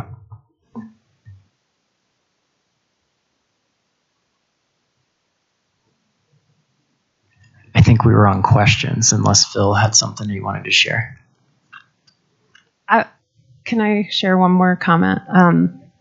So I'm like listening and processing at the same time, which is a recipe for total disaster. I want to be transparent that like what I see at the macro level, like the whole thing, roll it all up together, is that, we can't afford as many people tomorrow as we can today. And again, that does relate to, even if the per student amount is going up, and this will be a little bit of my next presentation, because our funded count is going down, our purchasing power as a total district, everyone combined, departments, schools, pick your whatever, we can't afford as many FTE as we have in the past. And we are seeing that manifest in school budgets and departmental budgets. And so I do want to be transparent about that. Like, I think we won't, I think it's important to pay competitive wages, and I believe deeply in that. And it does take fewer adults to educate fewer kids and serve fewer kids at fewer sites, which is where we're headed. So I just wanted to be clear about that. Okay, 2 things. Unless anyone else was going to go, sorry. We're already short-staffed, so I just want to be clear, like, no one's needing to make cuts because of that tomorrow versus today. There's a ton of money being saved in underspend for what we can't even fill that we have. So I just think there's a narrative going on out there that because of our raises, we cost way too much and it's causing all these problems. But we are so understaffed that there's money being saved, that people are looking for ways to spend it and put it back in pockets. Thank you, Greg. I guess I just wanted to comment, but ask the question maybe to Matt or Jeff as a former principal, Deneen as a principal, former principal. You too, right, Phil? Not here. School-based, kind of like, if Brenna, if that's kind of true, the 11 hours for paras in an elementary school per day for 200 kids is just because that's what's been in there. What should be in there as far as how we staff paraprofessionals and how do we get there? Because it's just not fair to principals or the staff. And I think that's Or a the great students. question. And I think that all the principals, when they're doing budgeting, have a difficulty with that. Because then we have to really go on needs basis. So, for instance, I was principal of a school that was a very large elementary school and did not have as many impacts as a title school would. So my number would not be the same to be equitable to a title school. So that's where a leader has to really ask them some tough questions and through shared leadership have a decision on what are our needs, and if we're not fulfilling them, how do we fulfill them? Or if we are fulfilling them, but we might have to change how we do it and be creative, then you have some options. So I think that's where it's hard because, yes, that's a recommendation, right? But a leader is going to have to look at and ask some hard questions on their programming of their school and the funds that they receive. Because even if I was a large school, I also had a factor. So I had funds per student, but I did not receive all those funds for all those students. To be equitable with my fellow articulation areas and fellow leaders and the needs of our students that always come first.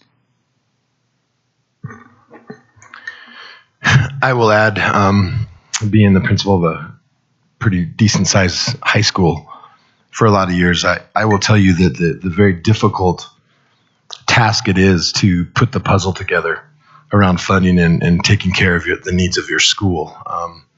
You've got aspects of mental health support. You've got how many counselors are needed to support the needs of kids. You've got paras. We had a center program.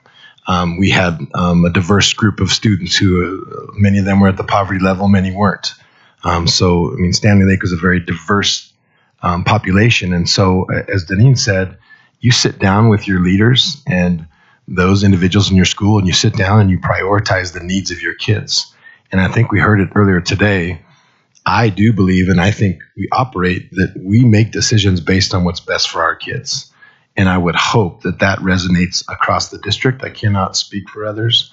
I can speak for those that I know of. I've been in this district a long time. And when we did that, we tried to do whatever we could to take care of the kids' needs in our building every single year. But I think the reality is, and it's probably one that not anybody wants to hear, is you're still dealing with a finite amount of money and funding based on per pupil. And when that number goes down or goes up, you either have additional funding to support the needs of kids in some capacity, or when it goes down, you have to then decide, where do we remove options to still support kids in our building? And that's a decision that's made by leaders in collaboration with oftentimes with their accountability team, with their leaders in their building and others. They get input and figure out what makes the most sense, and they make decisions from there. It is very difficult. I don't envy. I've been out of the building for 6 years now, and I know things have changed. I will tell you, those 8 years as principal, every single year something new was thrown our way that we had to fund or try and fix or be a part of, and understand how do we take care of our kids. I see parents and kids all the time that, just they thank you, but sometimes we did some things that were like, wow, why did we do that? Well, we had to make some decisions. And so I think ultimately, to Brenna's point, there's a finite amount of money and there's only so many pupils coming in per pupil funding. And with that number, we can only educate with a certain amount of FTE going forward. And I think schools have to take a much larger picture, break it down into a puzzle, and meet the needs of their school, which is very difficult. We weren't a title school, so I know title schools have a different mechanism. I think, as Brandon pointed out, there's additional funds to support them on top of. However, what I think I heard was, and correct me if I'm wrong, you feel that this decision that gets made oftentimes at the school level is typically left upon, if we cut something, it's going to be our paras. We're not looking in other avenues. And I can't speak for other schools. I can't speak for what's done, but that was never an option for us. We knew the needs. If it were up to a lot of principals I know, they'd have a para in every single building or every single classroom every day, because we know the needs of it, right? We get where our kids are at right now. We know what the support levels are and where their needs are. But once again, it just wasn't a reality for us. But we did make sure that we took care of kids, and it was a collaborative decision. So I will say, I think I heard what you said. I hope that's not happening. And I've never heard this holding overhead. I agree with you. I think we should never hold something over anybody's head that it's either this or that. That's inequitable, and I think it sends a really poor message. I'm speaking for both sides that I support what we do. I think our principals have a really difficult role, but I think our paraeducators play such an important role, and they're so integral to the successes that we have or don't have when they're not there in the schools, and the outcomes that we have every single day with our kids.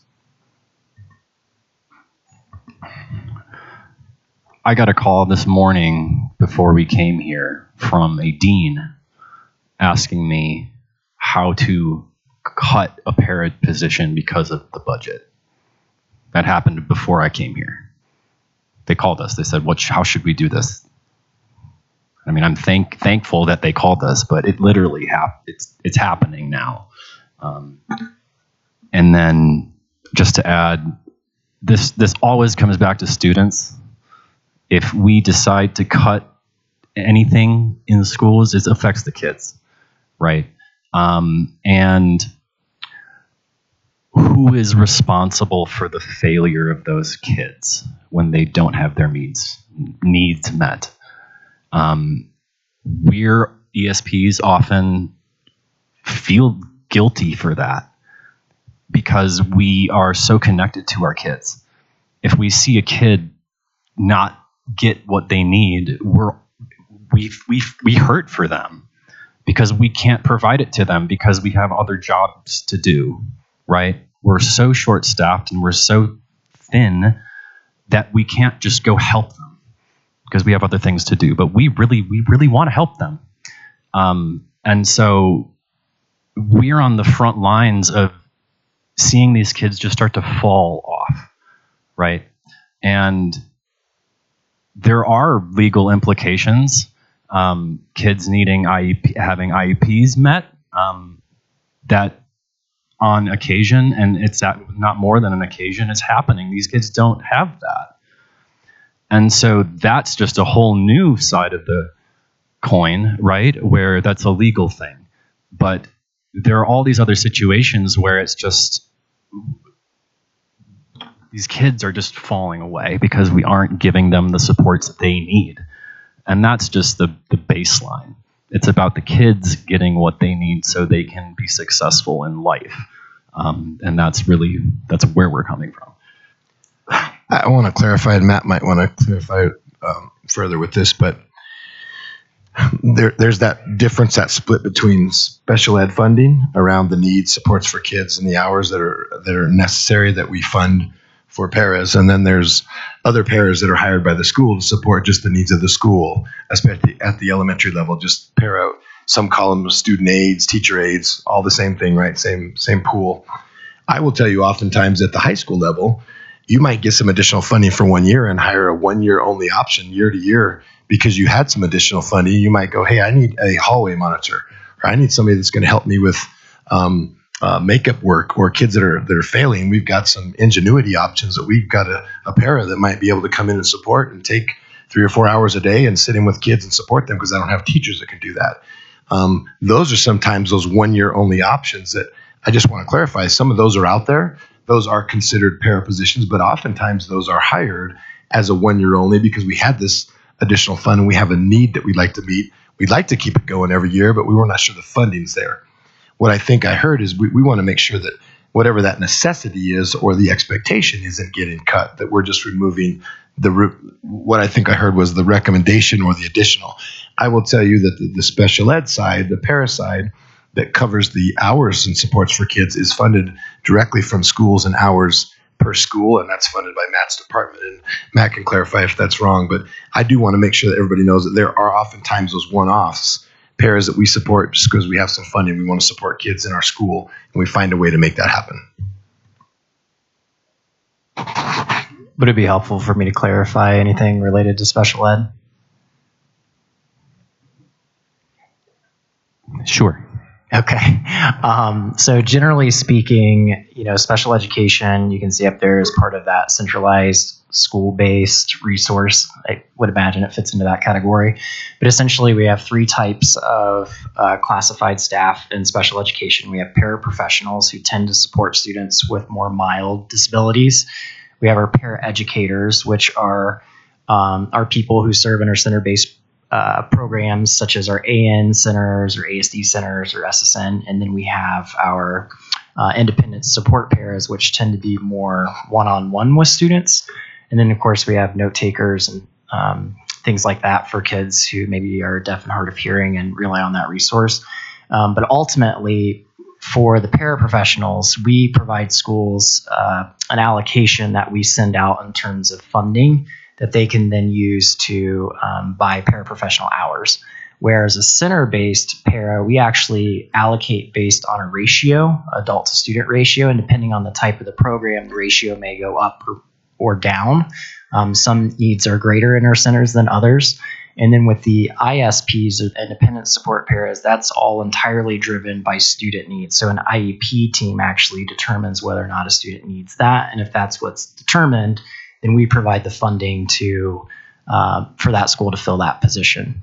And often, if there are students whose needs are greater in a center-based program and we need to make adjustments, we work with our schools on a case-by-case basis to do that. I don't know if there's anything you would add, Jessica, in terms of how we allocate, but that's kind of it in a nutshell.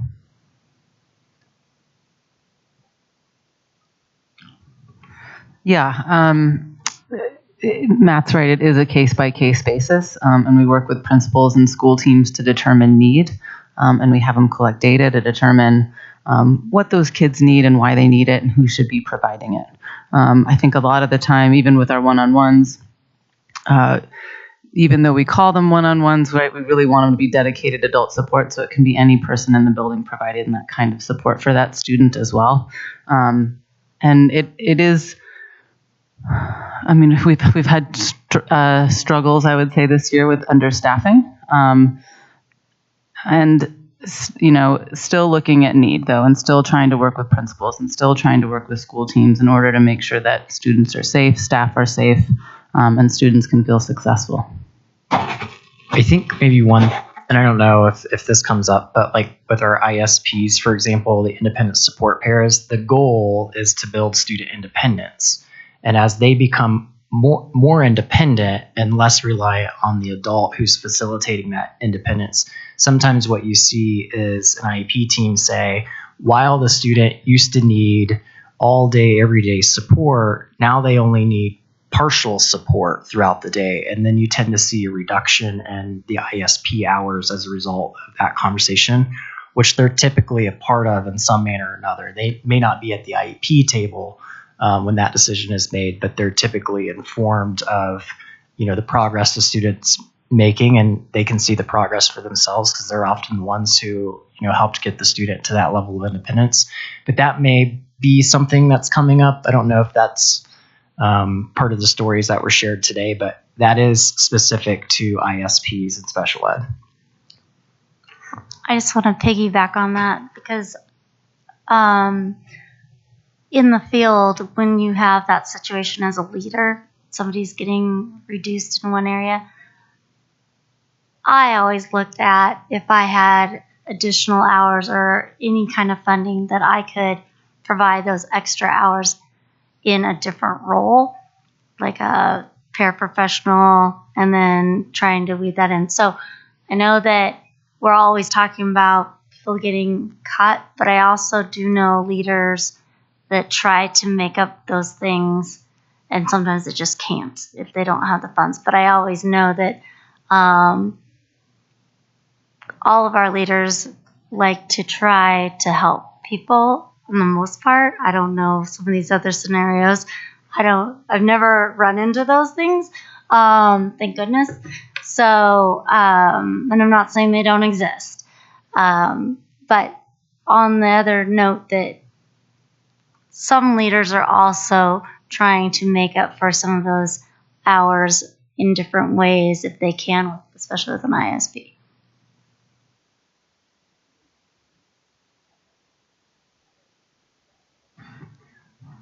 So unless there are additional questions concerning SBB, I think we can, do you need a 5-minute break, or would you like to transition directly into the second portion of your presentation? Is everyone okay to keep going? Good? Okay.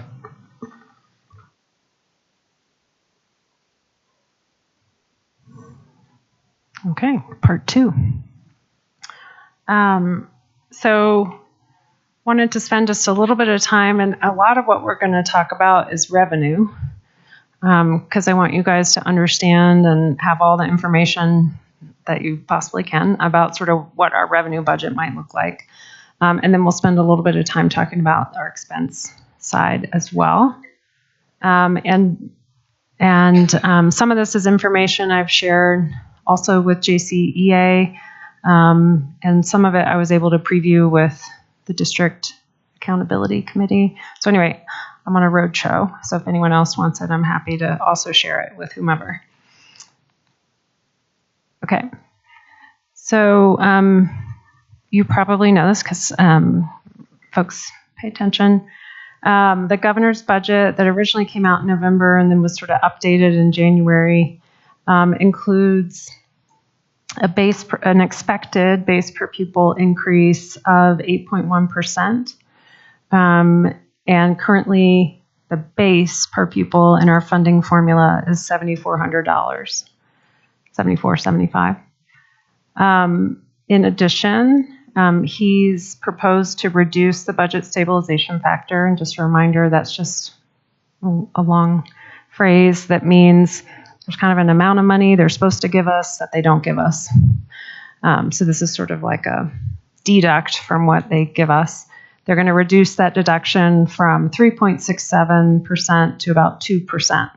Effectively statewide, that increases K-12 funding by about $120 million spread across all the students in all the districts in Colorado. So just a little bit about K-12 funding in Colorado. There's really 2 key variables that I'm going to talk more in depth about. One is our count of students, and one is the per pupil revenue, which I just referenced on the other slide. Within Jeffco, that ends up defining about 76%, or you can think of it as about 3/4 of our district revenue. So the other quarter is not defined by that equation.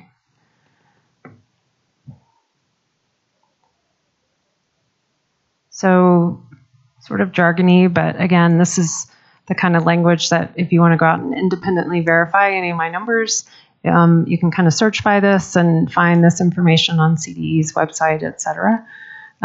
So the state calls it our total program. Obviously, it's not our total program if 24% of our revenue is kind of separate from it, but nonetheless, that's what they call it.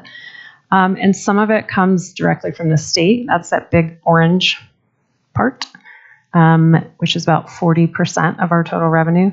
And then some of it comes from our local taxpayers, both businesses and individuals through the base mills that they pay that no one really has a choice on. So that's at 27 base mills, produces about 33.6% of the district's total revenue.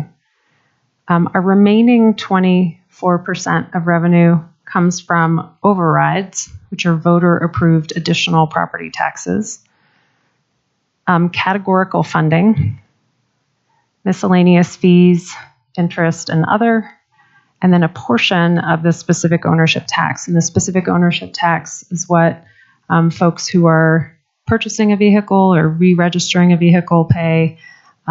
It's listed as a tax on that registration card. I think it also applies to recreational vehicles, some boats, a couple other things maybe. So per pupil revenue. So again, because 76% of our revenue comes from that total program, 76% relates to whatever's happening with the state's stated per pupil revenue. So if the state says that the base per pupil will increase by 5%, what does that really mean for us? Well, it means that about $650 million of our revenue will increase by 5%, but it doesn't really mean the remaining $200 million increases. And I'm going to talk a little bit more about what does happen with that. But a lot of it is a fixed dollar amount. Many of those overrides passed as a set dollar amount. So for example, an override passed in 1999 for $12 million. We're still only getting exactly $12 million, which, as you can imagine, the purchasing power of that is about $5 million, if that, in comparable inflation-adjusted dollars. So I'm going to talk a little bit about the count of students. We do count our students every October. That's state mandated. But our funded count is slightly different than our actual count. And that helps us as a district in a declining enrollment situation. So the funded count is an average of 5 years. So it would be this year. So this year, it's this year plus the prior 4 years counts that average together to get us a number that's different than the actual number of kiddos and seats. So I want to show how these things start to come together, which I alluded to a little bit earlier when I said revenue goes up and revenue goes down at the same time, which is unfortunately true. And sometimes one is bigger than the other, and that is what we hope for, that the increase is bigger than the decrease. So these numbers are rounded, but they're approximately correct for this year.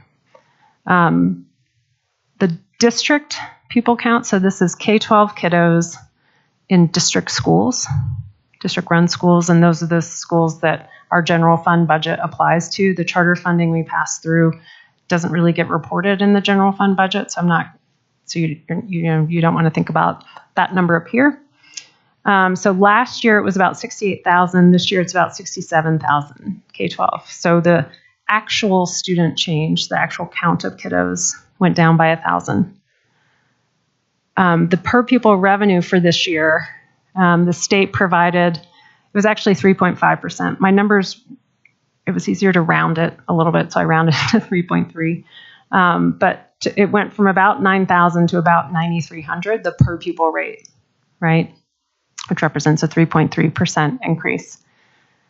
So the total program overall, in theory, could be a product of those two if we were funded on our actual count. On the next slide, I'll show you what it really looks like. But if we were funded on our actual count, the 1,000 student loss paired with the per pupil increase nets a change of about plus 1.8%, which is less than the 3.3%. So that's kind of how two variables moving in opposite directions impacts us as a district. So complicating the scenario I just spoke to a little bit more by layering in that attribute of being funded on a 5-year average as opposed to current year actual. So this is pretty much the same data with one exception. You see a new row that's called funded pupil count. So again, our actual pupil count on a year-over-year basis coming into this year went down by about 1,000 among our district schools. The funded pupil count actually went down by 2,000. And again, it's still higher than our actual, so it still benefits us to be funded for 70,500 students as opposed to 67,000. But the change, the year-over-year change, was actually negative 2,000. Again, the per pupil amount went up from about 9,000 to about 9,300 per student. And the total program went up by just 0.4%. Total program representing 76% of what we do as a district. So that is effectively how this year's per pupil increase alone turned into a revenue increase of only 0.4% for the district. Now, there was another piece of the budget from last year to this year, which is that budget stabilization factor, which is effectively a net increase, right, separate from all this. But I just wanted to illustrate how the impact of these variables make it so that it doesn't look like, and it isn't actually, that the whole budget increases by that percentage you hear in the news, because of how this all works. So I mentioned the overrides. 16% of our total revenue comes from the overrides, and they provide the district net of what we share with the charters, but they provide the district about 139 million. 75% of that, or 104 million, effectively never changes. So that doesn't go up at all. So that gets averaged in at about a 0% increase year over year. And then 25% of the mill levy overrides do increase, and that particular override represents about 35 million, and that will go up with inflation over time.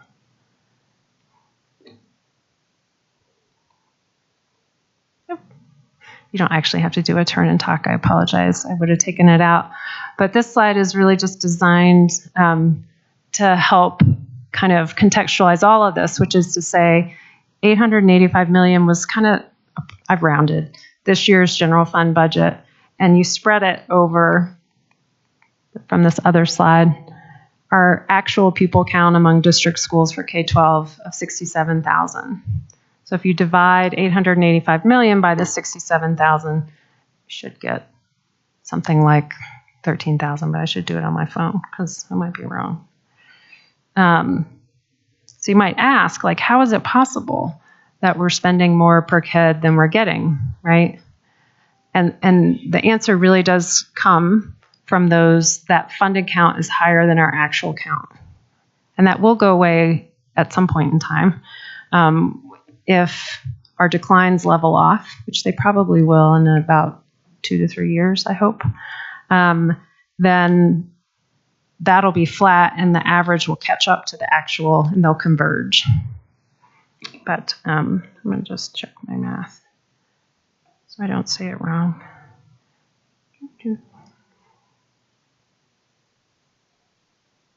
Yep, 13,208, so says my phone. For this year. It's our approximate general fund spend per K-12 student served in district schools. So now I'm going to switch to the expense side, but before I do, any questions on the revenue side? Sorry, Brenna, can you go back to slide 3? I don't think I copied down everything I needed to from slide 3.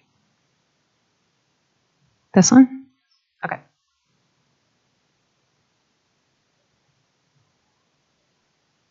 No, maybe it's the one. Oh, different? 4. This one?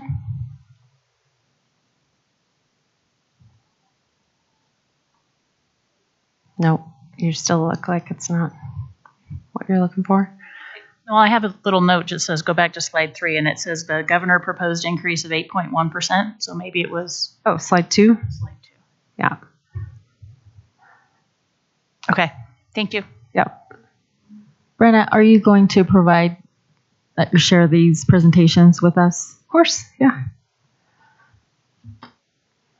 Yeah, so the kind of step that my team is currently working on, and as soon as we've got it all packaged, is translating, again, that 8% into what does it really mean for us as a district, given that our funded count is declining, and given that that only applies to a portion of our revenue, like what's our total revenue forecast going to look like? And as soon as that's ready, I'm happy to share that as well.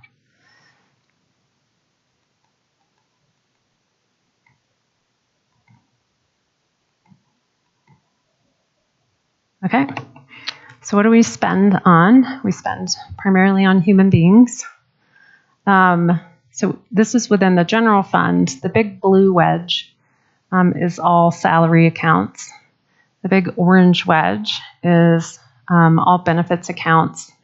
The biggest part of the orange wedge is, of course, our para employer contributions. The remaining colors, the gray is what we call service accounts. Yellow is supplies and materials. Capital outlay is listed, but it's not big enough to even show up as a wedge because it's such a small dollar amount. And then transfers. And one of the points I think is important to make is that even within those non-salary, quote unquote, non-benefits accounts, we're actually paying for humans there as well. And I'm going to walk through some of that detail in just a second to explain. But the amount spent on humans out of our general fund, once you kind of go into each of those other areas and identify how much of that is going to people, is somewhere around like 89% of what we spend. So within service accounts, a couple of things are happening.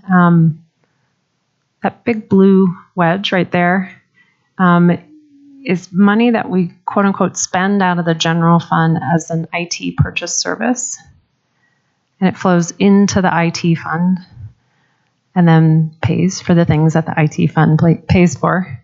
And so it shows up as a service, but it's not really a service in the way that you might think of something external to the district.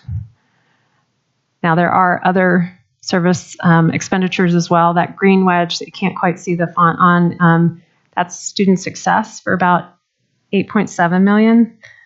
And that does represent, for example, I think that's where our POODS expense for out-of-district placement shows up, et cetera. Specific placements for students are funded out of that. Utilities is another significant part of all this. This year, we're budgeted to spend about $20.9 million on utilities. Unfortunately, utilities have gone up so much, we're going to spend more than that. And we will have to budget for fairly painful increase in utility rates for next year to bring that back into line. And then there's the rest of kind of which departments have an aspect of our service account budgets. So also within the transfer line, you see that there are funds that are supported by transfers out of our general fund. And many of those dollars then in turn go to pay human beings. So out of our transfers, another $26 million is spent approximately on salaries and benefits within the different funds in which our employees exist. The remaining $44 million is capital and other uses, so non-personnel uses. And I get to that just by summing up and kind of looking at each fund's, budget, how much is people and benefits, and then how much is other. And so again, this is just to give you a sense for how much people represent in terms of our overall spend, which is appropriate because we run a service and ultimately it's for our kids and it's best done by humans with some support from computers. So this is an overview, and these numbers are old at this point, but we're going to come out with new numbers very soon. But I still wanted to share this big picture that we supplied on September 15th. And these are probably numbers you're familiar with if you've been kind of following our budgeting process. So on the 15th, we did amend the expenditure line, which did increase our expected draw on fund balance. So if you look at that middle column, which is called amended budget 22-23, this is for the general fund.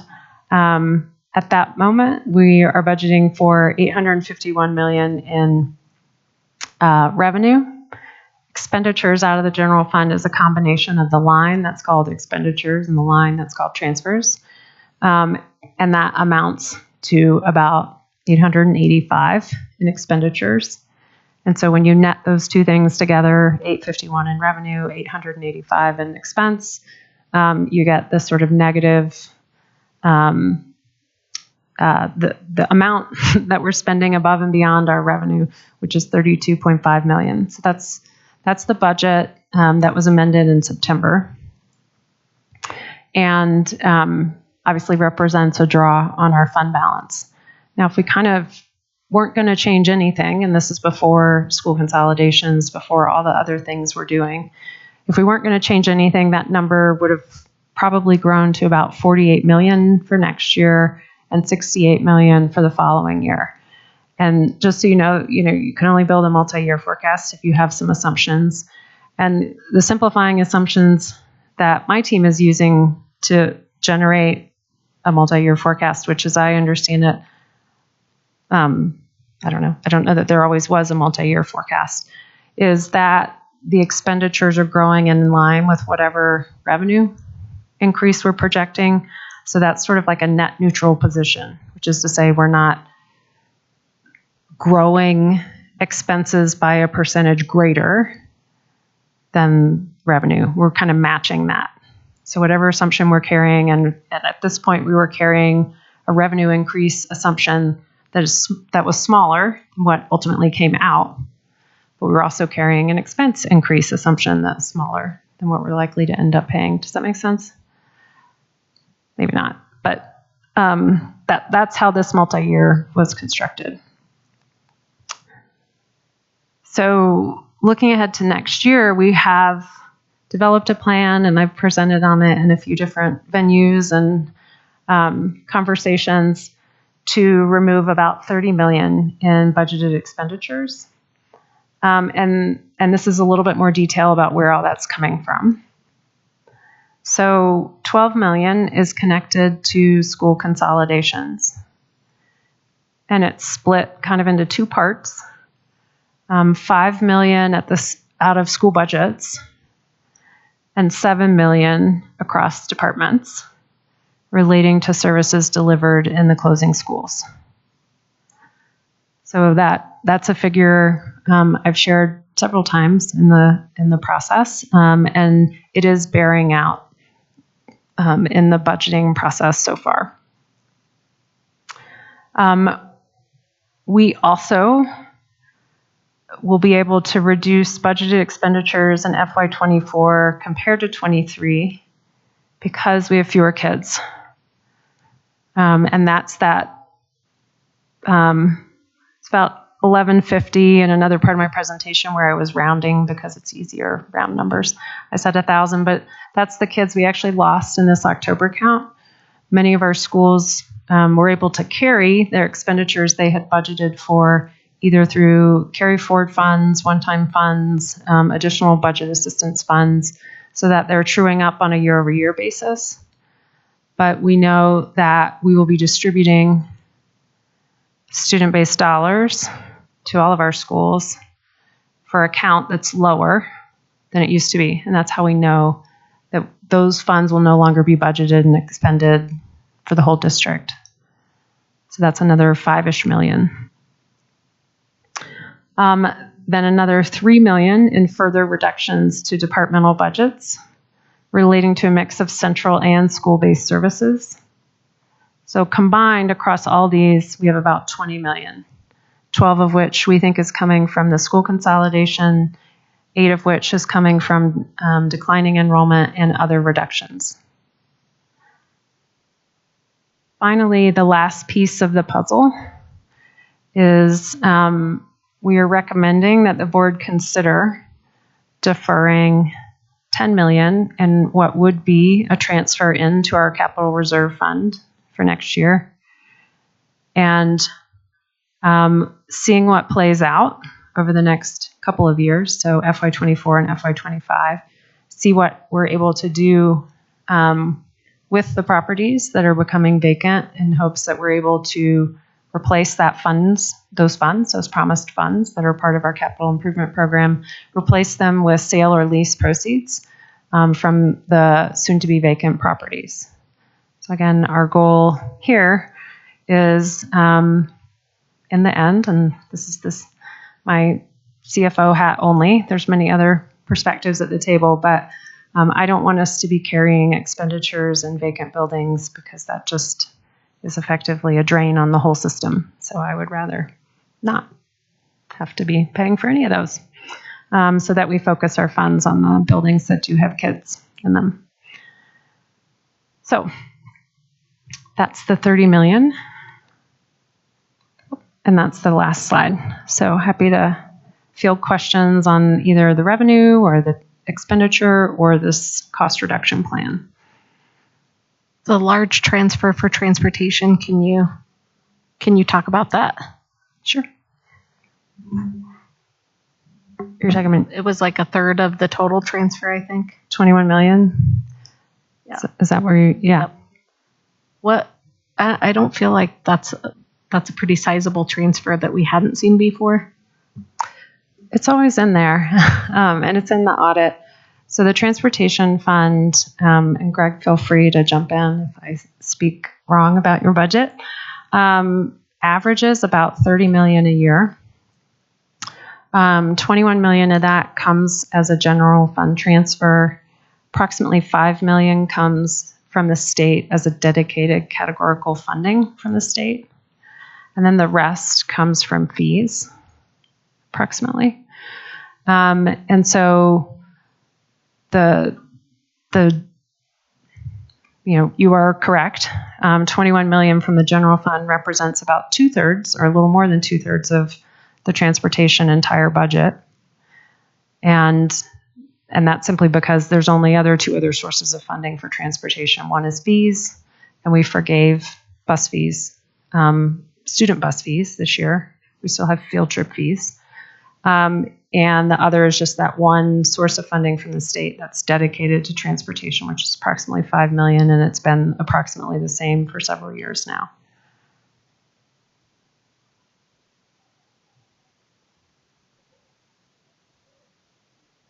Happy to answer any other questions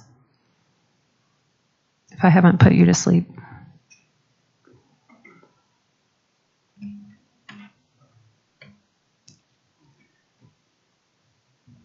Brenda, could you go back to your forecasting slide for a minute?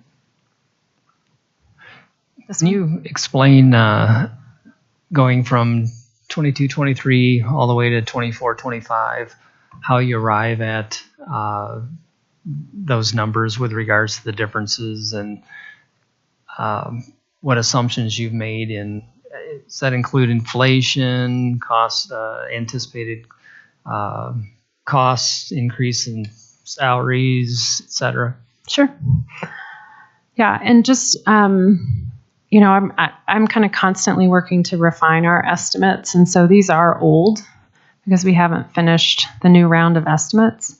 But I'm happy to talk through the methodology because I think that's the most important piece. I'll basically apply the same methodology with the new forecast I'm about to hopefully release soon. But you see the 851 growing to about 870. And that the underlying assumption there that I think we made was that we thought PPR might go up about 5%. We didn't know when we built this that it was going to go up 8%.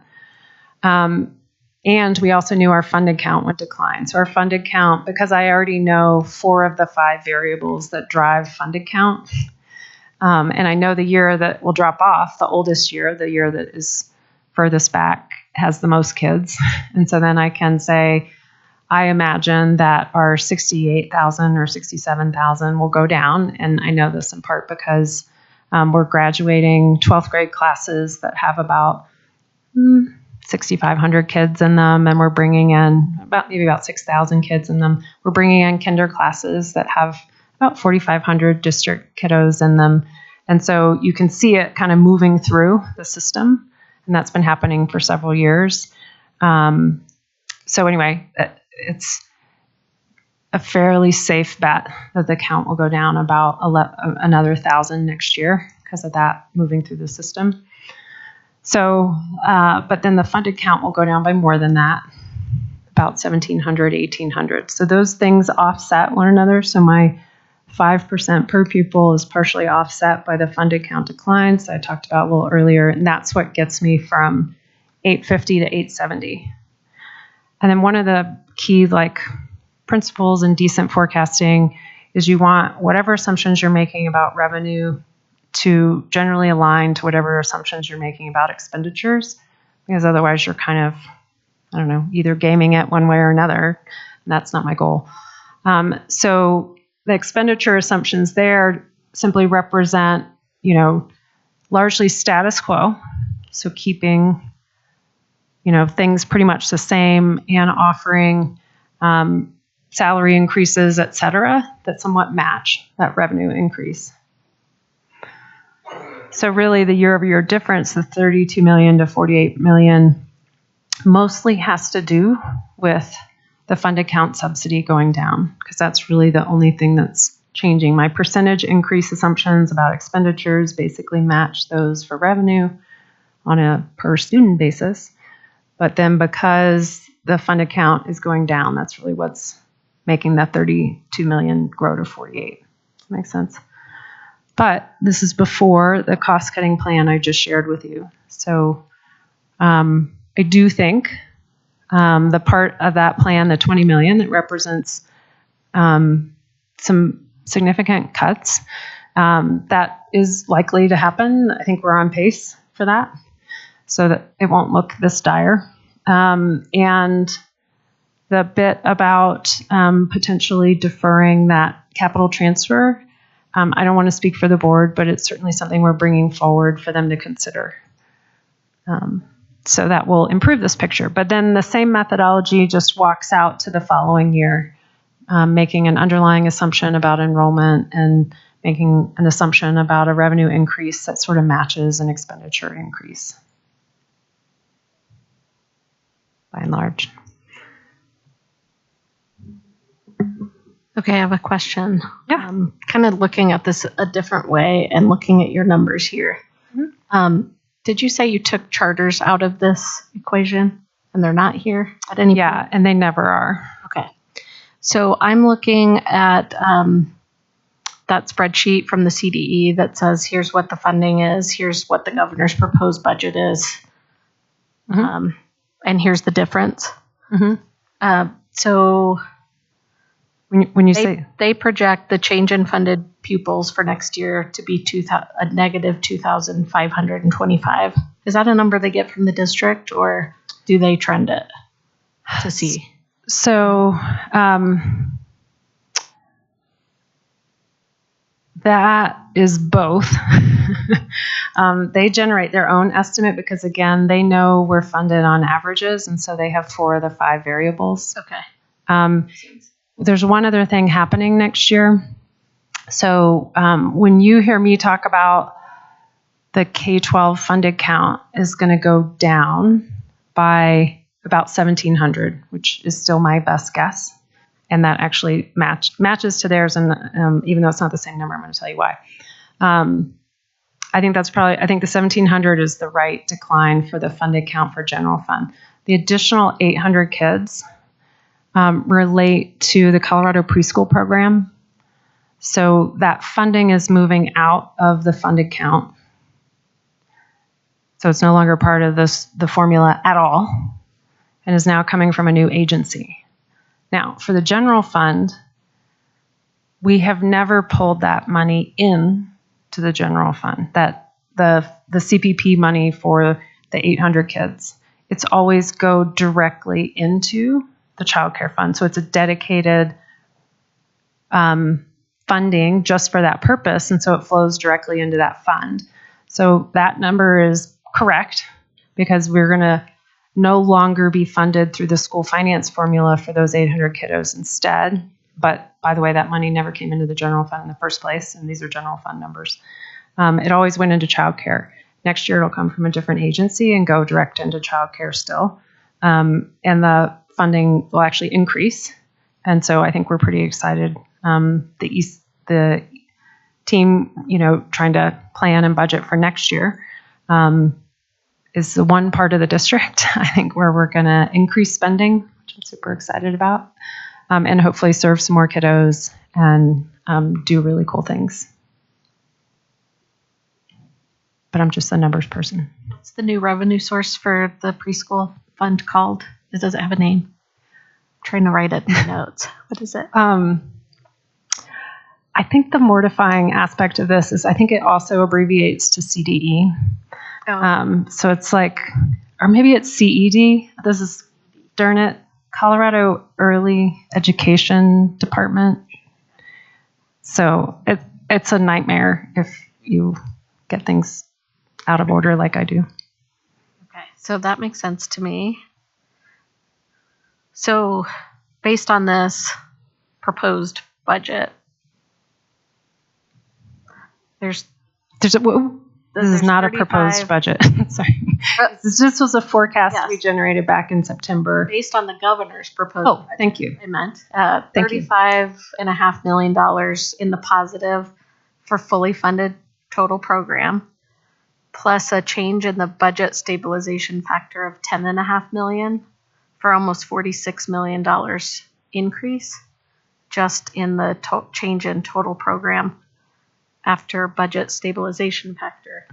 And then when I look at your projected versus like the 23-24 in revenue versus what you have in 22-23, that's $19 million. Yeah. So how do you factor in this potential of it being more like $46 million? So I didn't have the governor's budget when I built this. I had to make a different assumption. So again, this is from September of 15th. The governor's budget came out November 1st. And even then, it's changed since then. So I am working on the revised forecast, and I will have one. And I'm happy to crosswalk that anytime you want to whatever CDE is releasing. It is true that certain assumptions they include are fine. Sometimes some of their assumptions are wrong. And so we do our own set of assumptions, but we use all their rates, which is to say the per student amount, et cetera. But I'm happy to crosswalk for you. Yeah, we just don't want to get into like, it's doom and gloom. It's terrible. And then it's actually not. I know we're still all following what's going to happen to this proposal, but it's $46 million here as an estimated change, and that's without the additional from preschool, from CED or CDE. Yeah. Plus, it lists also the $61 million almost in change in property taxes to the positive. Go ahead. Yeah. So again, the way that total program, Drew, what did I do? I was trying to go back. Oh, there we go. So it really doesn't matter if the local share goes up or goes down to the definition of the total pie. So yes, assessed value has gone up. And so those 27 mills that represent our local share are generating more dollars, and the state is on the hook for less because of that. But that has no bearing on the total program definition, which is only ever a definition of the per student rate times the funded count. It just means that our taxpayers are paying locally more of that pie, that 76%. So you're saying the pie doesn't get bigger, the pie doesn't widen. It's the same, but it's just that the blue part gets bigger and the orange part gets smaller. But the $61 million in local share increase has no direct benefit or impact to the district. Okay. But I'm happy to crosswalk the other numbers. So all those numbers do include charters, and so a portion of the increase will go to them, right? So when you look at like a whole dollar amount increase on a year-over-year basis, some of that is going to them for their per student amounts. And we have to make some types of assumptions about their enrollment, et cetera. I usually make what I consider to be a conservative assumption, which is I effectively hold that enrollment flat because that is pretty close to the 5-year trend for charter enrollment. So I neither expect that it'll increase or decrease. And so again, a share of the overall increase goes to them. But they get the same per pupil. So if this breaks it down to be about an additional $906 per student. So depending on student count in one or the other, it's the same still, correct? Well, if you're talking about the whole dollar amount, it matters because some of that 46 million number goes to them. But if you're talking about the per student amount, it doesn't matter, except their funding count isn't going down like ours is. So again, that is an offset. But I'm more than happy to come back and go line by line through my actual revenue projection, which is not this. This was from September, and I was just trying to keep consistent numbers until we have the new ones. But I'm happy to come back if you want me. If you don't, that's fine too. It's not personal.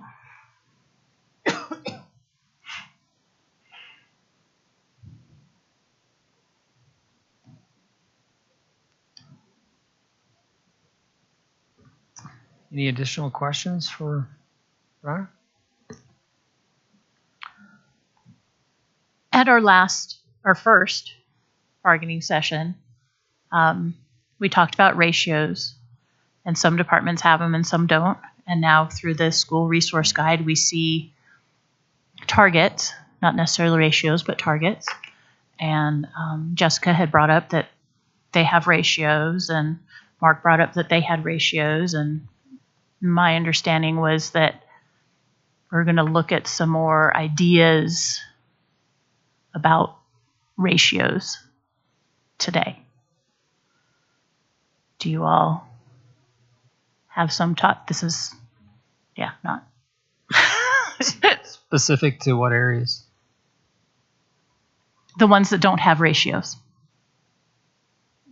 Or what the ones that do have ratios, what those ratios are.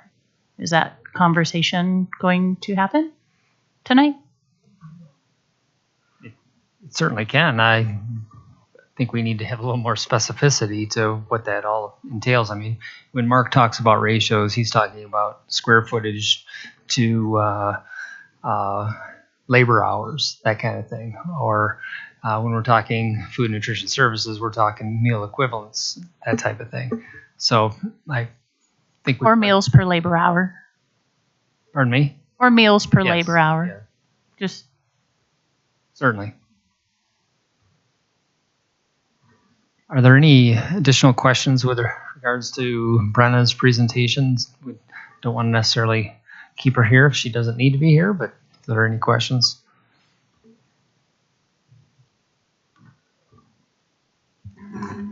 Maybe more of a heads up. So as we get into building our proposals out, and obviously we're interested in some ratios, we like to look at expenditures and how expenditures change over time as a percent of the total budget, and to look at trends to see what's happening systemically with where the budget's prioritizing the money, or where the district's prioritizing money in the budget. Does that make sense? Yes. Okay. And it's looking that, the percent of the budget we're spending on general instruction isn't keeping up with the revenue over time. And so just talking about where it's going and why. And I don't know, we might want to have Brenna here for that kind of discussion if needed. So I'm happy to talk through that. I would say those program level distinctions end up being a little bit subjective. Like someone's trying to allocate from an accounting perspective this many reams of paper. Some of it goes to general instruction, some of it goes to instructional support. It's just there's a level at which it gets inconsistent, but I'm more than happy to talk about that. And I do think some of the decisions I think the prior boards and the public have made around investing in mental health has increased the share of the budget going to instructional support and support. Good, we can see that Yeah, and in what's prioritized. And so I think that's a little bit of that. There was also a moment in time where quite a bit of expenditures that would have shown up in general instruction got coded to the original rounds of pandemic relief grant funding. And so it moved over into the grant fund. So on a ratio basis, it made it look like we were investing less in that year or year and a half. But really, we were just paying that expenditure over in the grant fund. If you want to walk through it, I can walk you through where it went over there and now it's come back kind of thing. But it does impact some of those ratios. But even if you spent from grant fund, wouldn't it still be coded as the right, like, we'd need to general instruction, et cetera? Or no, because it's not coming from general fund dollars. There you go. Okay. Yeah. It is coded by program in the grant fund, but we would need to sum the two to get to a new portion. So.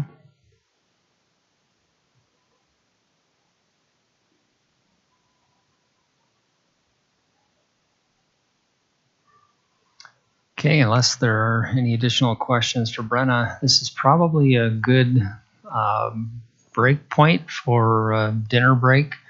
And then maybe we can return and go back to Darcy's questions with regards to ratios and maybe talk about conceptually what some of that looks like. I think, the important pieces as we've been having this conversation will be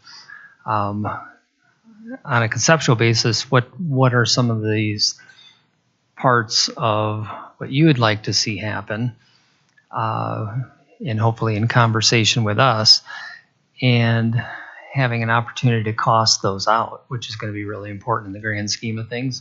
And I know it'll be probably several weeks until we have a little better idea as far as the financial picture. But we can at least do our work on our end so that we have conceptually what some of those ideas are and priorities that this group may have. So I would recommend that unless we have additional conversation, we take a dinner break. How long would you like?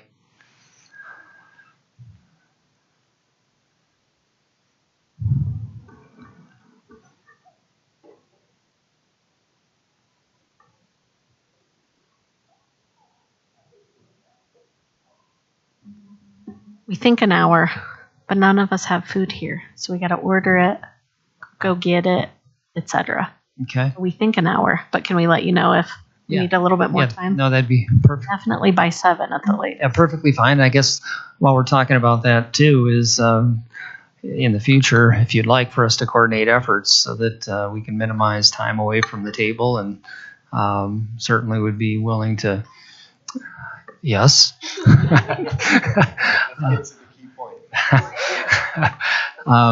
So if we want to do that and coordinate that for future, we certainly can do that so that it helps everyone out. You don't have to feel like you have to run out of here. So, okay. So my understanding is we're going to take a 1-hour dinner break. So can we make it 55 minutes if possible? And you can let us know if not. We'll make it a soft 6:30, and you can text me if you're running a little late. So having that, we'll go ahead and take a dinner break.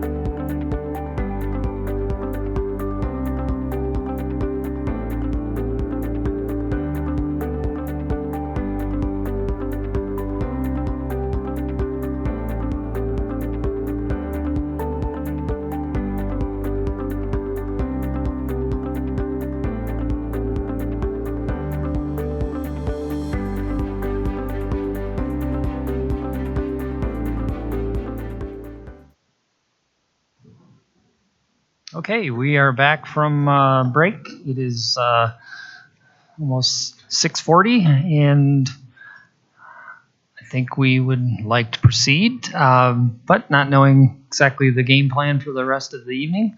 So I'll turn it over to you. Thank you. Excuse me. Yeah, so we wanted to come back here right now, and actually, we wanted to return to the norms for a minute. And we all kind of on this side of the table, we wanted to really kind of ask a question in regards to the presentations that we just saw. Did anything in those presentations stand out to you all as being off or a little odd?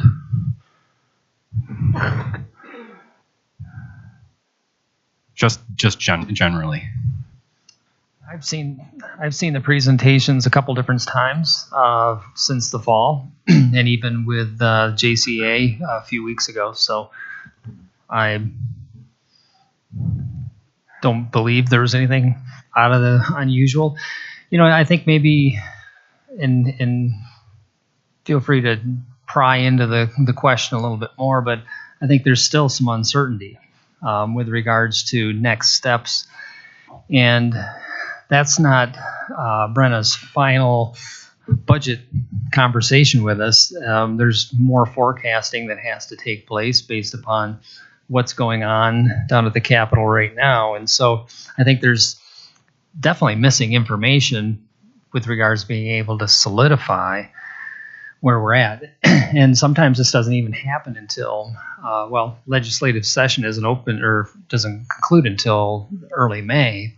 And oftentimes we can't even get into the conversation around compensation benefits until that point in time. I think the state has gotten better with regards to at least knowing what's in the process. And so I think there's an opportunity to proceed with that conversation, but there's still unknowns. And, until action takes place down on the Capitol, do we really know for sure what the financial picture will look like? But again, I think Brenna and her expertise and our finance team have some pretty good ideas, but again, we're in the process still. So I'm guessing that you probably have a lot of questions, and there were some wonderings with regards to what the actual numbers look like and what they actually are. And that can be somewhat deceiving, but I think what was shared this evening by Brenna was what we know today and what she's working on, which is a very arduous process to be able to get those numbers where they need to be so we have better numbers to work with. So yeah, we understand that there's unknowns and that we get that, we know that. But that presentation was from September. It's March. And so we feel a little bit like that's a big gap. And so on this side of the table, we would love to see numbers as they are now. And so when we're coming and listening to a presentation on finances, we expect that they're relevant to where we're at now. And so there's a lot of unknowns because of that, not because of what we don't know about the future. I can't do math in my head at the moment, but the 6-7 months span of time, that's a big red flag to us. And we just want to make sure that our time is respected as much as all our time is respected here. And we just want to make sure that what we're being presented with is current and relevant. And that's what we wanted to say about that. Phil, real quick, if it helps at all, we did a similar presentation for Jefferson County Administrators Association, which I'm a part of, and we saw the same thing, the presentation from September. So I don't think there's any misleading there. I just don't think they've gotten to the new set of numbers yet to produce a new presentation. That's the same one that we saw maybe not even a month ago in our Administrators Association. So if that helps at all, I don't think there's any perception there of issues or trying to not show you current numbers. I just don't think they're there yet. Yeah, we just want to do the work together and make sure it gets done. And make sure we are working from the same set of information. Hopefully, the SBB conversation was, what we were looking for this evening. I think, that is the current practice with SBB, and that's how the budgets are being built right now by schools and by departments. So I think that information obviously was very current. But again, I think as Jeff said, the process is cyclical, and a majority of what you saw, yes, was from the fall, and that's in forecasting. I do have to say that, and I think Brenna alluded to this, in the short time I've been in the district and until she arrived, we never did budget forecasting to be able to anticipate what's on the horizon. And the one document that I asked her to go back to me, that's important to at least understand what that means, and not as a doom and gloom kind of a picture, but at least have an idea that, our finance team is doing their homework in anticipation of what's next, so that this district can plan and not just go year to year to year, versus we need to start making those projections so that we can start doing some planning ahead. I mean, part of that, was the significant decision by our Board of Education back on November 10th, 11th, to close 15 elementary schools for next year. I mean, that didn't come overnight as, oh, this is a surprise. There had been a lot of work that had been done behind the scenes to get to that point. And so, again, my point is that there's a lot of preparation going on. And because we don't have fresh numbers as of today, doesn't mean that work isn't going on. And there's a lot of number crunching to that whole process that is well beyond my comprehension. But certainly, I have no doubt that in another 5 to 6 weeks that we're going to have some better numbers, and Brenna's going to have another presentation for us. This wasn't the presentation, and I think I prefaced that before we asked her to come in to provide the SVB information and to show you a little bit about the process. So I don't want to, this isn't a smoke and mirrors kind of a thing. We know that there's fresh numbers coming soon. We just don't know what those are yet because the preparations are going on behind the scenes. Yeah, and I would just add, we talked about the budget timeline, right? So the proposed budget will be put forward to the board in May.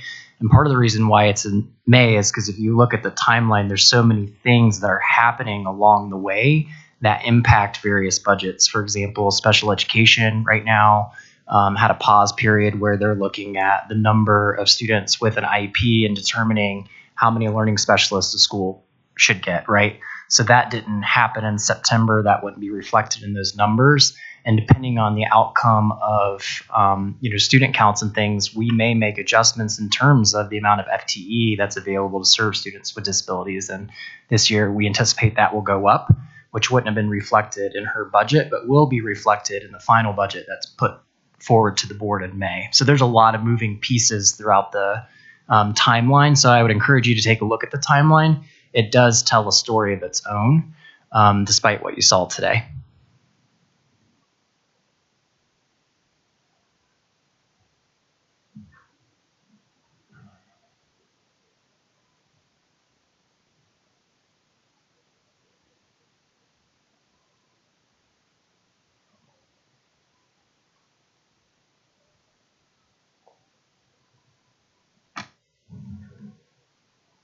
I don't know if y'all know, but we went to impasse and fact finding and came out of fact finding just 2 years ago.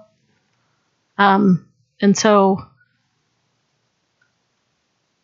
all of what we presented during bargaining and what happened post fact finding proved Jespa to be right in what we were saying about how the district budgets its money and then how it spends it.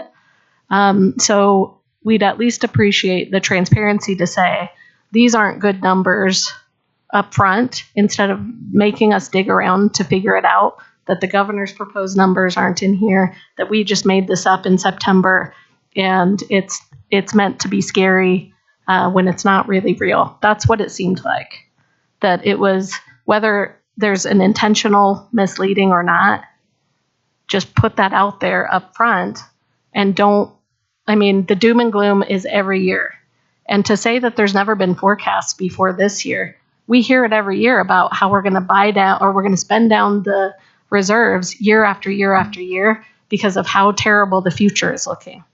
And then we grow reserves. Why? Because we underspend consistently what's budgeted, because we don't have staff or we're not giving them benefits, but we're budgeting for it apparently. And then where does that money go that's not spent? To school carry forwards, reserves, etc. And then it just stacks up while we're telling people that we're going to spend it all down. And I don't know. It just, to me, this is a pretty frustrating to sit here for however long and not have any idea what the numbers still are, or at least some rational idea, except for what she put together in September. And we can address that directly with her at a different point, but. And I can assure you that was not the intent. And I'm sorry if that's how it came across. That is, as of today, the state of the state. And I recognize that Brenna mentioned she would crosswalk some of the numbers that you have to, reflect what might be current. But that's the information that we're all making decisions on right now, if that makes sense. There's not additional information that. Yeah, I don't have any special information that she doesn't have.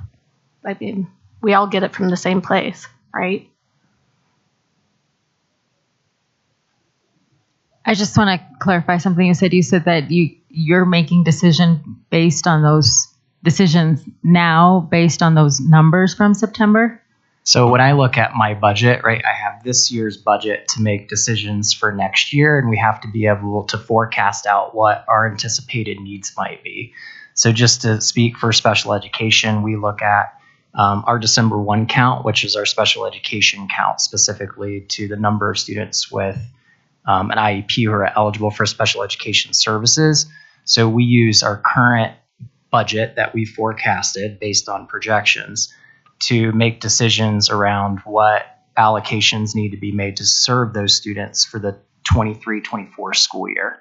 Does that make sense? So I don't know, for example, we had an increase in the number of students with disabilities from the previous year's December count. I don't know exactly how much additional funding we'll receive for that count, but I can anticipate a certain amount of money based on last year's count and last year's funding. Does that make sense? So then I use the data that I have right now to determine those allocations within my budgetary scope. I don't know if anyone else has an example. I understand. As a secretary, though, I'm expected to pull financial reports and do the budgets once a month, and always stay on top of budgets and accounting, all the accounts, where money's going, where it's coming from at all times. And if that is the expectation of me as the secretary, that should be the same in that department, which is really important and really big. And I get that it's a lot of work. Mm-hmm. It's a big monster to take on, but we've known about bargaining dates for a while. And so, at least to see the work that's happening behind the scenes would have been nice. I respect that.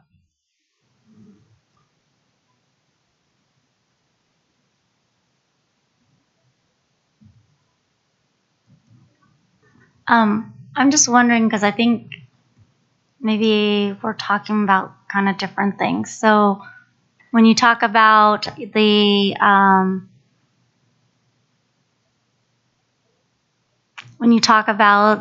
doing your secretarial work with actuals, that's the actual year. And so what she came to us was not an expectation of actuals, because actuals are not going to be the actuals for next year.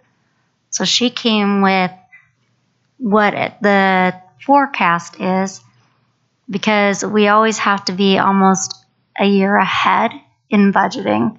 So as secretaries are dealing with actuals for this school year's budget, we are planning and forecasting and putting budgets together, and it gets closed, like that budget timeline, in all departments and in all schools. And that can be subject to change. That's why they close it down. They give you forecast. We know all this. Okay. Yeah. Well, I guess I was confused about. I think we could get into a lot of weeds around this, and maybe we should just move on. Like, we get a budget's a guess or a forecast or a trend that you're looking towards what's going to happen next year. We have a way that we look at what the district actually does every year to trend what we think you're going to do too. Okay. And it's usually budget conservatively, way underspend it, and sometimes through nobody's fault. We don't have enough staff, so we're saving a ton of money. But we're at least just asking to not intentionally portray doom and gloom, because we've just been down this road too many times to keep that narrative up about, oh, we can't do anything, like starting out bargaining with a doom and gloom every time. So anyway. Okay. And then I just misunderstood. That's why I was trying to clarify. Yeah. Between are we talking actuals or are we talking forecast? So I appreciate what you shared and that you have different information, and we can move on. Yeah, and we also do fall and spring budgets and forecasting as well, not just actuals. Did anybody want to move on to something?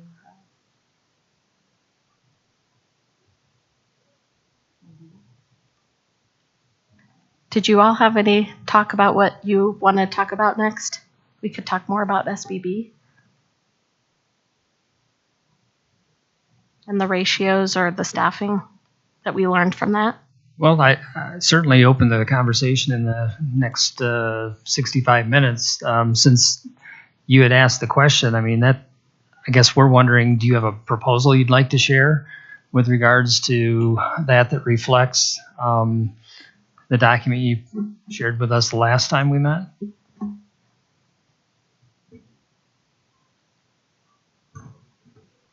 Okay, we can definitely talk through the second proposal or the ideas, the interest there. We needed that presentation because we're told a lot of things about what's going on in the school budgets. And we come back here and inquire and are told something else. So you kind of heard we got to that.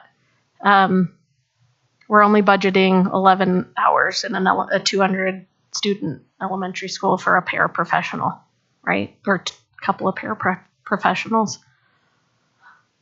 And supposedly that includes allocation to the school for health insurance.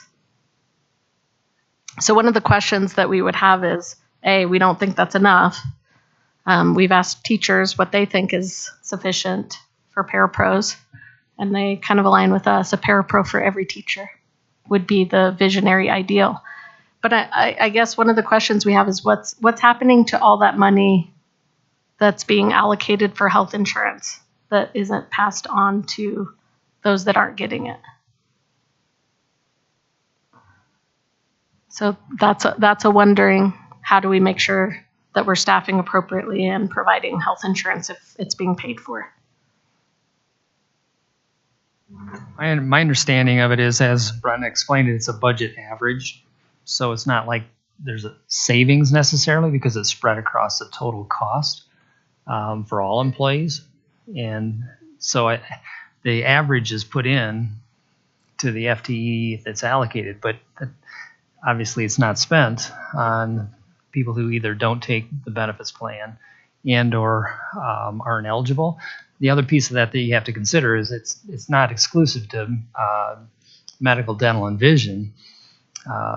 It's also retirement benefits, regardless of how many hours you work. So there's a chunk of that has to be figured into that average.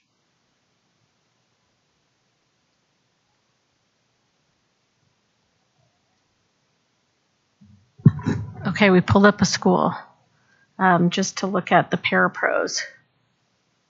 And at this particular school, there's 11 parapros.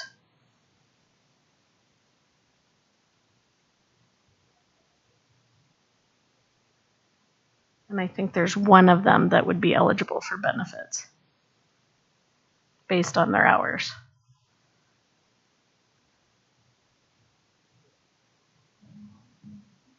There's one 7-hour para on this list, maybe one other 6-hour. So maybe 2. So I think if what we could draft, or if you all want to brainstorm some ideas, depending on what we land on, about how we impact staffing.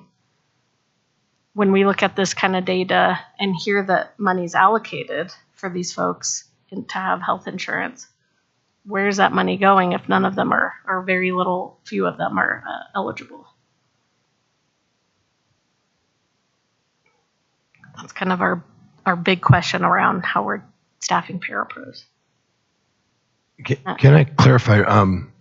Do we know, and maybe the answer to this is yes, and I'm assuming it is, but do we know that the majority of the paras that you're referencing that are under those hours, that they'd like to have more hours, they've just been told they cannot, or have they requested that? So is it they'd like to have more hours, they just have been told they cannot due to, as you mentioned, they don't want to pay for benefits at the school level? Okay.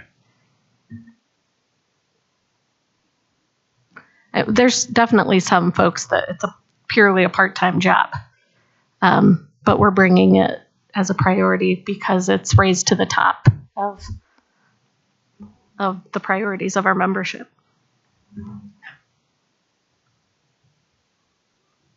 The other piece to take into consideration when it comes to para allocations is that even though there may be a number of part-time folks,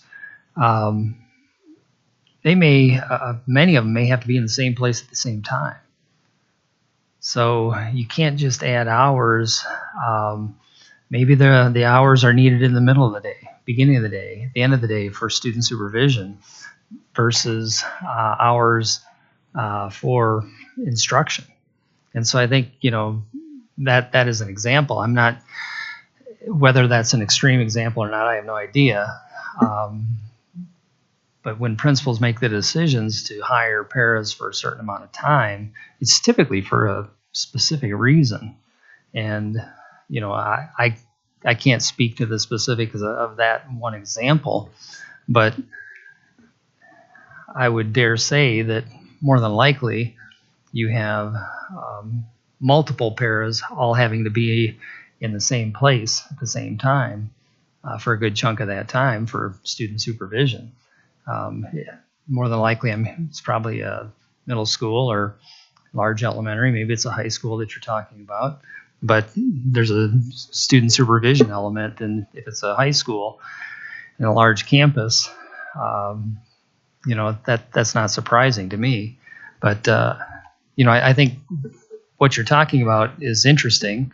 But I think there's a lot of missing information as to what the intent of these assignments are for.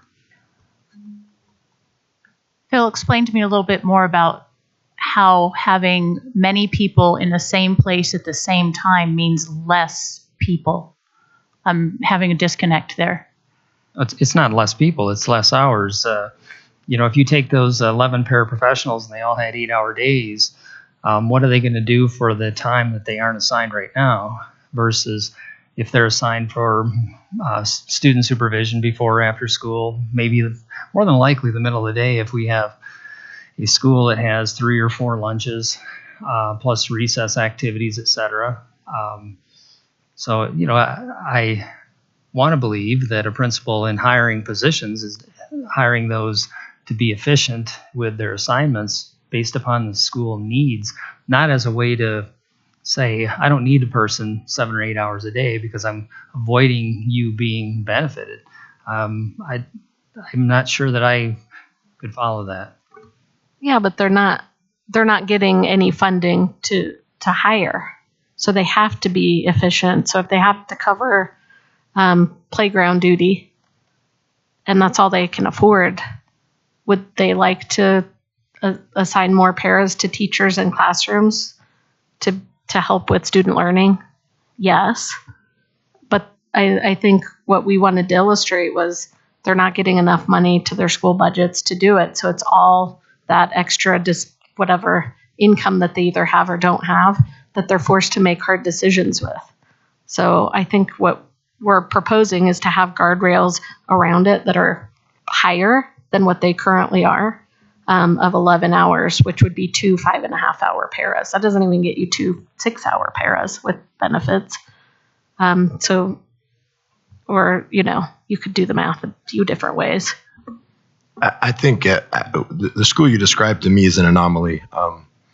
I put my principal lens on, and I can't for the life of me think of why I would have 11 paras and only one of them be at 7 hours, and I'm spreading out 10 of them with 4 hours throughout the day.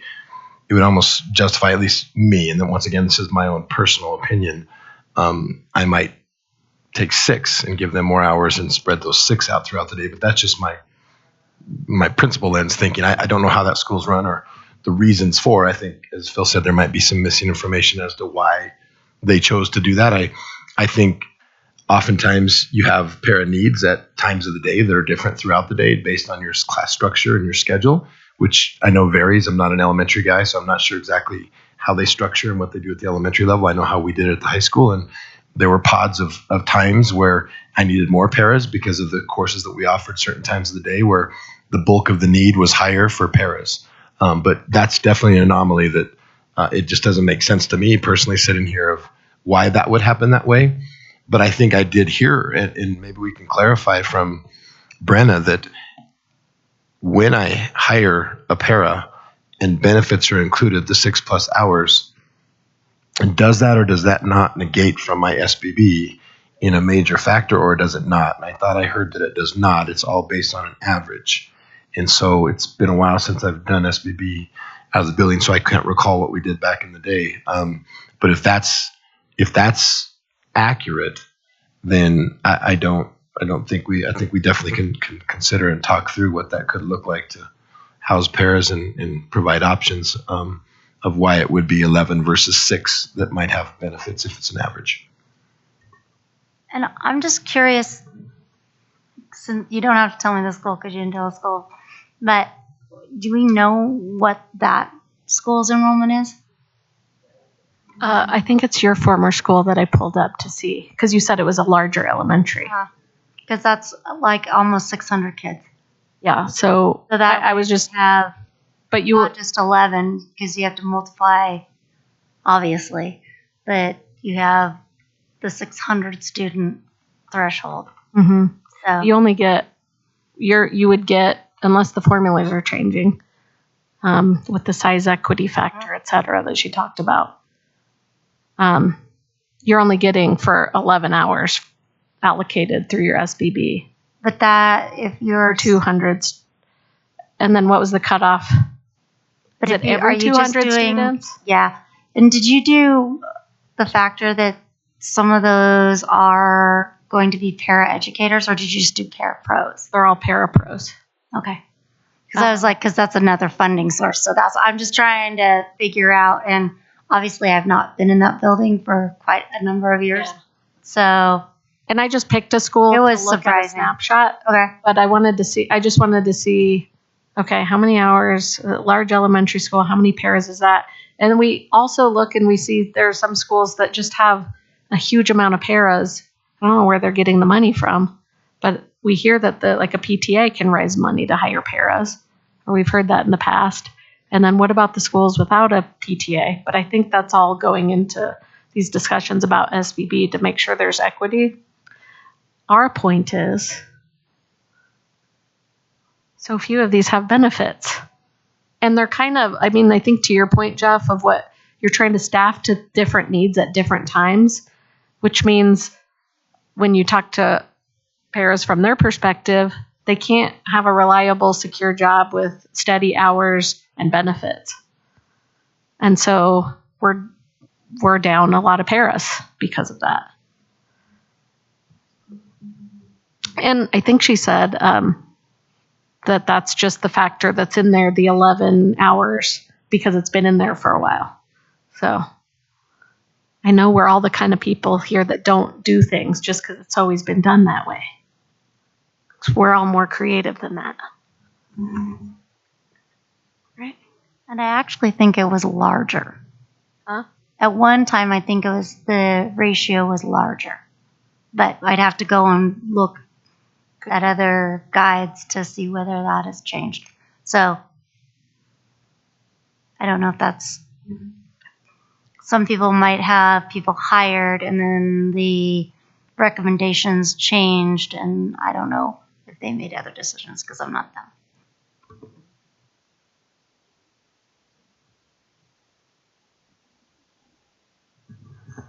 So just more from my understanding with that particular example, if we're talking about a school with 600-ish students, is that what I understood? And if you're looking at 11 hours per 200 students, right? Just again, to make sure I'm understanding. So that school would have guardrails of 33 hours of para time per day. So that particular principal has chosen to divide them out in that fashion. Is that right? Okay. I just want to make sure that I understand what we're dealing with, because it's a little bit outside of my world. But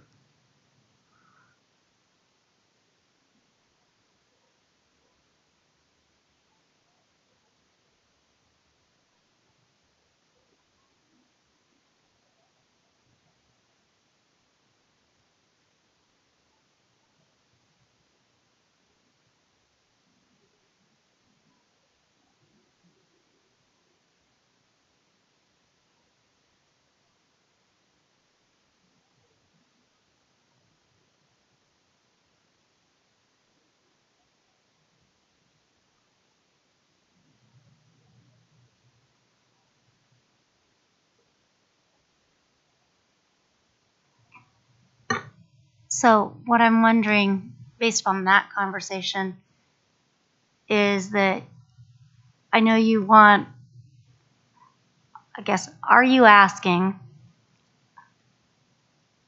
what would be, if we shoot the moon, it would be one pair to every teacher, right? But we're not sure that that's even reasonable. That's our wish. I would say everyone with that wish. And we're trying to determine, or are we trying to determine, what would be a reasonable rate of hours basically per pupil, or trying to figure out how they got to the 11 hours to start with so that we could have a foundation or an understanding, right? And then trying to determine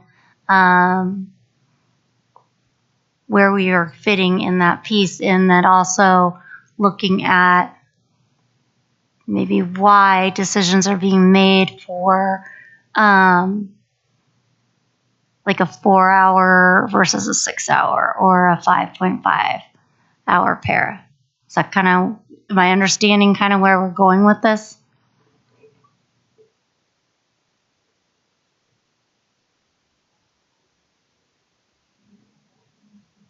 We're coming from the perspective that it's the best for the students to have a para for a teacher.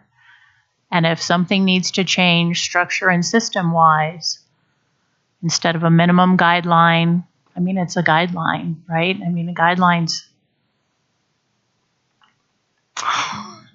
you'd like to have something stronger that's more reflective of student need.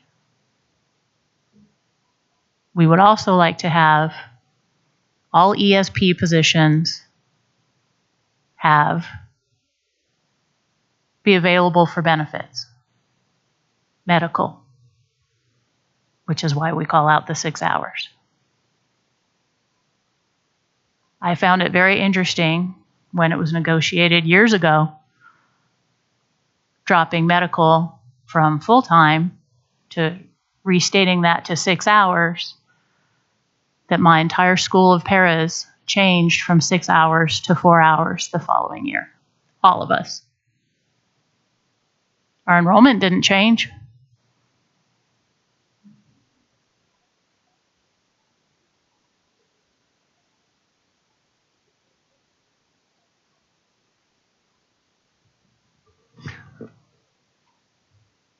So I think we don't have any disagreement with the concept.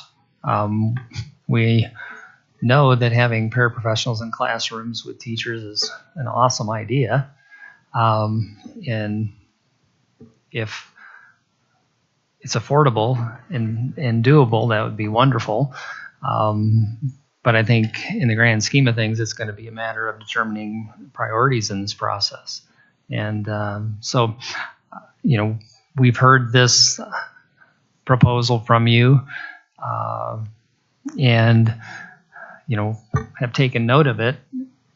We're not in disagreement, but we also know that it has to fit into the grand scheme of things too across the district. So it will be interesting to continue this conversation as we look at what the other priorities are as we plan accordingly for next school year.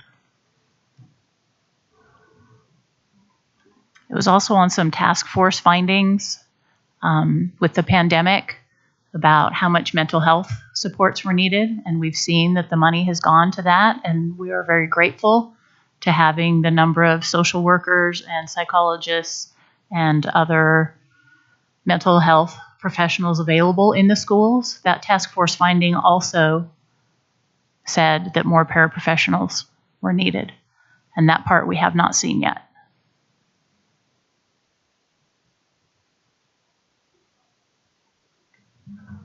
We were just hearing from a secretary that also was talking about what parents want, and that when they're thinking about enrolling their students in a school, they want to know that there's extra support. There's a parapro available in their classroom.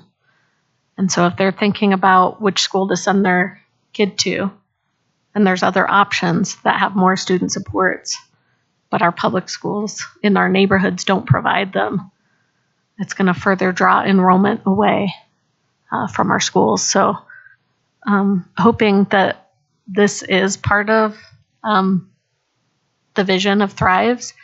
I think when we first heard that schools were closing last summer, we heard a presentation that really showed how this could be beneficial because we'd be able to staff appropriately. We'd have a health aide that was a health aide and not a health aide, the secretary running out to recess and doing 3 jobs. The secretary could be a secretary and that schools would be fully staffed. That's kind of the vision we heard Superintendent Dorland lay out, and we agree with it. All we want to do is figure out the work to get there. And while we put out a big vision of a para for every teacher, what would that look like, and how do we work backwards to get there? If we had all the money in the world, of course we would. We don't. We get it. But what can we do to strengthen and move towards something in the plan? Matt, is this something, being a cabinet member and you all thinking about how to improve student learning, I assume these are things you all spend time thinking about a lot, probably more than we do. And just curious your thoughts on this topic. Yeah. Are we out of left field here? Does this sound... We have weekly conversations aligned to Jeffco Thrives, specifically our key initiatives, which you're all well aware of this year. One of them being regional opportunities for thriving schools, which will allow us to work toward a vision down the road of providing things like mental health in every school at a level that we believe is essential to go above and beyond the minimum of that we currently provide, right? But that's a vision. That's something to work toward, and that's something that we're committed to, but that's going to take time. It's certainly not going to happen overnight. We have a lot of work to do. There's a lot of systems and structures that we have to take into consideration. And there's just a lot of work to be done in general. But to answer your question, yes, we have lots of questions about our strategic plan, or not lots of questions, lots of conversation about our strategic plan every week.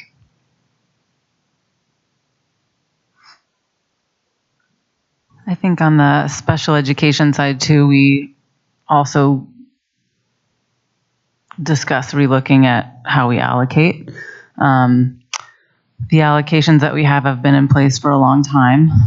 One of those is parapro, but out of 2590. So we call them, sped paras in the building.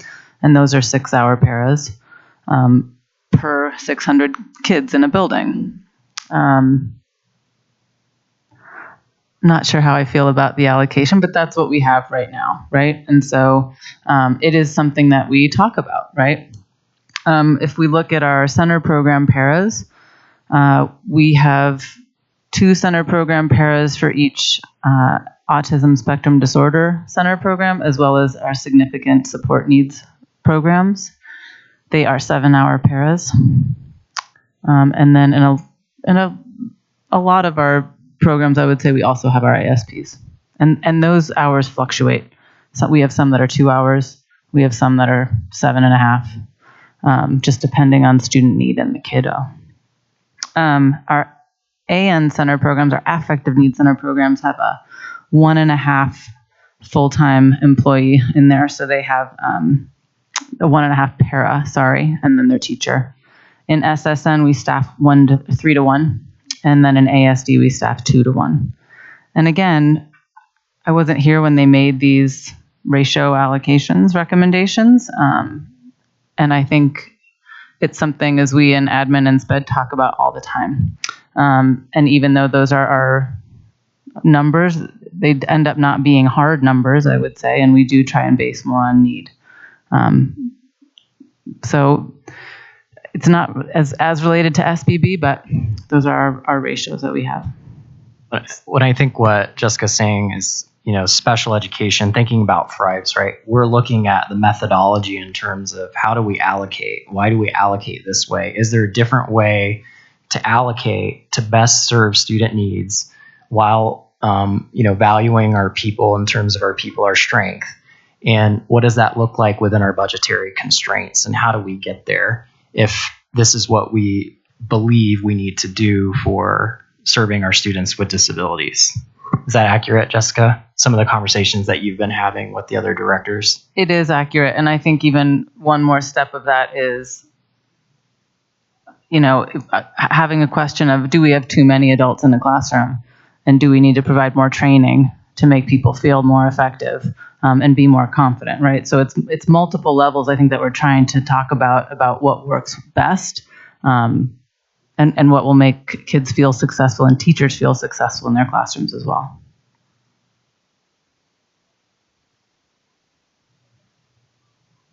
Well, I'm going to, for the fun of it and maybe a chuckle,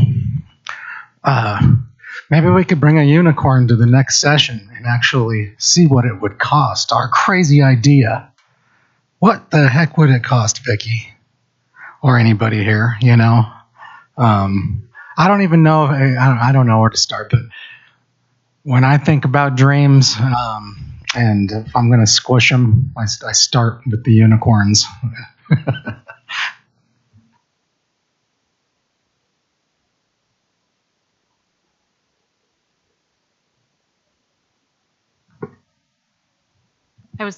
Go ahead, Matt. I was just going to say, I'm smiling. What I heard you say is that you want to know how much it would cost for the vision that you put together. Yeah, aka the unicorn. Okay. Could we define that a little bit more so that if you're wanting us to get an estimate on cost, are we talking one para for every teacher in the district, one para for every elementary classroom in the district, one para for every PK8? We can get some cost estimates for just about anything if you give us enough time. But really need to know. I'm not sure that, as a former secondary science teacher, that I really didn't need a para in my classroom, but maybe times have changed and every teacher wants a para in the classroom. So I guess maybe a little clearer delineation. Yeah, depends on the level, I'm sure. How many elementary teachers are there right now? Do we know? I think we have about 5,400 teachers total, so take a little more than a third. Probably a couple thousand.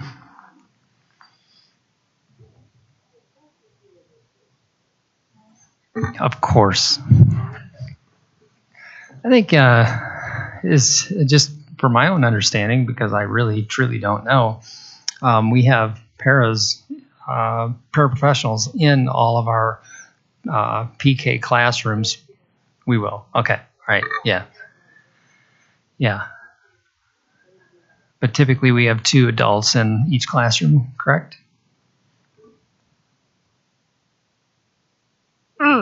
The ratio right now is 1-8. Next year it goes up 1-10, which is very scary because 16 right now is nice and it's doable. Throw 4 more kids in the classroom with just 2 adults. It's a little nervous, but that's what UPK is saying we are doing. So, but we could change things in Jeffco. But right now it's 1-8, goes up to 1-10. And then a para for planning for 2.5 hours, I think, next year. So it sounds like preschool's covered for next year. Well, I think in theory, yeah, we just have to hire them. So. Right, exactly. No, and obviously that would be an awesome model for other grade levels. But in all seriousness, let's if you can help us understand what we would want to cost out, we're more than happy to do that. And honestly, preschool is just 2.5 hours for that para, so not the 6. So we could look at the numbers too. Historically, we haven't really. We know this kind of anecdotally that the number of paras hasn't. It seems really low to us compared with where it was like 3 years ago. But without looking at FTE, et cetera, I don't know. I think there used to be way more paras than there are now, and it's not at the same rate of decline as student enrollment. And I don't know if it's because of positions being open, or they're just not, or they are all full and that's it. So I don't have a good understanding from the HR perspective how many positions there really are. I just see what's on our list that we get from you all. And we're not really sure. But I think if we're going to cost this out, we would need to know at least how many total numbers we're talking about and how many hours per day. I mean, that'd get us close to a total amount, or at least something to work with.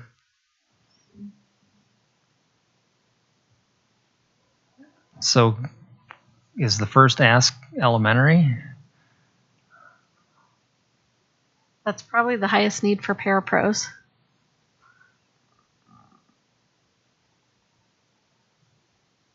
Okay, why don't we start there then? If that's okay. And then I might be going around the horn on this one. If the budget already accounts, the school budget already accounts for those para positions being benefited, is there going to be a cost to having those paras then be 6 hours?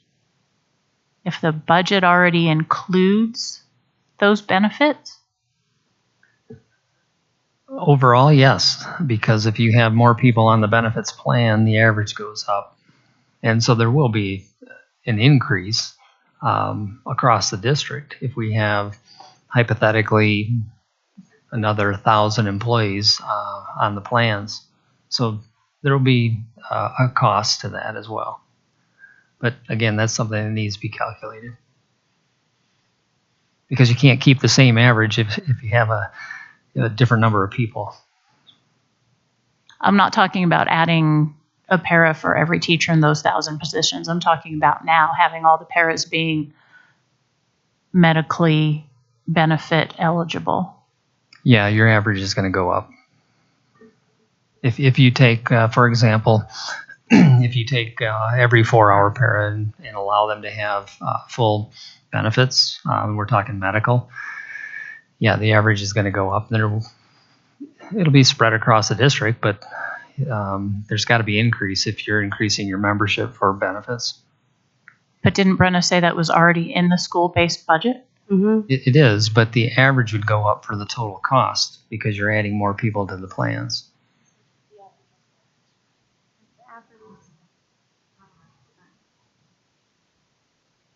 Yeah, because the average is based upon current numbers. And if the numbers increase, then I can't remember how many total number of people we have on the plans, but if we increased it by 1,000 people, then your average is going to go up. Average cost.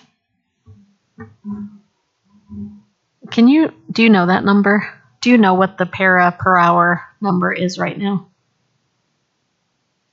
Okay. We'll ask for it.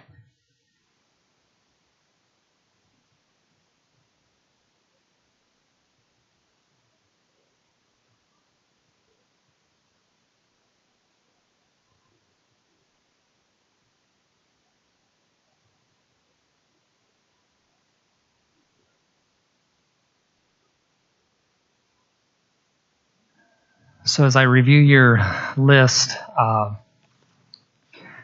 as far as the student-centered staffing to create respectful, inclusive, culturally responsive relationship with students in our school communities, and looking at the points that you have here,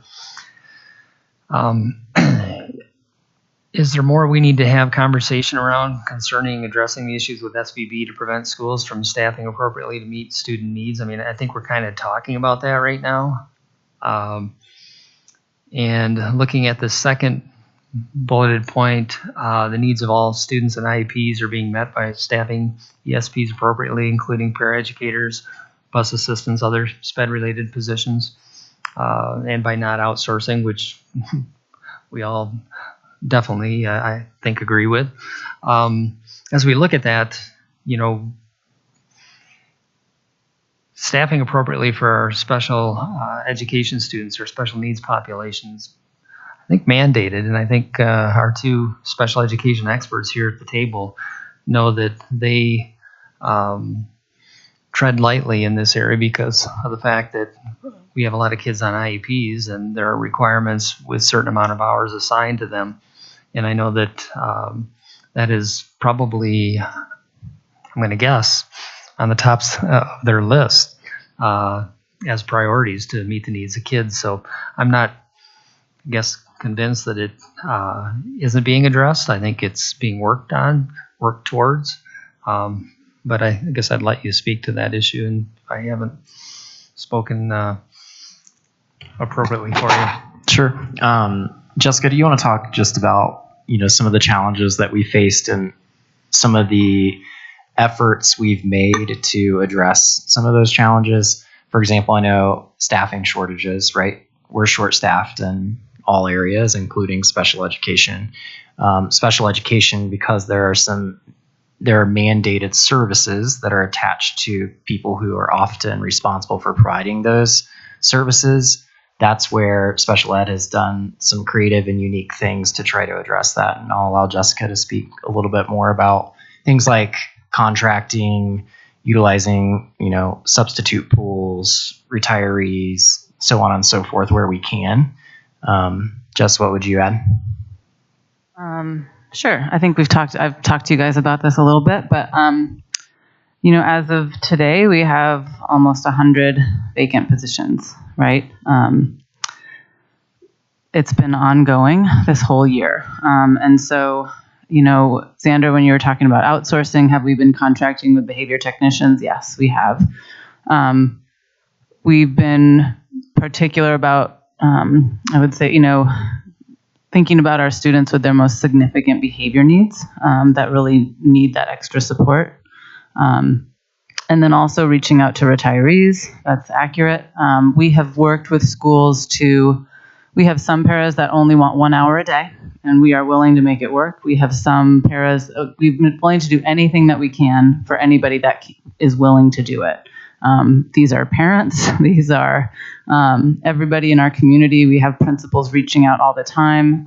They're on LinkedIn. They're on Facebook. They're on promoting their schools, trying to do everything that they can to get paras in. And as well, hyping their school, right, to make you want to work there and really feel valued.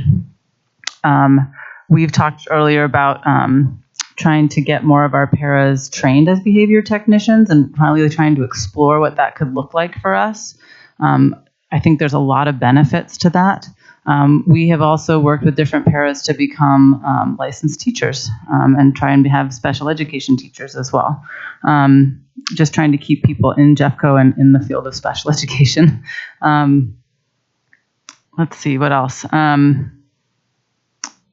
Trying to help schools with resource mapping and anything that we can possibly do to help support the whole school in terms of safety and making students feel supported, making staff feel supported. We are trying to think outside the box every single day.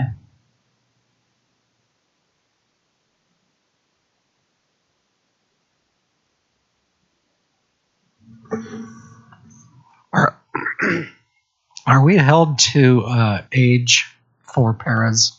Can students be paras under 18, under 21, that type of thing? That's a question that I don't know the answer to, but I would be willing to just. So we do have like student teachers and stuff. Before they even get into their student teacher, we have reached out to them and had them come in to work in our different programs. So that is something like college-age kids that we have been working with. So Deneen might know more than age-wise more than me, but I just wasn't sure. You know, we got great. We got Warren Tech. We have all this other stuff going on, and it's just thinking while it's there and saying it while it's there. You know, maybe we start integrating something into our schooling here. You know, for future people who want to maybe make money while learning and on off periods. But of course, I don't know the rules, but I don't know. We've actually talked about kind of a grow your own kind of pipeline for, students who maybe aspire to work in schools, whether that's as a paraprofessional or as a teacher or whatever the case may be. Certainly with special education, though, we have to take into consideration the vulnerability of the group, and you do want a certain level of skill set and competence when you're matching student needs to the adults that are responsible for serving those needs. So I think there could be some opportunity there. We'd have to be very careful about what that looks like when you have students, supporting students. But we're certainly open to your ideas of things that we could be taking a close look at. We're not the only district, I'm sure you know, that are faced with staffing shortages in special education, and we're also competing with our neighboring districts for some of the same positions and candidates that are applying to those positions, which makes this even more challenging for everyone. I can tell you, at least 6 years ago, the teacher cadet program did just that. Students went down and served as paras for hours in a lot of our elementary programs and for community service. A lot of high schools would send students down to go do some work in the elementary schools. It was great. It was that feeder network. It's where I went to school. I get to give back to the elementary, go be a part of the environment. It was a great understanding that we had at the high school level back, when I was a principal. I'm sure that's still going on in the cadet program, and as well as that volunteer option, because right now kids are serving a lot more community service hours, especially from some of our tiers around Honor Society and others. So I do know that concept is going on right now in some capacity. And just to piggyback on that, because I've worked with kind of some of the grow your own pieces when I was in talent acquisition. And the cadet program definitely served that for a while. And there's just a few schools that have that cadet program because it's morphed into the grow your own program out of Warren Tech North. Currently, the last 2 years, and I can't speak for this year because I've not worked with them this year, it was predominantly going into pre-K settings and getting early childhood endorsements to move through that growth trajectory and career ladder. So there has been other programs like the cadets. We have a couple of cadet programs still, but the Warren Tech Grow Your Own is our predominant program as of now. Speaking of preschool, They're looking at doing a preschool in Stanley Lake High School, building a preschool there for the high schoolers to assist with. So I don't know if it's going to come to fruition, but that's the plan.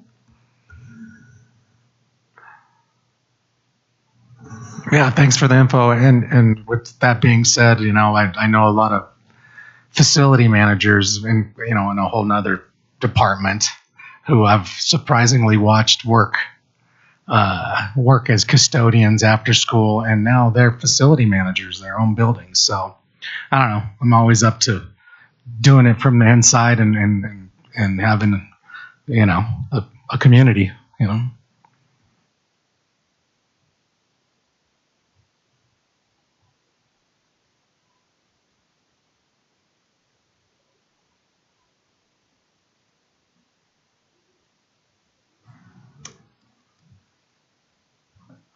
Okay, and as I continue to look through your list, now that we've fleshed out some of the conversation around ESPs for our special needs students, the third bullet down speaks volumes to culture within schools and hopefully changing culture within the district with regards to making sure that all of our support staff are feeling like they are part of our school communities, and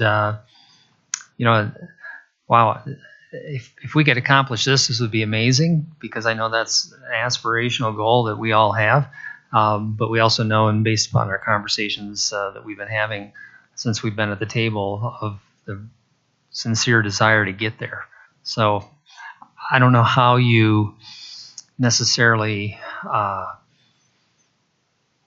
create an action plan around that, other than there's a lot of work that has to be done in a lot of different places across this 770 square mile district. So I think there's a lot that can be done in this area, and I think it does go back to our strategic plan and Jeffco Thrives. I mean, I think the exciting thing for me has been in watching the creation of our strategic plan. And having worked in, I think I've shared with you, I've worked in 8 other school districts or 7 other school districts in 3 other states. And this strategic plan, to me, is very meaningful. And a lot of times what happens with strategic plans, I've seen it over and over and over for years. Every time you have a new superintendent come into a school district, you get a new strategic plan, and the thing sits on the shelf and collects dust. I don't believe that our strategic plan is going to collect dust. I think we have a cabinet that is committed to this. I think we have a leadership in the district that's committed to this. I think this has been well communicated throughout the district with regards to the intent in changing the culture of this district. And I've never seen a strategic plan in my 36 years in public education that really appears to be happening. So to me, it's really exciting to see as I'm in the twilight of my career. And I know Matt is very directly involved in the work from the cabinet level. Yeah, and I just want to comment on that. So major initiative 3 is creating, a positive and inclusive culture in Jeffco, and what that looks like in action is something we're working on right now, which is values-based leadership development. So we're starting to define what behaviors would you see and what would that feel like as it relates to this district value. And we're working with our employees to develop those definitions, and we're going to be putting together kind of a culture playbook. So everyone's reading from the same playbook, not different playbooks, so that we start to build that consistency and continuity throughout the system that maybe lacks at this current moment in time. And we hope that over time you will start to feel that strong sense of belonging, that inclusion that we all desire. That's what I believe that looks like as it relates to the interests that you have. We share that one, and we're working on that currently. One of the pieces that I'll just add to that we should be seeing throughout the district, and maybe Matt, you want to add a little more to this, but it's not a top-down effort. It's not a purely cabinet and superintendent and school board driven initiative. It's something that was created through a great deal of conversation from probably day one that Tracy Dorland arrived here in Jeffco. But one of the things I think is neat to see happening and the deeper dive that is taking place, and I'll just use our own department, is we have 6 people within the HR department who've been designated as culture champions. And the whole idea is that you share the strategic plan, the intent, the goals, the value system, and it permeates throughout the organization. And I'm not sure whether other departments have designated people as such, but if they haven't, I believe you're going to hear about it. Yeah, Jeff actually was leaning over saying, talk about culture champions. That's what you're talking about right now. Yes, every department has put together a list of their culture champions, which reflects all layers of the organization doing exactly what Phil said, coming together first within their own departments and maybe even with 2 departments. So, for example, student success paired up with IT.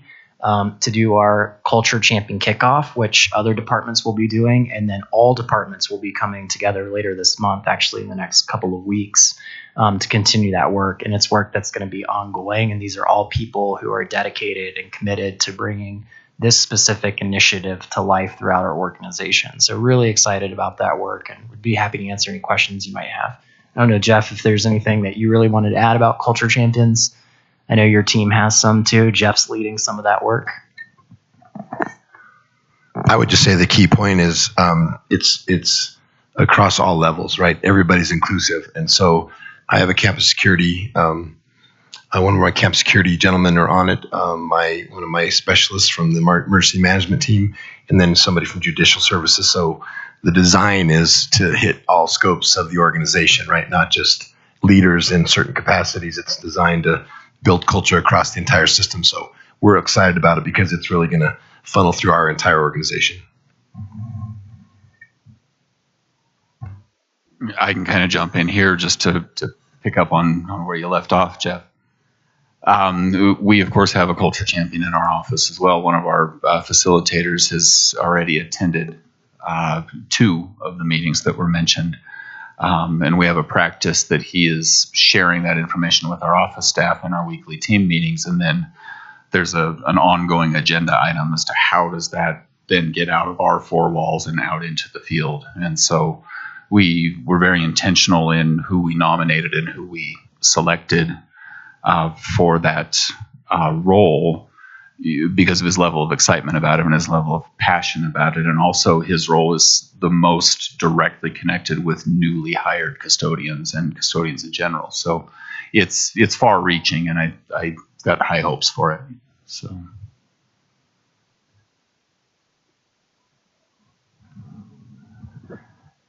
So I want to speak from a food service perspective very briefly, I think. That might not be brief, but so I was a kitchen manager for 6 years. Over those years, I remember multiple times asking for more support to be a better, to serve my kids better in my community at my school. This ranged from learning management techniques to giving them healthier food. It's a big spectrum because we're dealing with kids every day. We're dealing with behavior issues. We're dealing with basic needs for kids. We have to interact with them, right? And I think this bullet point that we came up with, that we added, speaks to the, intentional or not, the division that we feel in our buildings with certain departments, right? Custodial, food service are the 2 big examples I can think of right now. Now, I loved my school community. I loved working there. I mean, I absolutely loved it. I loved the kids. But my department was actually a barrier to that. They were an obstacle for me to do that the best I could. And I would love to know who the culture champions for food service are, but no one here is representing food service from the district today. In fact, our leaders in food service are, if not at this moment, in the very near future, going to be in Washington, D.C. to lobby against nutrition regulations. They promoted that to us. This was in their newsletter last week to our food service people. This is just directly opposed to building community for us. And we feel like there are these barriers that we have to face daily to affect our people and to have our students succeed. And so when we talk about being part of our community, talking about the shared leadership, we want to be heard. When we have this passion for our kids, wanting to feed them healthy food, we want to be heard, and we aren't. And that's a huge part of this bullet point, because it's what our kids need at our schools. It's what our communities need from us. And we are actively trying to engage our communities to do this, but are coming up against very, very hard walls that we can't break down. And so we want to be, it kind of comes back to, we want to be heard. We want to be seen as a professional. And when we see things in the trenches of our buildings and say, hey, we need your help, come help us, we want to trust that we will be heard and helped. And I think this really boils down to that. We want to be able to represent our communities in our schools and be seen as people who know what that means. And that's what this point was really, really talking about. And we want to be engaged with our people in our communities. We don't want to be pulled and just say, hey, you're just a custodian. You can go work at this other school just because we need you there. But hey, no, I actually want to be with my kids in this school. I talked to I talked to a custodian the other day. I don't remember who or where it was, but they had their worker pulled, and he had health needs. He couldn't do the work on his own at his building either. And so it's this, we're breaking apart our communities. And that's the intent behind that.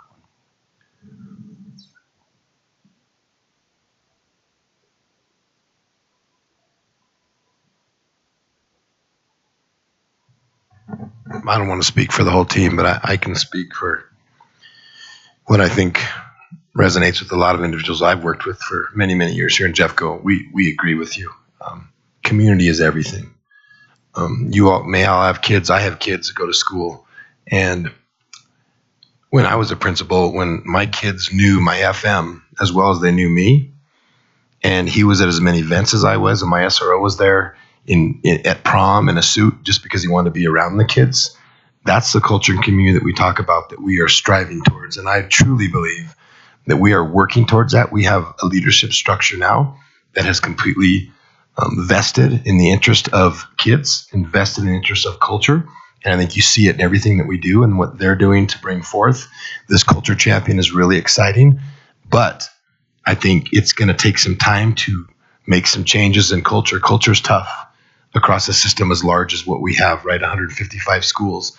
That's a big shift. And to get to every nook and cranny and help better understand, it's going to take a big effort. And I think it's important that we talk about these things, that these things come to the forefront, because it's important that we know that there are still some issues out there.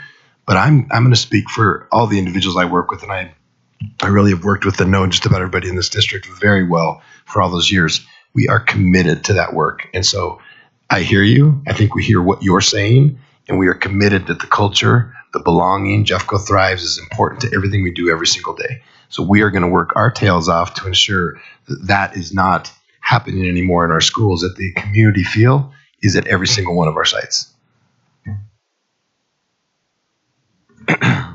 I just wanted to say that I absolutely 100% believe in the Jeffco Thrives. First time I read it, I was so thoroughly impressed with it. So excellent job, whoever was involved in writing that. I know, Matt, you were, so really very good. With that being said, we have the opportunity to start the culture change by mending these bridges that have been broken so long between administration and Jespa and the employees. So, I mean, that's a chance to start a culture change too. We have that opportunity as we all sit here. And lastly, with the budget being set and all the money, this is a multi-million-dollar company, if you want to call it that, okay? And our product is our students. It's our future. And we have a lot of money that sits around unused every year. To make money or to make our product, our students, and our future, we have to spend money. So I want you guys to keep that in mind this year when we keep getting the answers of no, we can't do that because of the gloom and doom. It's time to start utilizing that money to where it needs to be spent, which is on your employees and on your students, to us have a thriving wage so we can take care of the students that are going to be our future and bring back that culture. Because like we said, we want those kids to grow up and work for Jeffco. Like, I'm a Jeffco kid. My wife is a Jeffco kid. My mother-in-law was a Jeffco teacher. Like, we want that to come back. We want that culture that it was back in the 90s, back in the 80s to come back. So I just wanted to put that out here, and we're willing to, work with you guys too on this Thrive. And I'm very excited about that. I just wanted to put that out there as well. Thank you.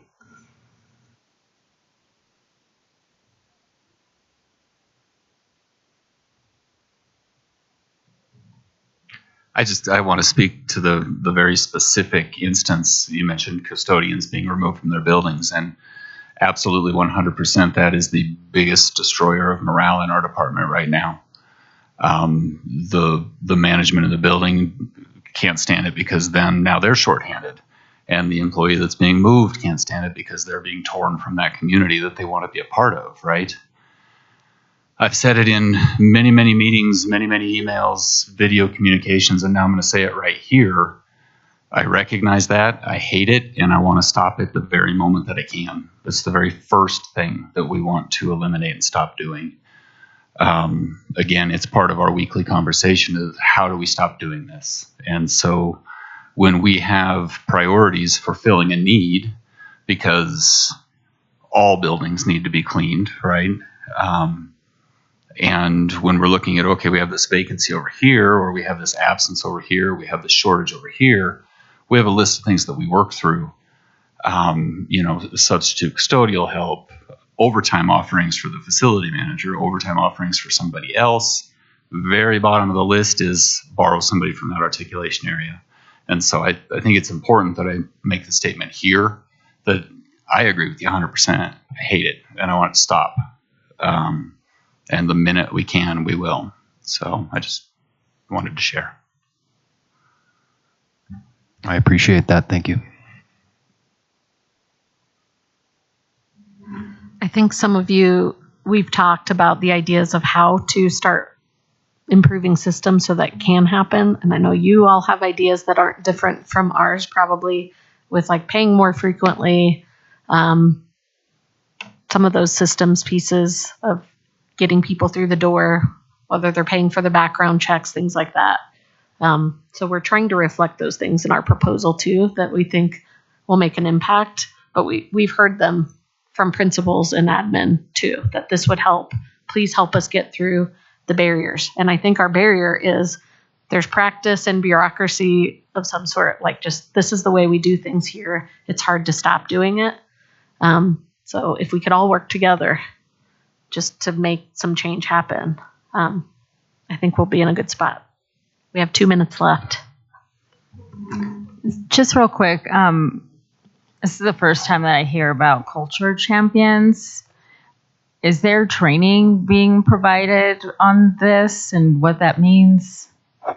Yeah, so like I mentioned, over the last couple of weeks, probably maybe 3 weeks, through this month, department leaders, cabinet leaders are bringing their culture champions together to really start diving into the values that were recently adopted by the board, to talk through what does that look like? How does that play out in our organization? And what are even some of the behaviors that aren't in alignment with these values?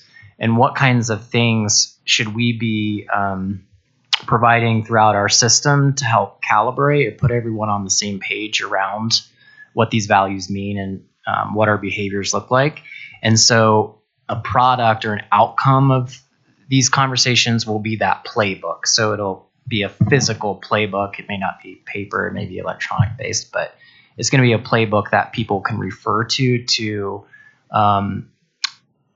talk through, like, what do we mean when we say we make a decision that focuses on students, or what does sense of belonging really look like? And for leaders, there might even be a section that's, how do I have a conversation with someone when I see a particular behavior that I think goes against that value? So yes, there will be training, there will be resources available for all employees to refer to, so that we can all get on the same page around the culture that we're trying to really create, and ultimately the climate or how things feel. And we want people to feel at home, we want them to feel like they belong, so on and so forth. Does that answer your question? Yeah. And also, just wondering if the playbook, I think that's what you called it, if we could get a, I don't know, like a copy of it or see what that looks like too. I would just be curious. I think a culture encompasses a lot of things. And I'll just share real quick because I know we're at time.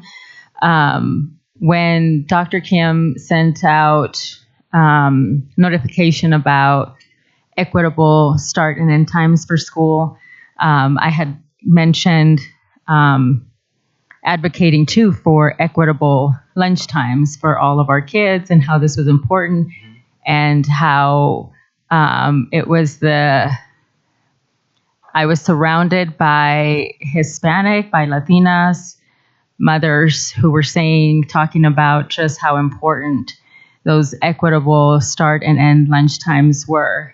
And I said, yes, started sharing stories about growing up and how important it was to sit around the table. And an administrator that was at that table told me, absolutely, go talk to Dr. Kim and use your culture thing. So I hope that things like that, comments like that, are also being addressed in these, because myself and everyone at that table was very highly offended by that. So thank you so much for providing those trainings. I really appreciate it. Yeah, I appreciate that story. And just so everyone's clear, the playbook is not developed yet. That is just kind of the intention of some of the training that we're providing. We want to get to a place where that's co-created, so that everyone, feels that plan belongs to us, not to one particular group within the organization, because that's not the intention of the playbook. And that's also why the people who are selected as culture champions don't just reflect managers and senior level leadership and administrators and supervisors. These, again, are people all throughout all layers of the organization coming together to create this. So that's very important for you to know. And when that culture playbook is available, I'm sure it will be launched very widely throughout the organization. Yeah. And, maybe we can share some stories with you guys on why you shouldn't say culture card and why not. Thank you. If I might, real quick, just because I think it relates to that. The first product, or the first, example I would give in that first setting was everybody was divided in groups of 6, and they were asked to take a sticky note, and everybody got one sticky note, and you were supposed to put a picture collage together on how to toast bread, right, without saying a single word. And so the project was amazing because you went to each group, and all different backgrounds, right? People come from different varieties. How you got from point A to all the way to point, D, E, and F varied throughout. How people make toast is different. Life is different. Everybody's culture is different. And you didn't get to say a word, but you got to better understand what it's like to watch somebody say, here's how I start, then what would your next step be all the way through? Then they got to talk about it, the reasoning for. And I think that's a great example of, there's perceptions out there of culture, of background, of where we come from, jobs that we're in. That goes away when you can't speak. It goes away, the perceptions are gone. So this first example alone was amazing for me to go, wow, we're breaking down those barriers that we used to develop and learn under, and we're really starting to divide and conquer what used to be silos and bringing us together. So I just wanted to share that because I think it was completely relevant to what you talked about.